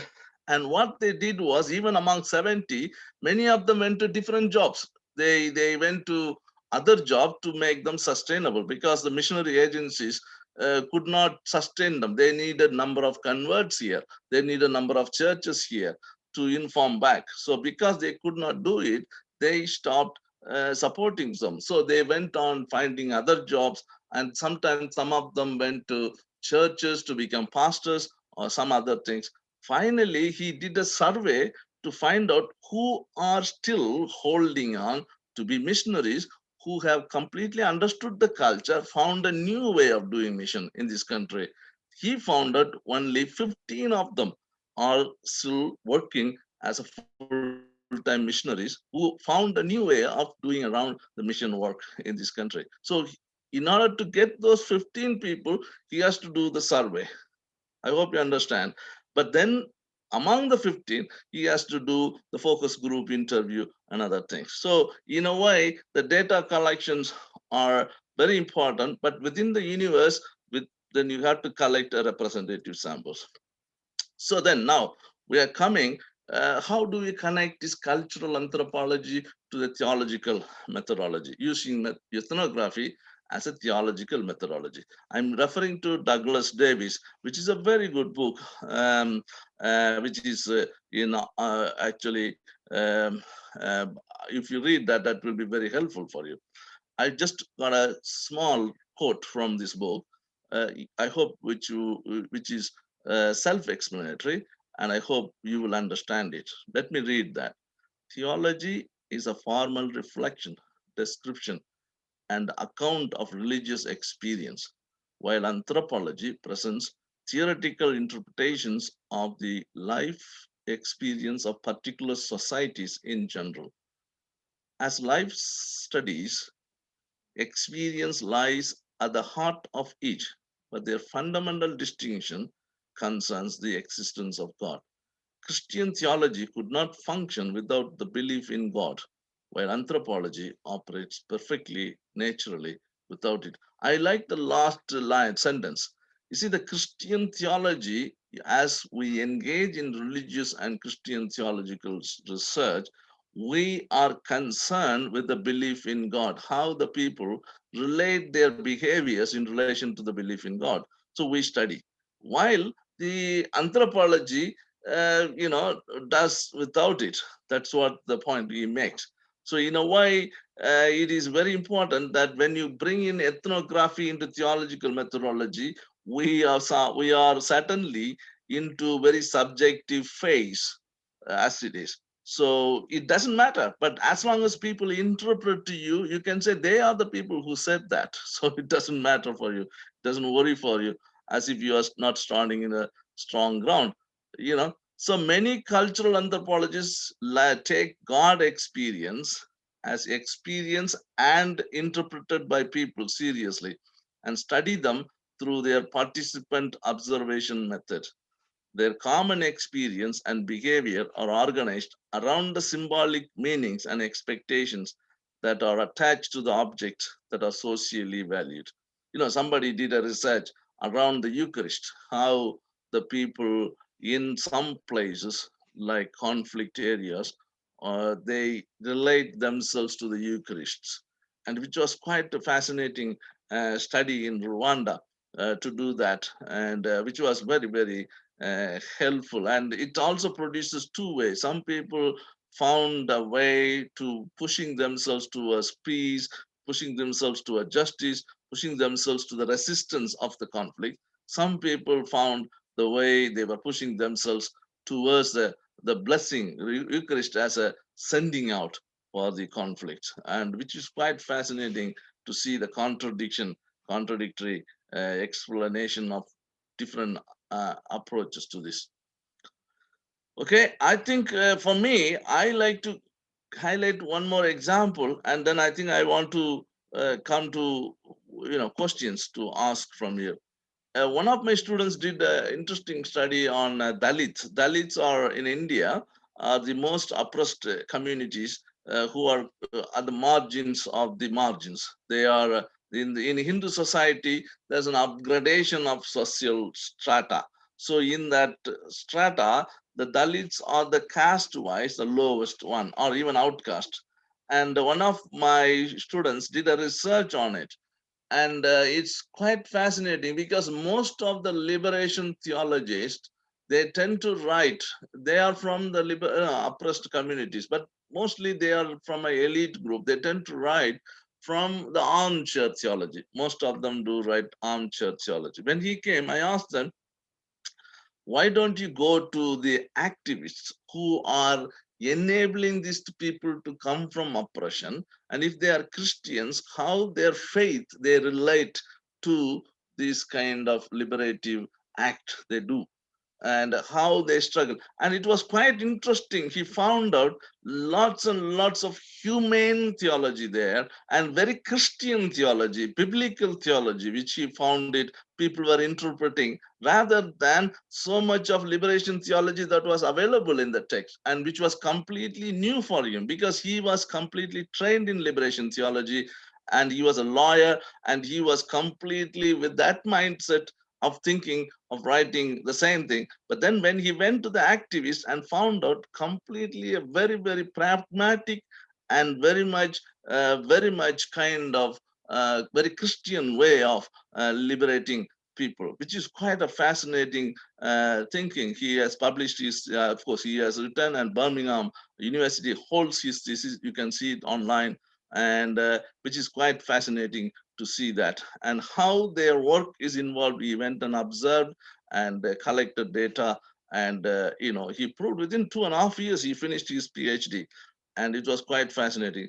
And there was another lady, another girl who did under me on liturgical dance, particularly the Indian dance, which she did on that. And let me come to what is the logic of behind this method. What we saw is how do we use participant observation as a method. But now we are coming to the point of what is the logic. Ethnographic method is part of cultural anthropological studies. A key concept in cultural anthropology is culture. Every organization has a distinctive culture. Each has a unique cognitive structure, rules of model contact, and patterns of social interaction. So you get this point, which is very important for us to recognize. In our understanding, each individual human beings are different in the way they behave. Each individual human beings are different from the way animals behave or the matters behave. So in a way, this is very important that cultural anthropology is part of the interpretive culture, where each human beings behave the way they behave and they interpret the way they want to behave the behavior, which is quite interesting. So that is where you get all these kind of cognitive structures and all. So the anthropologist researches global cultures by fieldwork, which is accomplished by immersion into a society socio-cultural environment, which is a study by doing, that is participating, and analyzing, which is by observation. So this method has certain basic theories or basic approaches behind them. One is natural.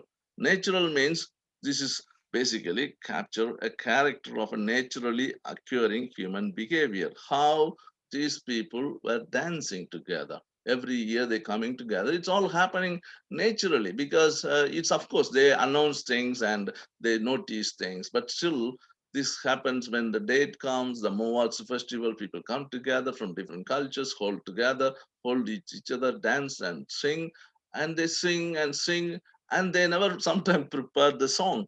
The content evolves because it is folk songs, and people have questions and answers, which is quite interesting. And the way they never, even the steps are emerging time to time, even though they know their steps, and they have certain steps, basic steps, but steps also evolve as and when they dance. And that is natural. And then they discover, they think that It is more when they observe and study the people's behavior and the interpretation, and then the text that they get, and the text is analyzed, and what they discover out of those text, that evidences and data, you get a hypothesis. From the hypothesis, they discover a theory. And how the people identify the problem, how the people provide a solution in itself. That is the way they see how that can emerge into something, a new theory in itself. That is quite interesting. It's an inductive study because it goes to people and study them. That is very important. So in a sense, it is very, very important to be descriptive in taking field notes and gather a variety of information from different perspectives, cross-validate and triangulate.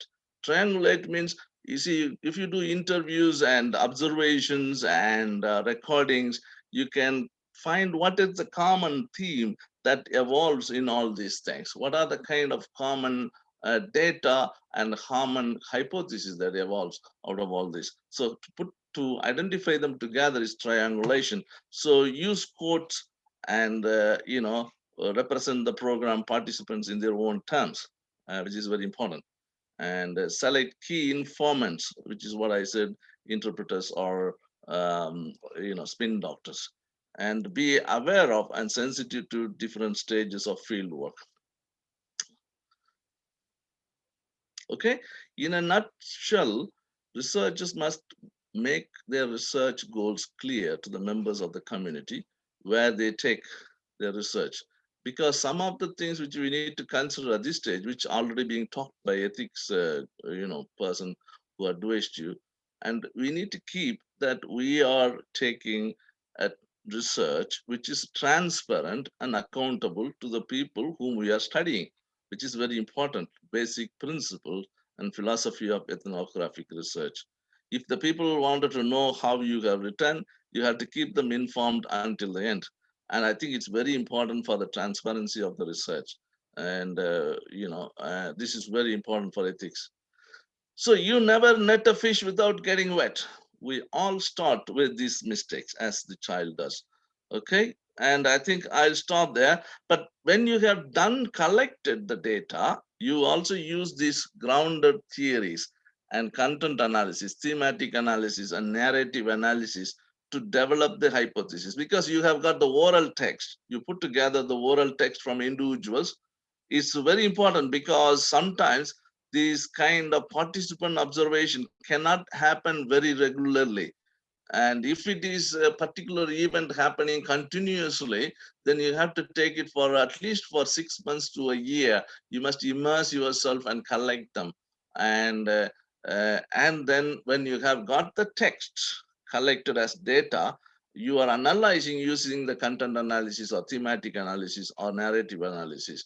And then grounded theory is nothing but it's basically analyzing the data and developing the hypothesis. From the hypothesis, you are projecting a new theory, which means the analyze the problems by people themselves and the solution by the people themselves, how they interpret and how they found the way to do these things. And that is the way you develop the new theory within. I will tell you, one of my MPhil students from Taiwan, he did that very interestingly. And he found out that the churches always have brought this pastoral care and counseling as an individual based, which is very professional. They have been trained very professionally to deal with individual counseling. Whereas of course, now group counseling have also come, which is not something completely new. But among the native tribals in Taiwan, after getting struck by tsunami number of times, they lost their members, family members, but they find it sometimes very, very difficult. But then they come together as community, as communal group, and they sing and they share their stories, and which help them to counsel themselves, even without realizing that's the best way of counseling. So he thinks by studying them, can he project an alternative model of counseling which would be relevant for the churches to do, consider, and replicate in other parts of Taiwan? That's quite an interesting aspect he did. So that is where the new theory and things come. Anyway, there are some questions I like to ask. Representation, sometime in our representation, you cannot do a big group, but you will always be, accused of a small group. Sometimes, for example, my student did 15 missionaries, I said, but then he interviewed them extensively, like a case study, each individual missionaries. But then he reached only 7 people, and then he stopped. And the examiners asked him, why did you stop with the 7th person? Why didn't you go up to 15? He said, after 7th, I began to realize if it is 8th person, he is going to say exactly what the first person will do, say. And the 9th person will say exactly what the second person has said. So that is where I found out this consistency of the collection of the data, which would be more repetitive. So then I found out I have reached a saturated level where I can make a strong case. And then they accepted that. That is a very good defense of what he said. So in a sense, it would be a small group, small incidences. You cannot do for 10 years to do your studies. You can only do 6 months to a year if you are doing outsider participation. If you are insider, that's a different question, which is even this student, he did for 2 years in Mavod's festival, which was reliable. Can it be unrepeatable? Some of them are unrepeatable because the songs you have recorded, that will not be sung next year.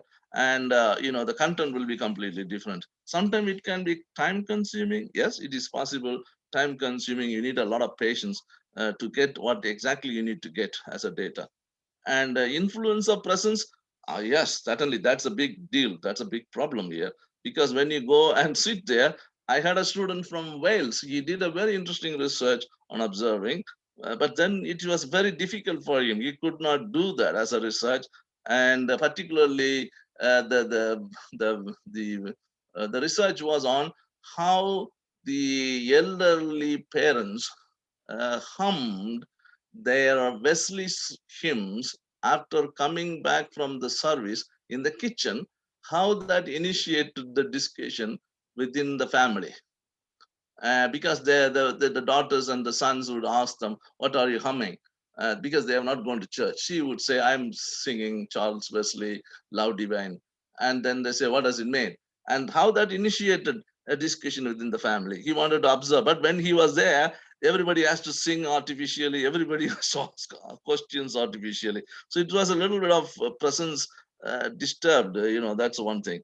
And in some cases, risk of researcher present, risk in some cases like conflict situation, there's a risk there. So anyway, this is what I like to say. My simple point I like to reiterate, the method is a technique is something like you are going and observing.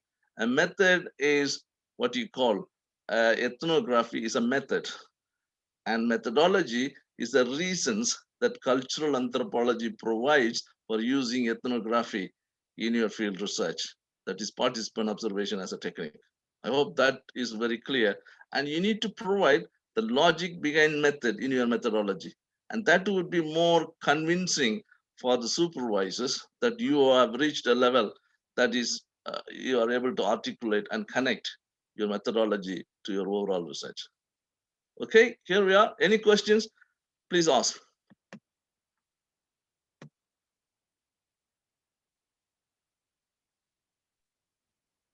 Thank you so much, Dr. Joshua. Is there any question? Please do ask. And this lecture will be also continued by Ruth later again on methodology. Any questions, any comments? Any clarification? I have a question, Dr. Shah. Yes, please, George. I was not sure if I understood the difference between like what Dr. Joshua said, having faith, and like or the Christian or theology, like having God, believing in God, and anthropology that can function without God. At the end of the day, anthropologists would say that they believe in God as a phenomena, as a social phenomena that can be studied and analyzed within anthropology, within culture. So, yes. Go ahead. What is that you like to ask? Yes. My question is like, if that is true, like if the claim of sociologists or anthropologists that faith is just or believing God is just a cultural phenomena, then That's correct. Then we don't have that difference. It's all falls within sociology or anthropology. There is no theology in that sense. Yes, that is where we are different from the cultural anthropologists. We do not take that as a social phenomenon, and we take as it as a, of course, that to some extent a real experience of the people. And you can, but only thing you should not start making subjective interpretation of your own interpretation of the people's experience. As long as people interpret that way, then you can relate to your research to the extent possible as a theologian, basically, because cultural anthropologists will say it's a social phenomenon and the experience of the people. But at the end of the day, cultural anthropologists also would use the way people relate their experience to the idea of God. Yeah. But at the end of the day, they will keep themselves distanced there as a neutral phenomenon. People said this way, so we interpret that way.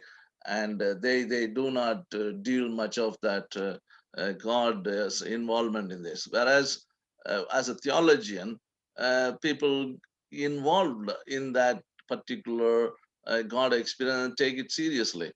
For example, let me tell you, one of our MA students who did this very interesting study, which is very interesting because he did a study on the Anglicans in Sierra Leone. He now became a bishop now, and he did a very interesting study where he thinks that Anglicans, when they sing the hymn, they were told by missionaries not to move, not to move. Whereas in their culture context, they cannot sing without dancing. When they sing a hymn, they have to move. So the people were caught between these two. So he was studying in respective of a strict practice, why people suddenly one person moves and the whole congregation moves and the whole hymn goes here and there and the whole way they do.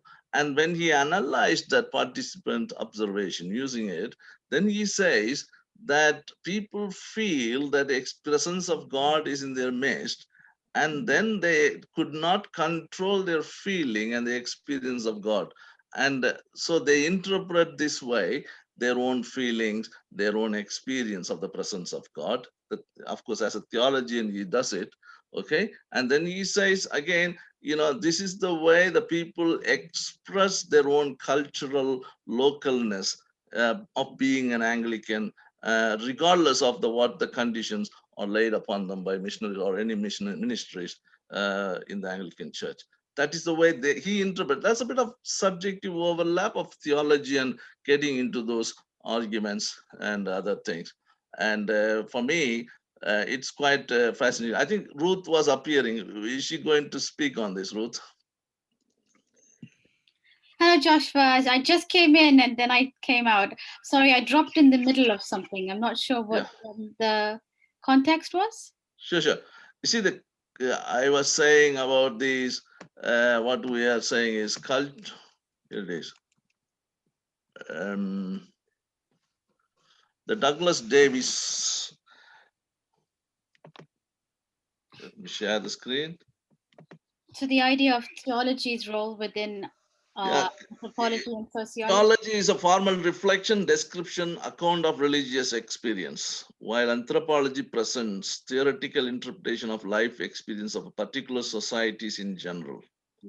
Then we come to the final statement. Christian theology could not function without belief in God, while anthropology operates perfectly, naturally without it.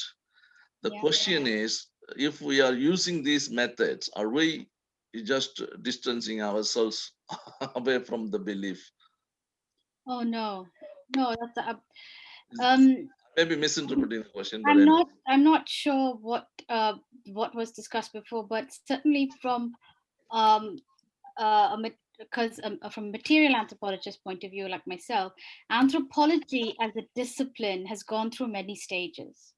And it is constantly evolving. It had a sociology came up as more relevant, and then anthropology's relevance keeps changing and changing and changing.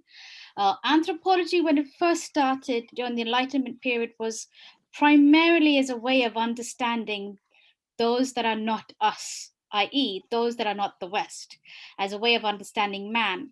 And therefore, as the British Empire in particular went across to different countries and colonized them, they brought things back. And more importantly, anthropology was a scientific way of understanding oneself through the understanding of others. And it's evolved great, and it was tied in with Darwinism and everything. It evolved greatly, which is why when you're studying someone's beliefs, you're studying it, as Joshua was, I think, dropping in, talking about, studying it objectively, because you're looking at how do those beliefs function as norms, as values, as systems that either can control or inform or benefit the structure of society. So anthropology, like sociology, in many ways can separate God without it, to a certain extent, absolutely. But that does not negate its use and its insight that it's brought so far. Anthropology and sociology in particular brings up a very important cultural perspective.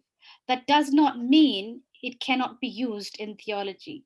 It would be very much you would have therefore a very scientific approach to theology. Anthropology and sociology as disciplines, I'm talking purely as disciplines, bring with it the tools to use to understand theology. They're not mutually exclusive. And certainly it's history of, in order to understand myself, I understand others, and the tools that have developed and established over time across the discipline are useful. So I don't know if I contradicted your point or supported you, Joshua, but certainly— It's okay, it's okay, that's fine, that's fine. I think that's fine. George, I think Chris wanted to say something about Douglas Davis, but then we'll come back to George. Chris?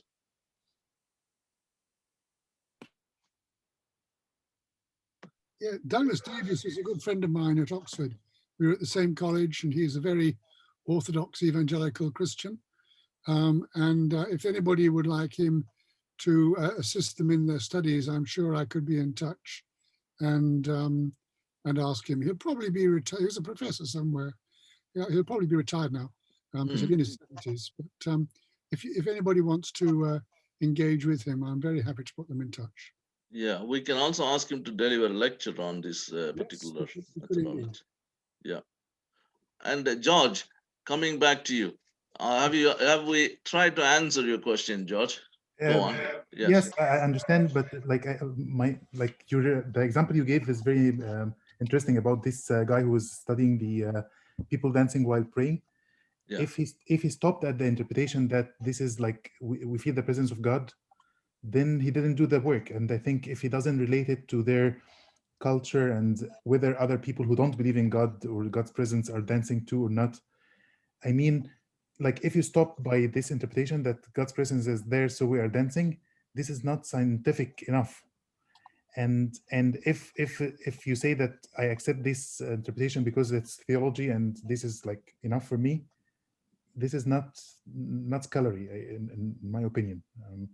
So at the end of the day, like you are not stopping at theology, you always go to be supported by anthropology or sociology. Like theology by itself is not enough to understand a human phenomenon.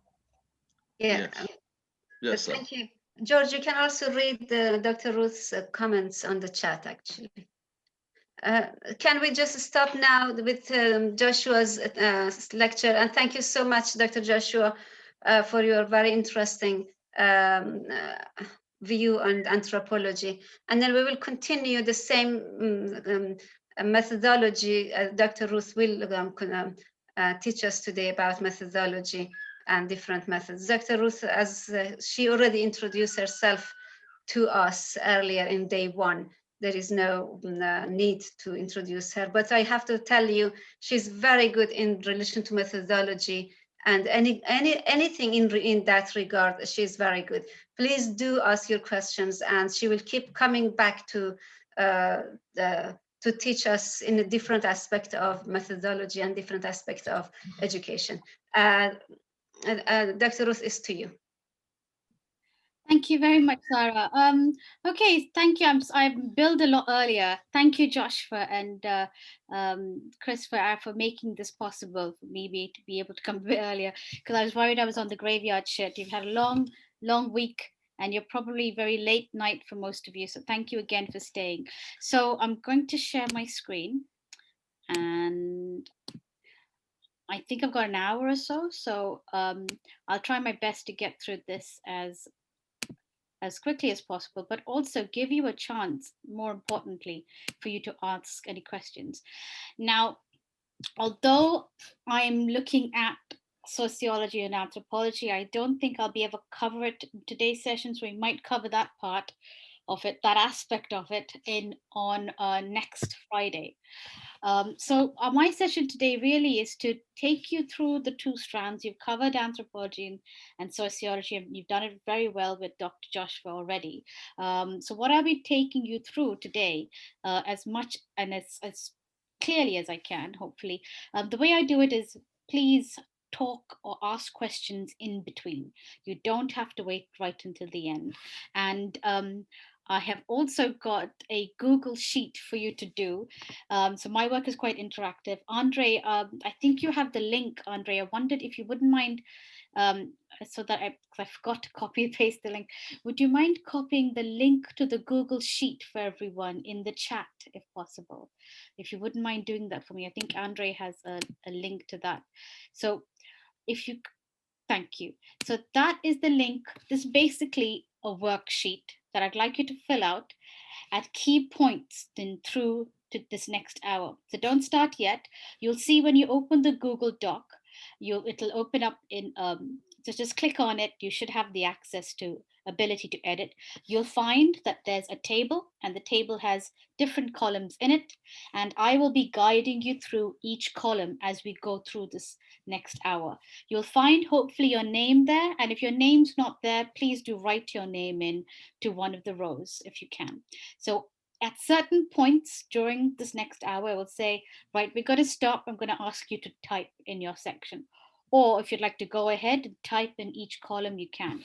Just make some points, because I want you to take something practical away from this session. And this is kind of like a virtual handout. So what I'm going to cover today is key differences within the methodology. In terms of sociology and anthropology, although I think I'm most likely going to leave that for next Friday, we don't have enough time, but certainly I'm going to give you some basics in research methodology, but in particular, the research philosophy and its relationship to qualitative and quantitative methods. Some of you may be well versed in all of these. Hopefully you'll see this as a reminder. For those of you who are not, please stop and ask questions. This is the time for you to do so. So basically, we're going to go through the basis of research philosophy and research design. Okay. So I'd just like to ask a question out there. Please unmute or type in the chat if you can. But what do you feel? Now, I think you've already had some sessions on literature review, maybe this week. What do you feel are the links between a literature review, a review of your theories, a review of your various texts that you're reading, and the methodology? So what are the links between the literature review and the methodology? Apologies, there's a typo there. Can anyone unmute and offer their opinion, or if you wouldn't mind, typing in the chat? Is it not that when you do literature review, you can see the gap that is there? And then because you now know the gap, it then helps you to design the methodology that you will use for your research, or what type of method or logic that you want to use in order to address the particular problem you've identified. Yeah, Absolutely. So certainly through the literature review, you end up with possibly an idea of the gap. It is obviously confirmed, that gap is therefore confirmed when you actually complete your research and your thesis. However, you identify a possible gap, and therefore your methodology is a way of maybe trying to answer that. Yeah, absolutely. Anybody else? Any other ways or links? Actually, yeah. It's just putting it differently. Okay. The need determines the approach. Okay. The need, as seen in the literature review, now determines how to go about it. Yeah, absolutely. So the need determines the approach. So you outline the need, and the approach is therefore determined in the methodology. Reverend Mata Raham, you wanted to say something? Yes. I'll give you two different methodologies that I see in my research, for example. The literature review, for example, with Arthur Jeffrey and Alphonse Mingana, they follow up, they examine, for example, each word in the Quran, and they try to find out the Syriac meaning or the in any comparative languages out of that. Now, this is almost the same. They are following the same method. Now, when you come to Christopher Luxemburg, for example, he follows different methodology. He goes actually to find out how to understand this ambiguity that is before, when the Quran was written, for example, before writing it, the Quran in the let me say in modern later in the reading the text before having the dots on the Arabic scripts, for example. Right. Where when one word could be, you have many choices how to spell it. So actually he was trying to reconstruct the verses and the meaning on the basis any opportunity of reading the Quran in a different way that was later given to us. So he's trying actually to go to the early way of reading the Quran. That is the way before we had when the early scripts of the Quran. How was it? So modern, for example, you see, you have two different approaches that he tried to reconstruct the meaning of the Quran. Okay. And so therefore the literature review is, what would the link therefore be? The literature review actually explained to you exactly what kind of method they are approaching. Okay. So it's two different ways of approaching to read the reconstruct the meaning of the Quran. Okay, so a literature review can provide you your methodology, research design itself. Yeah. Yeah. Absolutely. Great. Thank you. Thank you, Reverend. Okay, so I'm not sure if there's anything in the chat. If someone has, the literature review is a method of researching, and we get literature, okay, the literature review is a method of researching, and we get from literature methods. Okay, so you get an idea of methods from the literature review. Okay, right. So what I've got here a little bit is very similar to what some of you were saying. The literature, it's the idea that it's not separate. The reason why I put this in is because sometimes we have students who see the literature review is done and the methodology is something completely different. Sometimes there's no link between them. Sometimes there's no congruence at all between them. Really, the literature review and methodology are not complete sections. The methodology, as you've all pointed out, thankfully, works together. It works as a construct of or development of the literature review. And therefore, it does lay the foundation for the development of the methodology by providing, so this is what your literature review does, it provides key considerations for designing the methodological framework. And it does it really by two different things. What you normally do right at the beginning of your methodology chapters, you write kind of key considerations for this chapter based on the literature review, recounting what the aim is of your research. So what is my research aim? What is its objectives? What are my research questions? So this is the focus of my research question. This is focus of my thesis. What do I want to examine? And what are the guiding, most importantly, the guiding principles that define this thesis?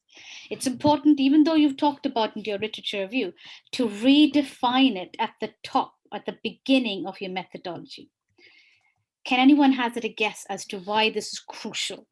At the beginning of your methodology, you talk about this thesis is, or this, my research aims are, I hope to look at this. This is what my thesis wants to examine. And these are the main guiding principles that define my thesis. By that, I mean, I hope to look at the broad range of factors, or I want to look at a one particular group. I want to be able to look at the voice and authority and authenticity within this group. Why would this be so important at the top of your methodology? Again, would anyone like to hazard a guess? Like, I mean, if methodology is a tool that you are using to explore your topic, you need to know what you are using this tool for. Like, if you don't have the goal, then you can use, like, the tool can lead you to another thing. Or absolutely. And this is why I'm so sorry I didn't catch your name, but thank you. Thank you very much. Because when you come to write your methodology, towards the end of it, around your research design, but in particular in relation to ethics and limitations, is this whole notion of validity, internal and external validity. We'll talk about that next Friday. And I talked about it already in the last couple of weeks with our other groups. But it's the notion that it all ties together. So if you start with what your thesis's aim is, therefore, whatever you design through your methodology has to link back to this. And therefore, you are strengthening the validity of your research design, the validity of your research methods, and also thinking and taking into account internal and external validity, depending on which research design you actually choose. So really, right from the start of your methodology, you remind yourself, what is this thesis really looking at? What do I want to privilege in my data collection? What do I really want to focus on? Is it my local area, or am I looking at everything? And from there, it's like a set of criteria. That criteria then defines the next few stages. So if I could just stop for a second, if all of you can access that Google document, and if you can, whilst we are thinking about this, you'll find your name and you'll find a section that says research aim or research philosophy, and it says key considerations for my methodology. If you can put a couple of things in, Andre, if you could just let me know if people are typing in, as I can't zoom out of this full screen. But hopefully, if you can type a couple of things in there, and this is really a document for you to use. I am looking at it. Andre is not around at the moment. moment. Oh, right. Yes, So, yes. Sarah, hopefully people are able to write and find their boxes. And if you can, in that box, the first column, that says key considerations for my methodology. Now, if you don't want to type during the actual session, if you want to use it for later, please do. But if you can, start thinking now, put a couple of words in, what is there for, what can you think of one or two considerations for your methodology of your particular research, okay? So think about, what does the methodology need to know, need to consider, need to bear in mind when you're designing your research approach, your methods, etc. So if it is the voice of the individual, if it is looking at multiple causal factors of something, is it trying to solve a problem? You'll look at that, whether that's possible. Is it trying to problematize an area, seeking out why this is a problem itself and understanding the nature of the problem itself? All those kinds of things, that kind of information can go in that section. And I'm just looking at time. Nope, I don't have enough. So what I'll do is if you can write that in the next couple of minutes, you can also do it much later as well. Okay, so that's what that column is for. Do you want me to wait, or would you like, I can carry on if no one's typing? There are, let me just see what I'm doing. So people are able to see it. Oh yes, some are there, they are typing. And George is typing and Milson is also writing. Thank and you. I saw maybe was thinking. That's so great. Thank you. And I've got a question from Frederick. Ikian, Dr. Wood, I see what appears to be a challenge here. Isn't it the norm that literature review comes in a separate chapter from methodology? Yes, of course. I suppose that methodology comes earlier than literature. Nope. No. I'm looking, no, absolutely. You're right. The methodology comes after the literature review, but they're not completely separate entities in the sense that there are links between them. The literature review prepares for the methodology. So therefore, when you're writing your methodology or even you're thinking about your methodology, the literature review provides the material, provides the aims, provides the focus on which you start and base your methodology upon. It's a completely separate chapter, absolutely. By links, I mean links in terms of information on data, yeah? Because your thesis is a series of chapters, but they're not separate chapters. They're still linked in a certain way. We are still reading from introduction right through to the end. A thesis is still a whole concrete block, but the concrete block is made up of separate chapters. However, the links are between the chapters. And what we find is people write the literature review, they write a methodology, but sometimes the methodology has no links, no connection to the literature review.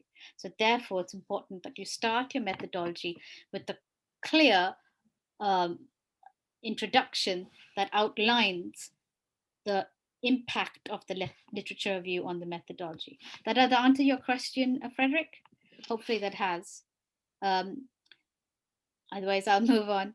Okay, so hopefully you've managed to write some things in there. And we'll move on to the next stage, really, which is looking at your basic methodology structure. So this is what you would expect to have in your methodology section, in any generic methodology section, both in a thesis or in a master's thesis or in a PhD thesis. You start with research philosophy. And that really is, and we'll go through this in a minute, is what is your ontological, your epistemological position? Really, you're considering what is reality, what is knowledge within your research, and you'll see why this is so important, and not to skim over or skip over, but to spend some time thinking about when you're writing your methodology. Also, the second half is your research design. This is where you start coming up with your plan. You think about whether I'm going for a inductive or deductive approach. We look at that in a second. Whether I'm using qualitative, quantitative, or am I doing a mixed method approach? Who are my participants? What kind of sample am I using? And what are the sampling methods that I will be using? And we'll be covering that next Friday. So essentially, this is something that is often either not written much about or left out completely when I read some methodologies. And often what I find is that they start at they start at the data collection stage. As you can see, there's 2 stages before that need to be done, because each one, the research philosophy feeds into the research design, which then determines your data collection. So this is where you're thinking about what kind of stages of collection am I doing? So when I design my research, my data collection, am I just doing it once, or am I doing it in 3 different stages? Exploring, going back with a bit more information, and then closing the data collection phase itself. Thinking about what kind of methods are really appropriate for each stage. Interviews, surveys, focus groups, and this is where the notion of something called construct validity will come in. Again, I'll talk about that next Friday. And of course, we're thinking about data analysis. What do you do once you collect that information? You start thinking again about these very different stages: initial, informed, with coding. And again, thinking about what data analysis methods do I use once I've collected that data? Discourse analysis, statistical analysis, for example. And this is where external validity and internal validity come in. And this is where you need to talk about that. So as you can see, the methodology is not just a simple question of, let me choose some instruments or let me choose some methods, talk about it, and that's really what the methodology section is about. No, it's a lot more complex than that and far more important to your thesis, because this is where you design the information that you will then base the originality of your thesis on. The literature review does not base your originality. The methodology does, and the way that you design it, and the way that you make sure that your information is valid enough to claim authenticity or claim originality. And then the final thing that a lot of people miss out also is this notion of ethics and limitations. This is where we have very strong section on confidentiality, especially if you're looking at vulnerable groups. And I imagine a lot of you will be looking at certain vulnerable groups and how you plan to protect identities, to maintain their safety, maintain their security, not just in terms of the way you collect data, but what happens to the data after. Whilst you store it, after you finish with the research, are you going to keep it and use it for other research? If so, have you told the people about that? Or are you going to destroy it because it's confidential information? What are these various ethics processes that Pretoria, for example, have? And therefore you need to go through. You might already have had a session on this. And limitations include access to data. So you want to do these various things, and you want to find out various information, but do you have access to the people? Do you have access to the actual sources of information itself? And can you do it within time? What about political disruption, especially in the last year, global disruption to your research, changes to institutions, etc. All these various things that you foresee. So today's section, we're really going to look at research philosophy and research design. And then next week, we look at data collection, data analysis, ethics, and limitations. Yeah. Okay, perfect. So, the ethics, by the way. Sorry? We've done the ethics, research ethics. Great, so I won't have to do that. That's perfect. So I'll just do data collection, data analysis. And then, yeah, so certainly, so excellent. I'm so glad that's been done already. But we have not covered limitations. Oh, okay. Okay, so I will do limitations. Thanks, Sarah. I'll do limitations next week. Okay, so I'm just going to move on to research philosophy. You're more than welcome to type in that Google handout if you want. Like I said, you don't have to, but it'll be wonderful if I could get some idea of what your various research ideas are, and also give you something to think about and type as you're going along.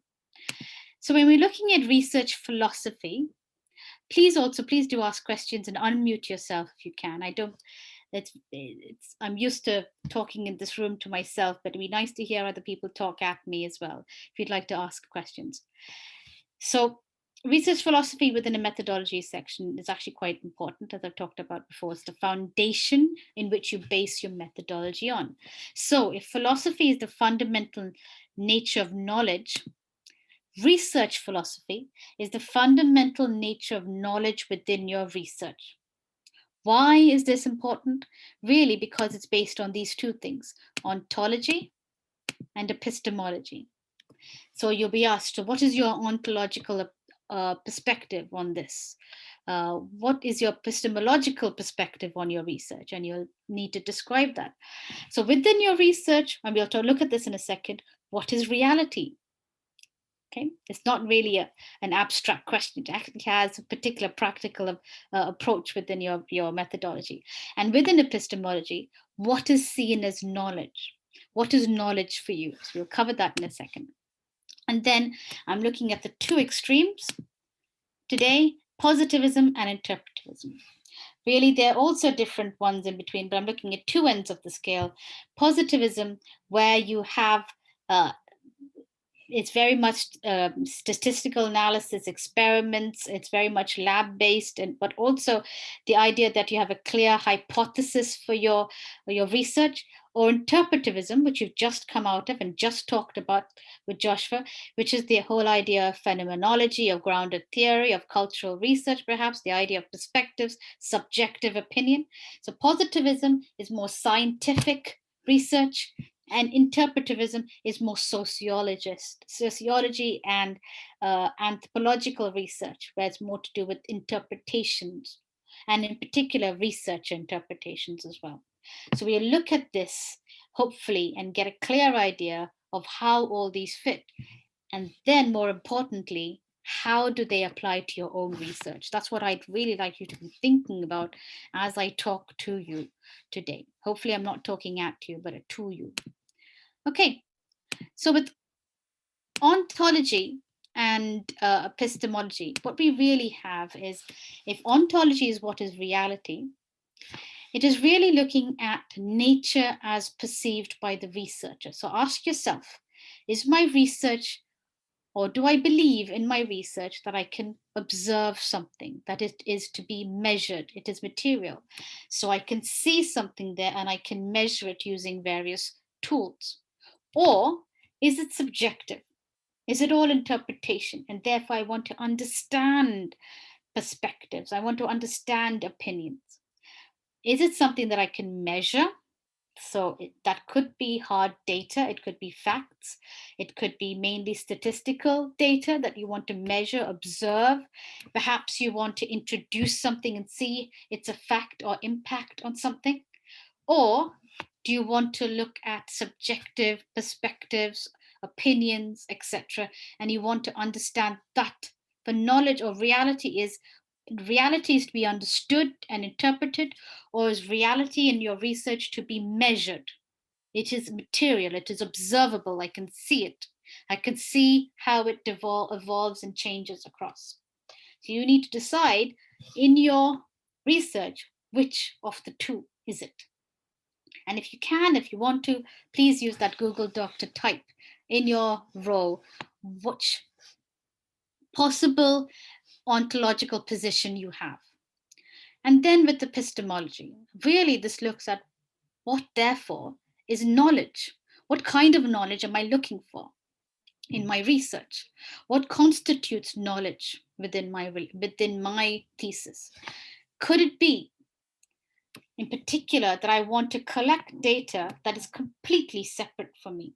Perhaps I'll be using various instruments. Perhaps I'll be using various data analysis instruments, so that it's clear that I am outside and I'm looking at a certain group, or I'm looking at a series of things, and it is completely separate from me and I'm observing it. Again, very much a scientific approach to knowledge.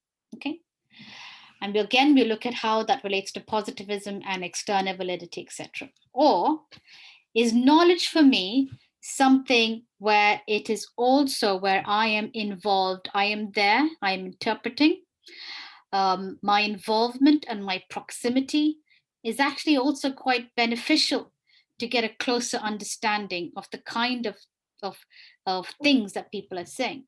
So perhaps it could be because I'm part of the organization, because I'm part of the local culture, I'm part of this whole atmosphere. It is that, and therefore my closeness to it gives me a richer data. So again, what is your epistemological position? Are you separate? Are you outside? The knowledge is out there, measurable? Or are you mixed up in the whole thing? Are you within the area that you're researching? And therefore, just by even being there, you impact the knowledge and the data that you collect. So if you haven't already, do think about that. Note it if you can in that Google document, or just note it for yourself. I'd like to stop for a second and ask, is anyone ready already? Is anyone already able to tell me what their ontological or epistemological position may be? It doesn't have to be perfect. You've just started this week. But anyone thinking about what it might be, or you've already made a decision about that? Well, mine is going to be more subjective and interpretive. Okay, why is that? Well, because I think it's more of observing the behaviors that have been done, and so there's a bit of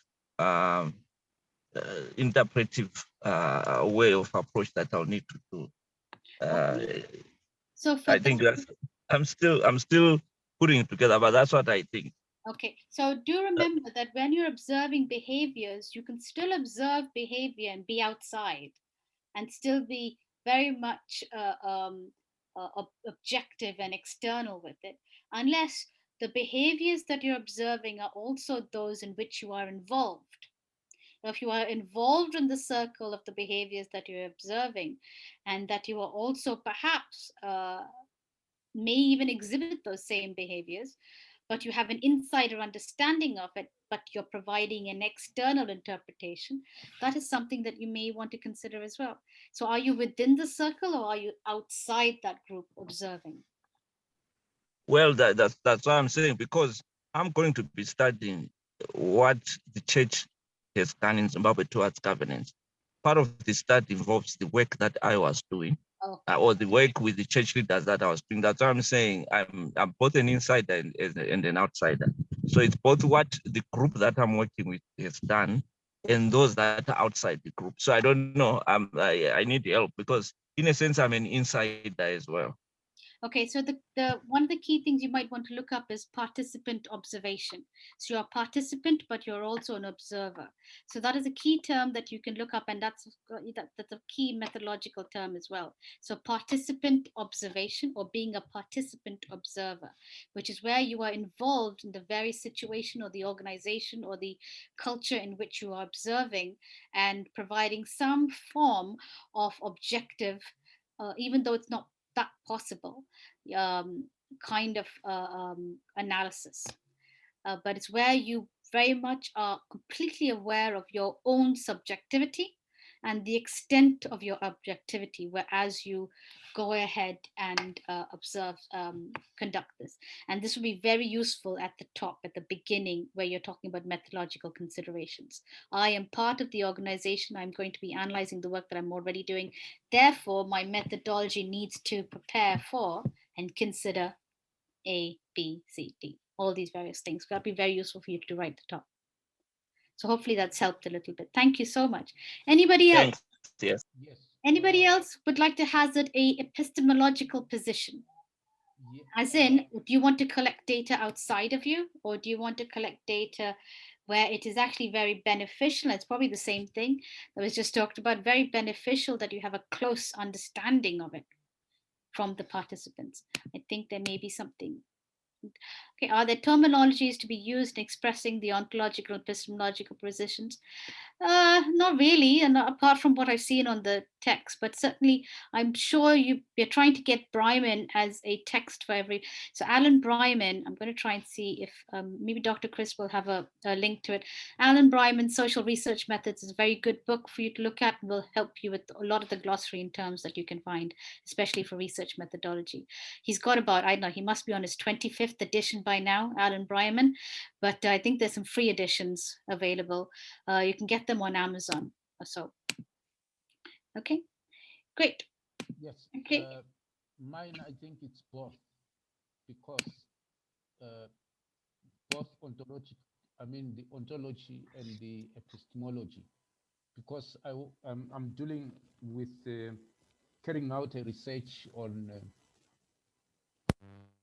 it's a case study what world vision has done, and whether or not it is effective, the program that they have applied. Okay, so efficacy studies, yeah. Yes, it's efficacy. Yeah. So I think it is both, because development has got to have visible results or visible outcome, and as well as interpretive aspect, like the change of attitudes, and which I would have to. Okay, so I've just put it, I might not have got the actual website right, but a brilliant website called Better Evaluation is a worldwide a website that's actually meant to help train a lot of NGOs as well in terms of project and evaluative studies, but it has a great range of of frameworks and tools for how to evaluate projects, how to evaluate organizations itself. I'll try and, I think it's .org, because it has different languages as well that you can view the website on. I've something that I haven't really promoted recently, but I used to do before. This may be very useful for you to look at as well. So better evaluation, have a look at it. You might find that there's too much of information there, but have a quick look and you'll see that it's particularly geared to train those carrying out efficacy studies on different tools on how to do it. So you might get some help there with various tools that you can use, especially if you're looking at some form of action research, or even looking at organizational or project efficacy methods. So hopefully that may help you. I'm sorry if I get the bit that's yeah, I will do. It's Alan Bryman, and it's social research methods. I put the PDF in Oh, the you chat. have? Perfect. Thank you, Andre and Dr. Chris. Thank you very much. Yep. So that's, I think, the 2012 version. He's obviously written about 1 million since then. I think he's probably got several houses based on that book of his, but certainly you can get the latest one off Amazon, or there's several copies floating about. It really is excellent. The reason why is because it's so clear and very easy to understand, and helps you plan your whole methodology through that. There's other various ones as well, but start with Bryman and then you can carry on. Okay, so we'll move on to I'm looking for my time. Okay, I need to move on. Right, so I'm on research philosophy. My apologies, I'm not a very good timekeeper. Okay, so for research philosophy, really we're looking at, if we're looking at positivism, so let's look at positivism and what does that mean? Really, it's kind of generally large-scale surveys with a focus on quantitative analysis, not necessarily, it could be mixed, but it does involve two ways of external ways of looking. So we talked about reality being external to us. We can count it, we can measure it, we can model it. Life, people's ideas, people's feelings, people's statistics, people's data is there for us to feed in and mold and model and test, right? It's separate to us. But also the researcher is separate. So we are separate from that because we use various tools, statistical analysis tools, to separate our subjectivity from the actual analysis of the data itself. And you can see why that is so important within positivist data. Positivist data was actually the only recognized research philosophy because it was very much tied to the Enlightenment movement, and interpretive is subjective data associated with anthropology or cultural studies was seen as something that was not very rigorous. It was not scientific at all. And the work of Durkheim and Weber and all the other social scientists helped to bring a scientific approach to social studies. However, positivism carries with it a very strong scientific, in particular natural sciences approach. We're thinking about thinking about testing things in a lab situation, and it carries with that focus on lab, the kind of lab type of research where you separate, where you test, where you have a hypothesis for something. I'm just having a look at the chat to see. Okay, and then we've got and the reason for why you separate yourself is because positivism is entirely focused on the replicability of its data. So someone who does a test, as we've seen in the last year with the pandemic, someone does a test on a group of people on a sample, it can then be replicated in another country, and you can see the same results there. It could be seen somewhere else and the same results there. So the idea is that the sample that you choose stands for replicability for an external population outside it. So therefore, external validity that we'll talk about a bit more is very important. And I'll just, I kind of did a diagram, hopefully it'll work. So say, for example, you have a face-to-face survey. That means you're going out and actually talking to people, maybe 200 participants. With positivist research, you're mainly testing a hypothesis. Does A affect B in certain ways? Does A affect B to equal C? I mean, that's a very simple one, but you can have more complex hypotheses where you're looking at whether this group in particular either confirms or does not confirm your hypothesis. You are external to that. The whole point of this is that you can replicate your results across different groups or different areas. So your sample that you choose stands for the whole population. So when we look at the various results regarding the vaccination tests, etc., and people talk about these various, the sample group indicating that the vaccines are safe, this is what positivist research essentially is, natural science research, and it is used also very much in social science research as well. So we're testing a group, so we have a hypothesis that the reason why there's a breakdown in family structure is because the influx of Western morality through TV shows is creating instability. So we have that as our hypothesis. We test it with our sample group, and we either confirm or we deny that hypothesis or disprove the hypothesis, and it is either replicable across the whole country or it is only for that particular area. But the whole point of positivist research is that that sample group speaks for everyone. So again, think about your research and whether or not you are positivist or whether you're the other side. Anybody strongly positivist so far? I'll just stop for a second and ask. Anyone leaning towards this where you hope that your research will therefore stand to answer a question or speak to a larger group or larger population and therefore be replicable or perhaps it can be applied to other groups? Anyone at all? We tend to not have too many positivist researchers, but it'd be nice to see if we did have one. Anybody? I hope it will. Hope to do? Oh, excellent. So you hope to do positivist research? Yes, because like my hope is like when I talk to a group of people who are experiencing this persecution, religious persecution, that they will be enabled to develop their own theological understanding that helps them to be faithful to their faith, but living in a healthy community that supports and protects one another.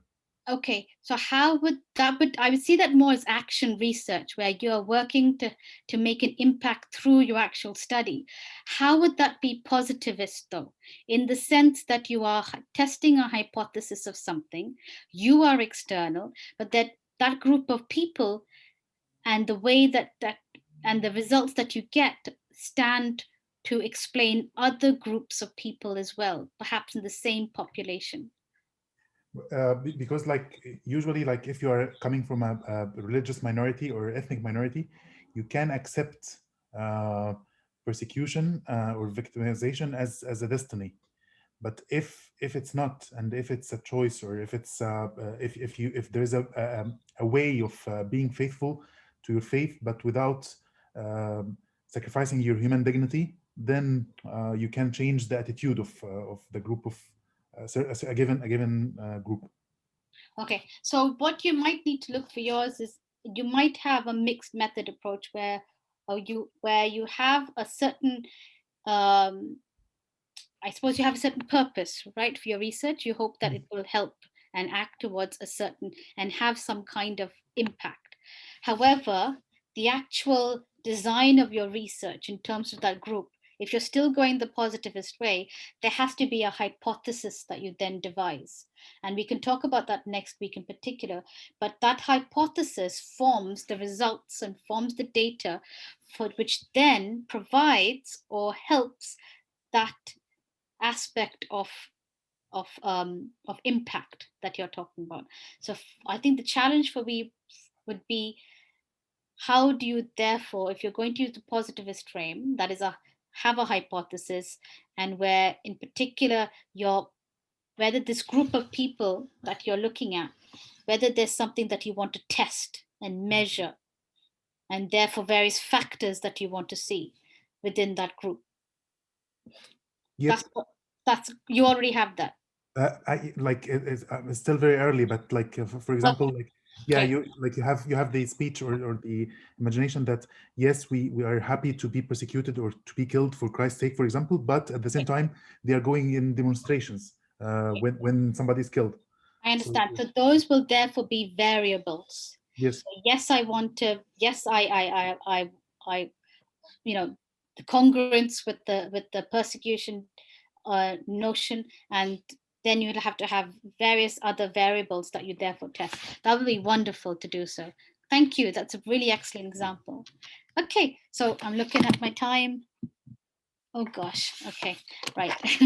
I'll go with, so interpretivism, we're now looking at the other side, is very much the idea again, where it does involve direct contact with those that you are being studied. Very much kind of open-ended interviews. You can still do interviews and get some kind of statistical data from that in terms of your research as well.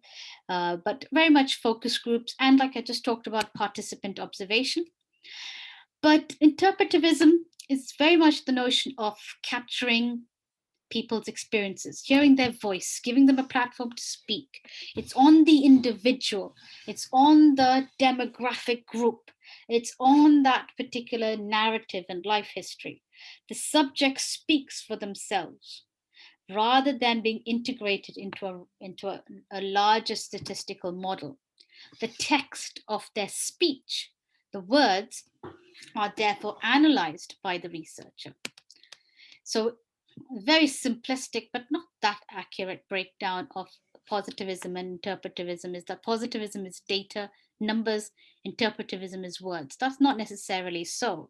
It's a very simplistic version of it, but certainly positivism is very much to do with statistical analysis, even of words, even of data itself.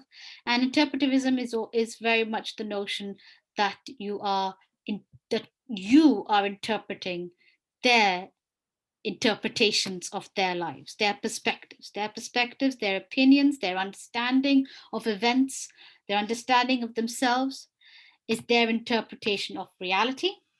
And therefore, you are also providing an interpretation of their words to you. So it goes in a kind of a flow chart that way. So as I've got here, often it's smaller groups, so you could do interviews of 200 if needs be, but really it's about the variance of experiences. Why participant A's experience differed from participant B or C? Why did D have a completely different idea of this particular notion? So you're looking at variance between their different views of something, but you're also looking at the richness of their views as well. So you're looking at rich data, but variance, similarities, congruence, and variance in that particular, and the patterns of variance as well.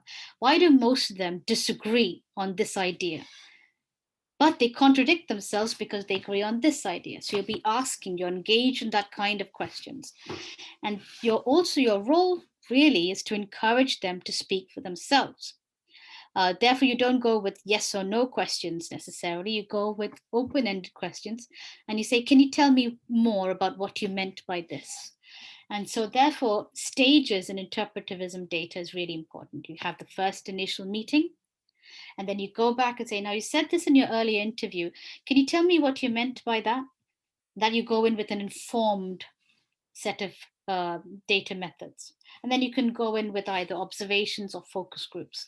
So it's very much about relationship building and very much about getting the data through a longer relationship with people. Hence ethnographic approaches, etc. Therefore, the sample that you choose is not relevant to the larger population. That sample tells you about that particular local group. But why bother then? Can anyone tell me, if it's not going to tell me about the rest of the population, why do I want to bother using interpretivist data, and if it's only about that particular group? Has anyone got any idea? What's the value in that? Why bother with a small group if it's only going to tell me about that group? Can anyone hazard a guess?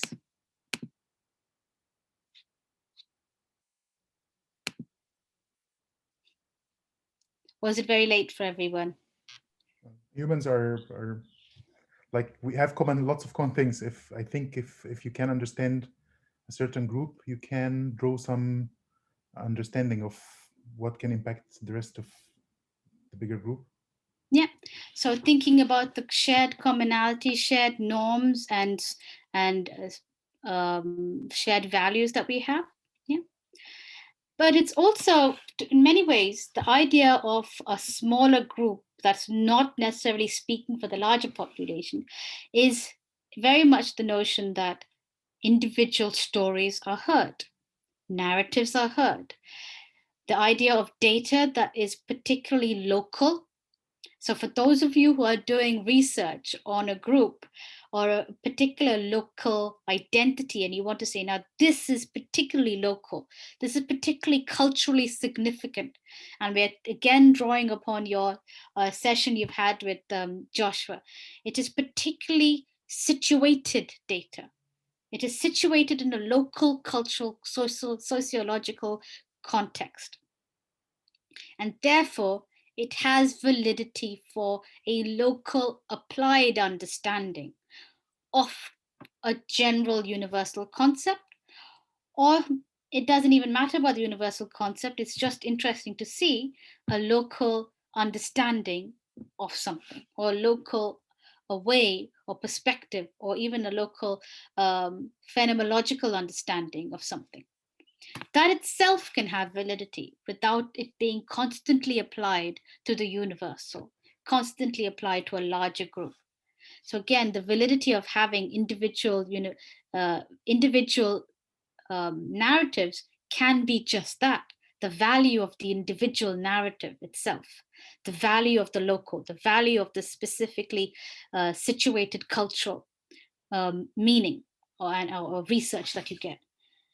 And then again, going with Weber and Verstappen, it's very much the focus on understanding participants' unique insights rather than constantly explaining them from an objective point of view. And that is why interpretivism is very important to a certain extent, because that's why I am very much an interpretivist researcher, is that I do believe that even the singular voice has validity and needs to be heard. And certainly this is something that you can look at. I imagine a lot more of you are subjective or interpretivist. Anyone particularly so? Anyone very strongly going down the interpretivist line, in particular the idea of understanding people's unique insights, or the idea of local understanding of something? Any one of you thinking about cultural applicability? Well, I think just to comment on that, I found that very interesting in the sense that in a context, for instance, where people are affected by, say, violence, and cases of violence, and maybe on a very big scale, it's good, instead of comparing it to other countries, but it's good to understand the local, how it has impacted the local context and how that local context can deal with it. So I think this method would be very good in something in that kind of a situation. Okay, perfect, excellent. Yes. Please go ahead. Yes, I think mine is focusing on the Matebele, so which is a special group in Zimbabwe.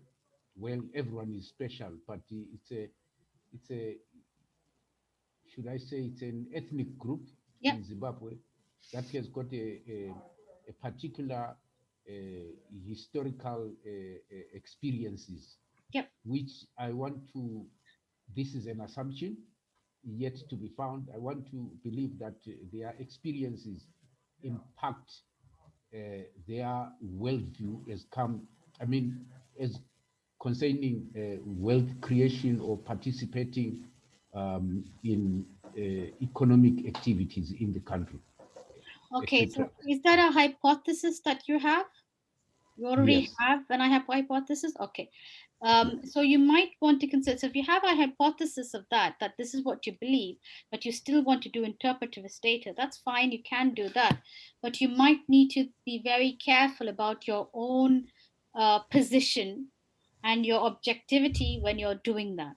Because, and also just think about very carefully about the methods you use for validity of that data you get. Because if you're trying to say, I believe that this causes this, and that's what your research is, so you either can say, I believe this is what it is. However, I still need to find out from the data whether or not it is really this, or is it something else? Is it very strictly that you believe it, that particular structure or that particular hypothesis, or is it open to other variables as well? So this is again where you need to consider, therefore, what stance you are on, whether you are more of someone who wants to test the data, or if you just want to find out other variables as well as the one that you have. So if that's the way, then you can, it's very much in terms of direction. So if you're very much a positivist, you have a clear idea of what is causing something, and you're going to test the data to say yes or no. If you're interpretivist, you may have an idea, but you don't really know for sure. So what you do is you analyze data to see whether or not there is either a cause or a process or a system for why people believe something or have an impact on something. So it's a very tricky thing to get, but certainly you can look at these various ones and go through it. So I'm just looking at time. Sarah, I'm so sorry. I know I've only got, it's 4 o'clock. Can I go on for another 10 minutes? Is that okay? Or can we ask the participant, the candidate? You want a break? Are you okay with having another 10 minutes? I know I've gone on a bit, so I'm just worried.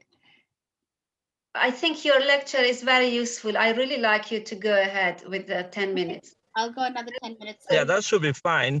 Yes, and I would also encourage you, if you are tired, I know because it's been a long day, because we started at 8:30 actually this morning. Gosh. What you need to do, you need to go back and listen to that lecture again, because it will be very useful for you to listen to it twice. Dr. Ruth, please continue. And of course, any questions I'll answer next week as well in my time with you.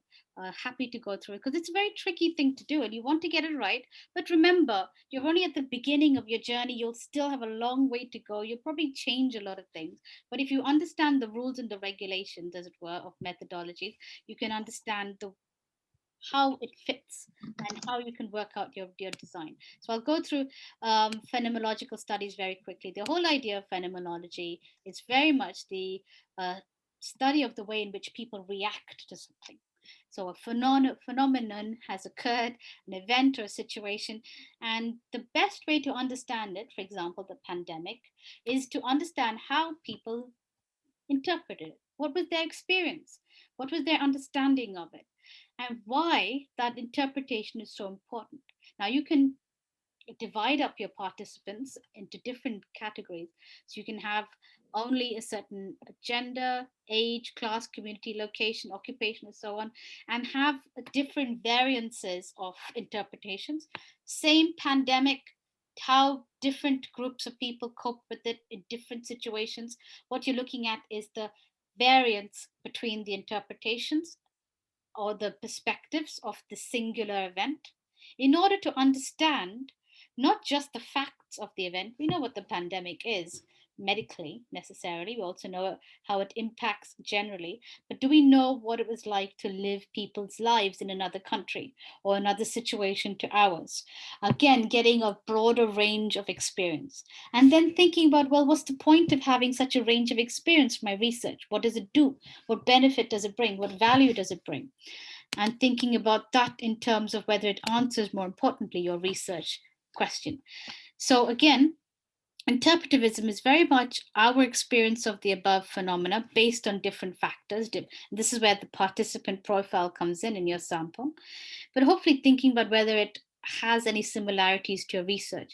Are you interested in people's opinions in general, or are you interested in their opinions or interpretations or experiences of something in particular, a phenomenon, or something that has occurred in real life that you are quite interested in? You may not be interested in the phenomenon itself, but you may be interested in the impact the phenomenon has had on the people, and therefore on another factor, morality, on belief systems, etc. So all those kinds of things that you can look at as a trace. Okay, I'm going to see where I am. This is the one I wanted to look at. This is research approach and methods. We looked at the whole idea of hypothesis and generating information from participants. This is really, the way we encapsulate this whole notion is in two words: deductive and inductive. So if you are, and I've got the image there, if you are testing data, if you're testing something on your sample group, if you have a notion, yes, A impacts B and equals C. Now I want to go and test this group and see if I am right, if it is yes or no. You are therefore having a deductive approach. You're deducing. Yeah.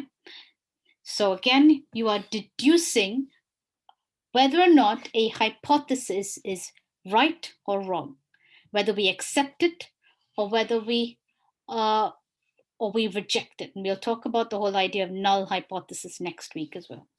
Or we're on the other end. We have an idea that there's something there, but we really don't know how the whole thing works. We don't have a clear idea of what a hypothesis is. However, we want to find out information from people to then form a theory about it, to then understand and form ideas about it, very much from the subjective views of people. That is inductive data. So this is an inductive and a deductive approach.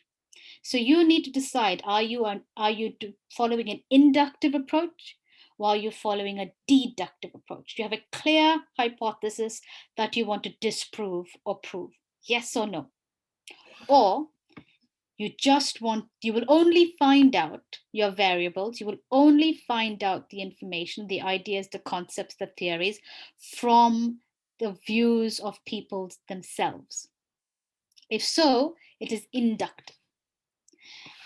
This is all important information to put in, by the way, because this is all leads towards and builds towards what we call, again, the rigor and the validity of your methodology chapter. If there are all these little holes, what you have is not a very strong methodology at all. You just have a list of data methods. But if there's some foundation and structure for why you've chosen interviews, why you've decided to go and do focus groups, why you've decided to go and do action research, if you follow it with the basis in philosophy, research philosophy, from your epistemological and ontological position, right through to your positivist or your interpretivist position, right through to your inductive and deductive position, you've got a whole set of foundation to support why you have decided to choose certain methods. And I'm just going to very quickly see if I can end on, so I've just spoken about this. Qualitative data is very much the idea that it's different participants' experiences are analyzed, and quantitative data is very much based on of trends, probability, of what your research is about the whole population rather than the individual, and tends to be positivist. Okay, I just want to end very quickly, if I can. We'll talk about mixed methods one. This is Saunders et al. This is a very useful image. I haven't used this for a long time, but this is the research onion. A lot of people find this very old and staid, but I still quite like it. So as you can see, I've got the citation for you there. So Mark Saunders, Philip Lewis, and Adrian Thornhill in 2006 did the research methods for business studies, but actually produced a very comprehensive idea of how you can go from the philosophies. As you can see here, you've got philosophies, approaches, strategies, choices, time horizons. That means if you want to do it cross-sectional or longitudinal. Cross-sectional means across a short amount of time. Longitudinal means across a whole several weeks, months, years, etc. Okay, so this, and what we normally do is we work our way from outwards to inwards. So as you can see, my philosophy, if it is interpretivism, I might choose an inductive approach. I might choose ethnography. And it might be either a single mono method, it might be mixed, or it might be a multi-method. Mixed is where you have one method that supports the other. So you start with a survey, a large-scale survey of quantitative data of 300 participants, and then you have a smaller set of interviews of 5 or 6 or 10 of those participants that are either randomly or specifically picked out from that. So one leads to another, or multi-method, where you conduct both things at the same time and you compare the data itself. Okay, or we call triangulation of data as well. So you can either, so it's quite useful to use this one. It's comprehensive. It gives you a way to work it through, but certainly there's a whole range of philosophies and ones that you can look at. See, radical structuralist, radical humanist, functionalist. That's why I've chosen the most simplest: positivism and interpretivism. You're more than welcome to look at the rest of them, but they basically are either in the spectrum of positivism or interpretivism. So I think, yeah, I'm done. I'm so sorry I've rattled through this, but next week, hopefully I'll be able to answer more questions. But if there are any questions now, I know it's very late, but if anyone's got any questions or anyone wants me to answer something, it's a lot of information for you on a Friday evening. But yeah, so that's me, Sarah. I'm done on the time. Thank you so much, Ruth. Thank you. You've done a great job, and I'm sure it's been very useful, and that is why I encourage our students to go and read it. I think one of the things I feel they might be a little bit confused about interpretivism and positivism. Yeah, don't worry about that. What I will do is I'll go through it again. To be honest, you won't really get methodologies until you start writing it. That's true. Start reading it and you start thinking. Methodology is not, it's theoretical to a certain extent, but it's definitely practical, and it works in application to your own research. That's why I got you to start thinking about that worksheet. Please try and do that worksheet. Start applying it to your research. Only then will it become clear and alive to you. Yes, and thank you so much for that. I think we're going to end our day today, but just I wanted to say that we've been praying for your father and your family, and I hope he will recover soon and come out of the hospital and everything. Yeah, and we also prayed for him this today, actually. Thank you very much. Yes. And if there is any question, any suggestion? Dr. Joshua, I see you. Do you want to add something? If there is any announcement? No, I just like to say a big thank you to Ruth, and a huge thanks to Dr. Sarah for moderating those days, the 3 days, very well. Thank you, Dr. Sarah, for that. And we will come back on Monday. And it's wonderful. And just want to say thank you. Thank you, guys. Thank you. And please, can I encourage you, spend time to write at least a draft or something about your pre-proposal, because you are fresh now. You get all this information these days, 4 days now. Please do go and draft something. And all these sessions been recorded, and Andre can tell you where you can find them and or listen to them again and again. And thank you, everyone, and have a great rest of the evening or morning or whatever, wherever you are, and have a blessed weekend. Bye. Bye. Thank you. Thank you. Bye-bye. Thank you so much.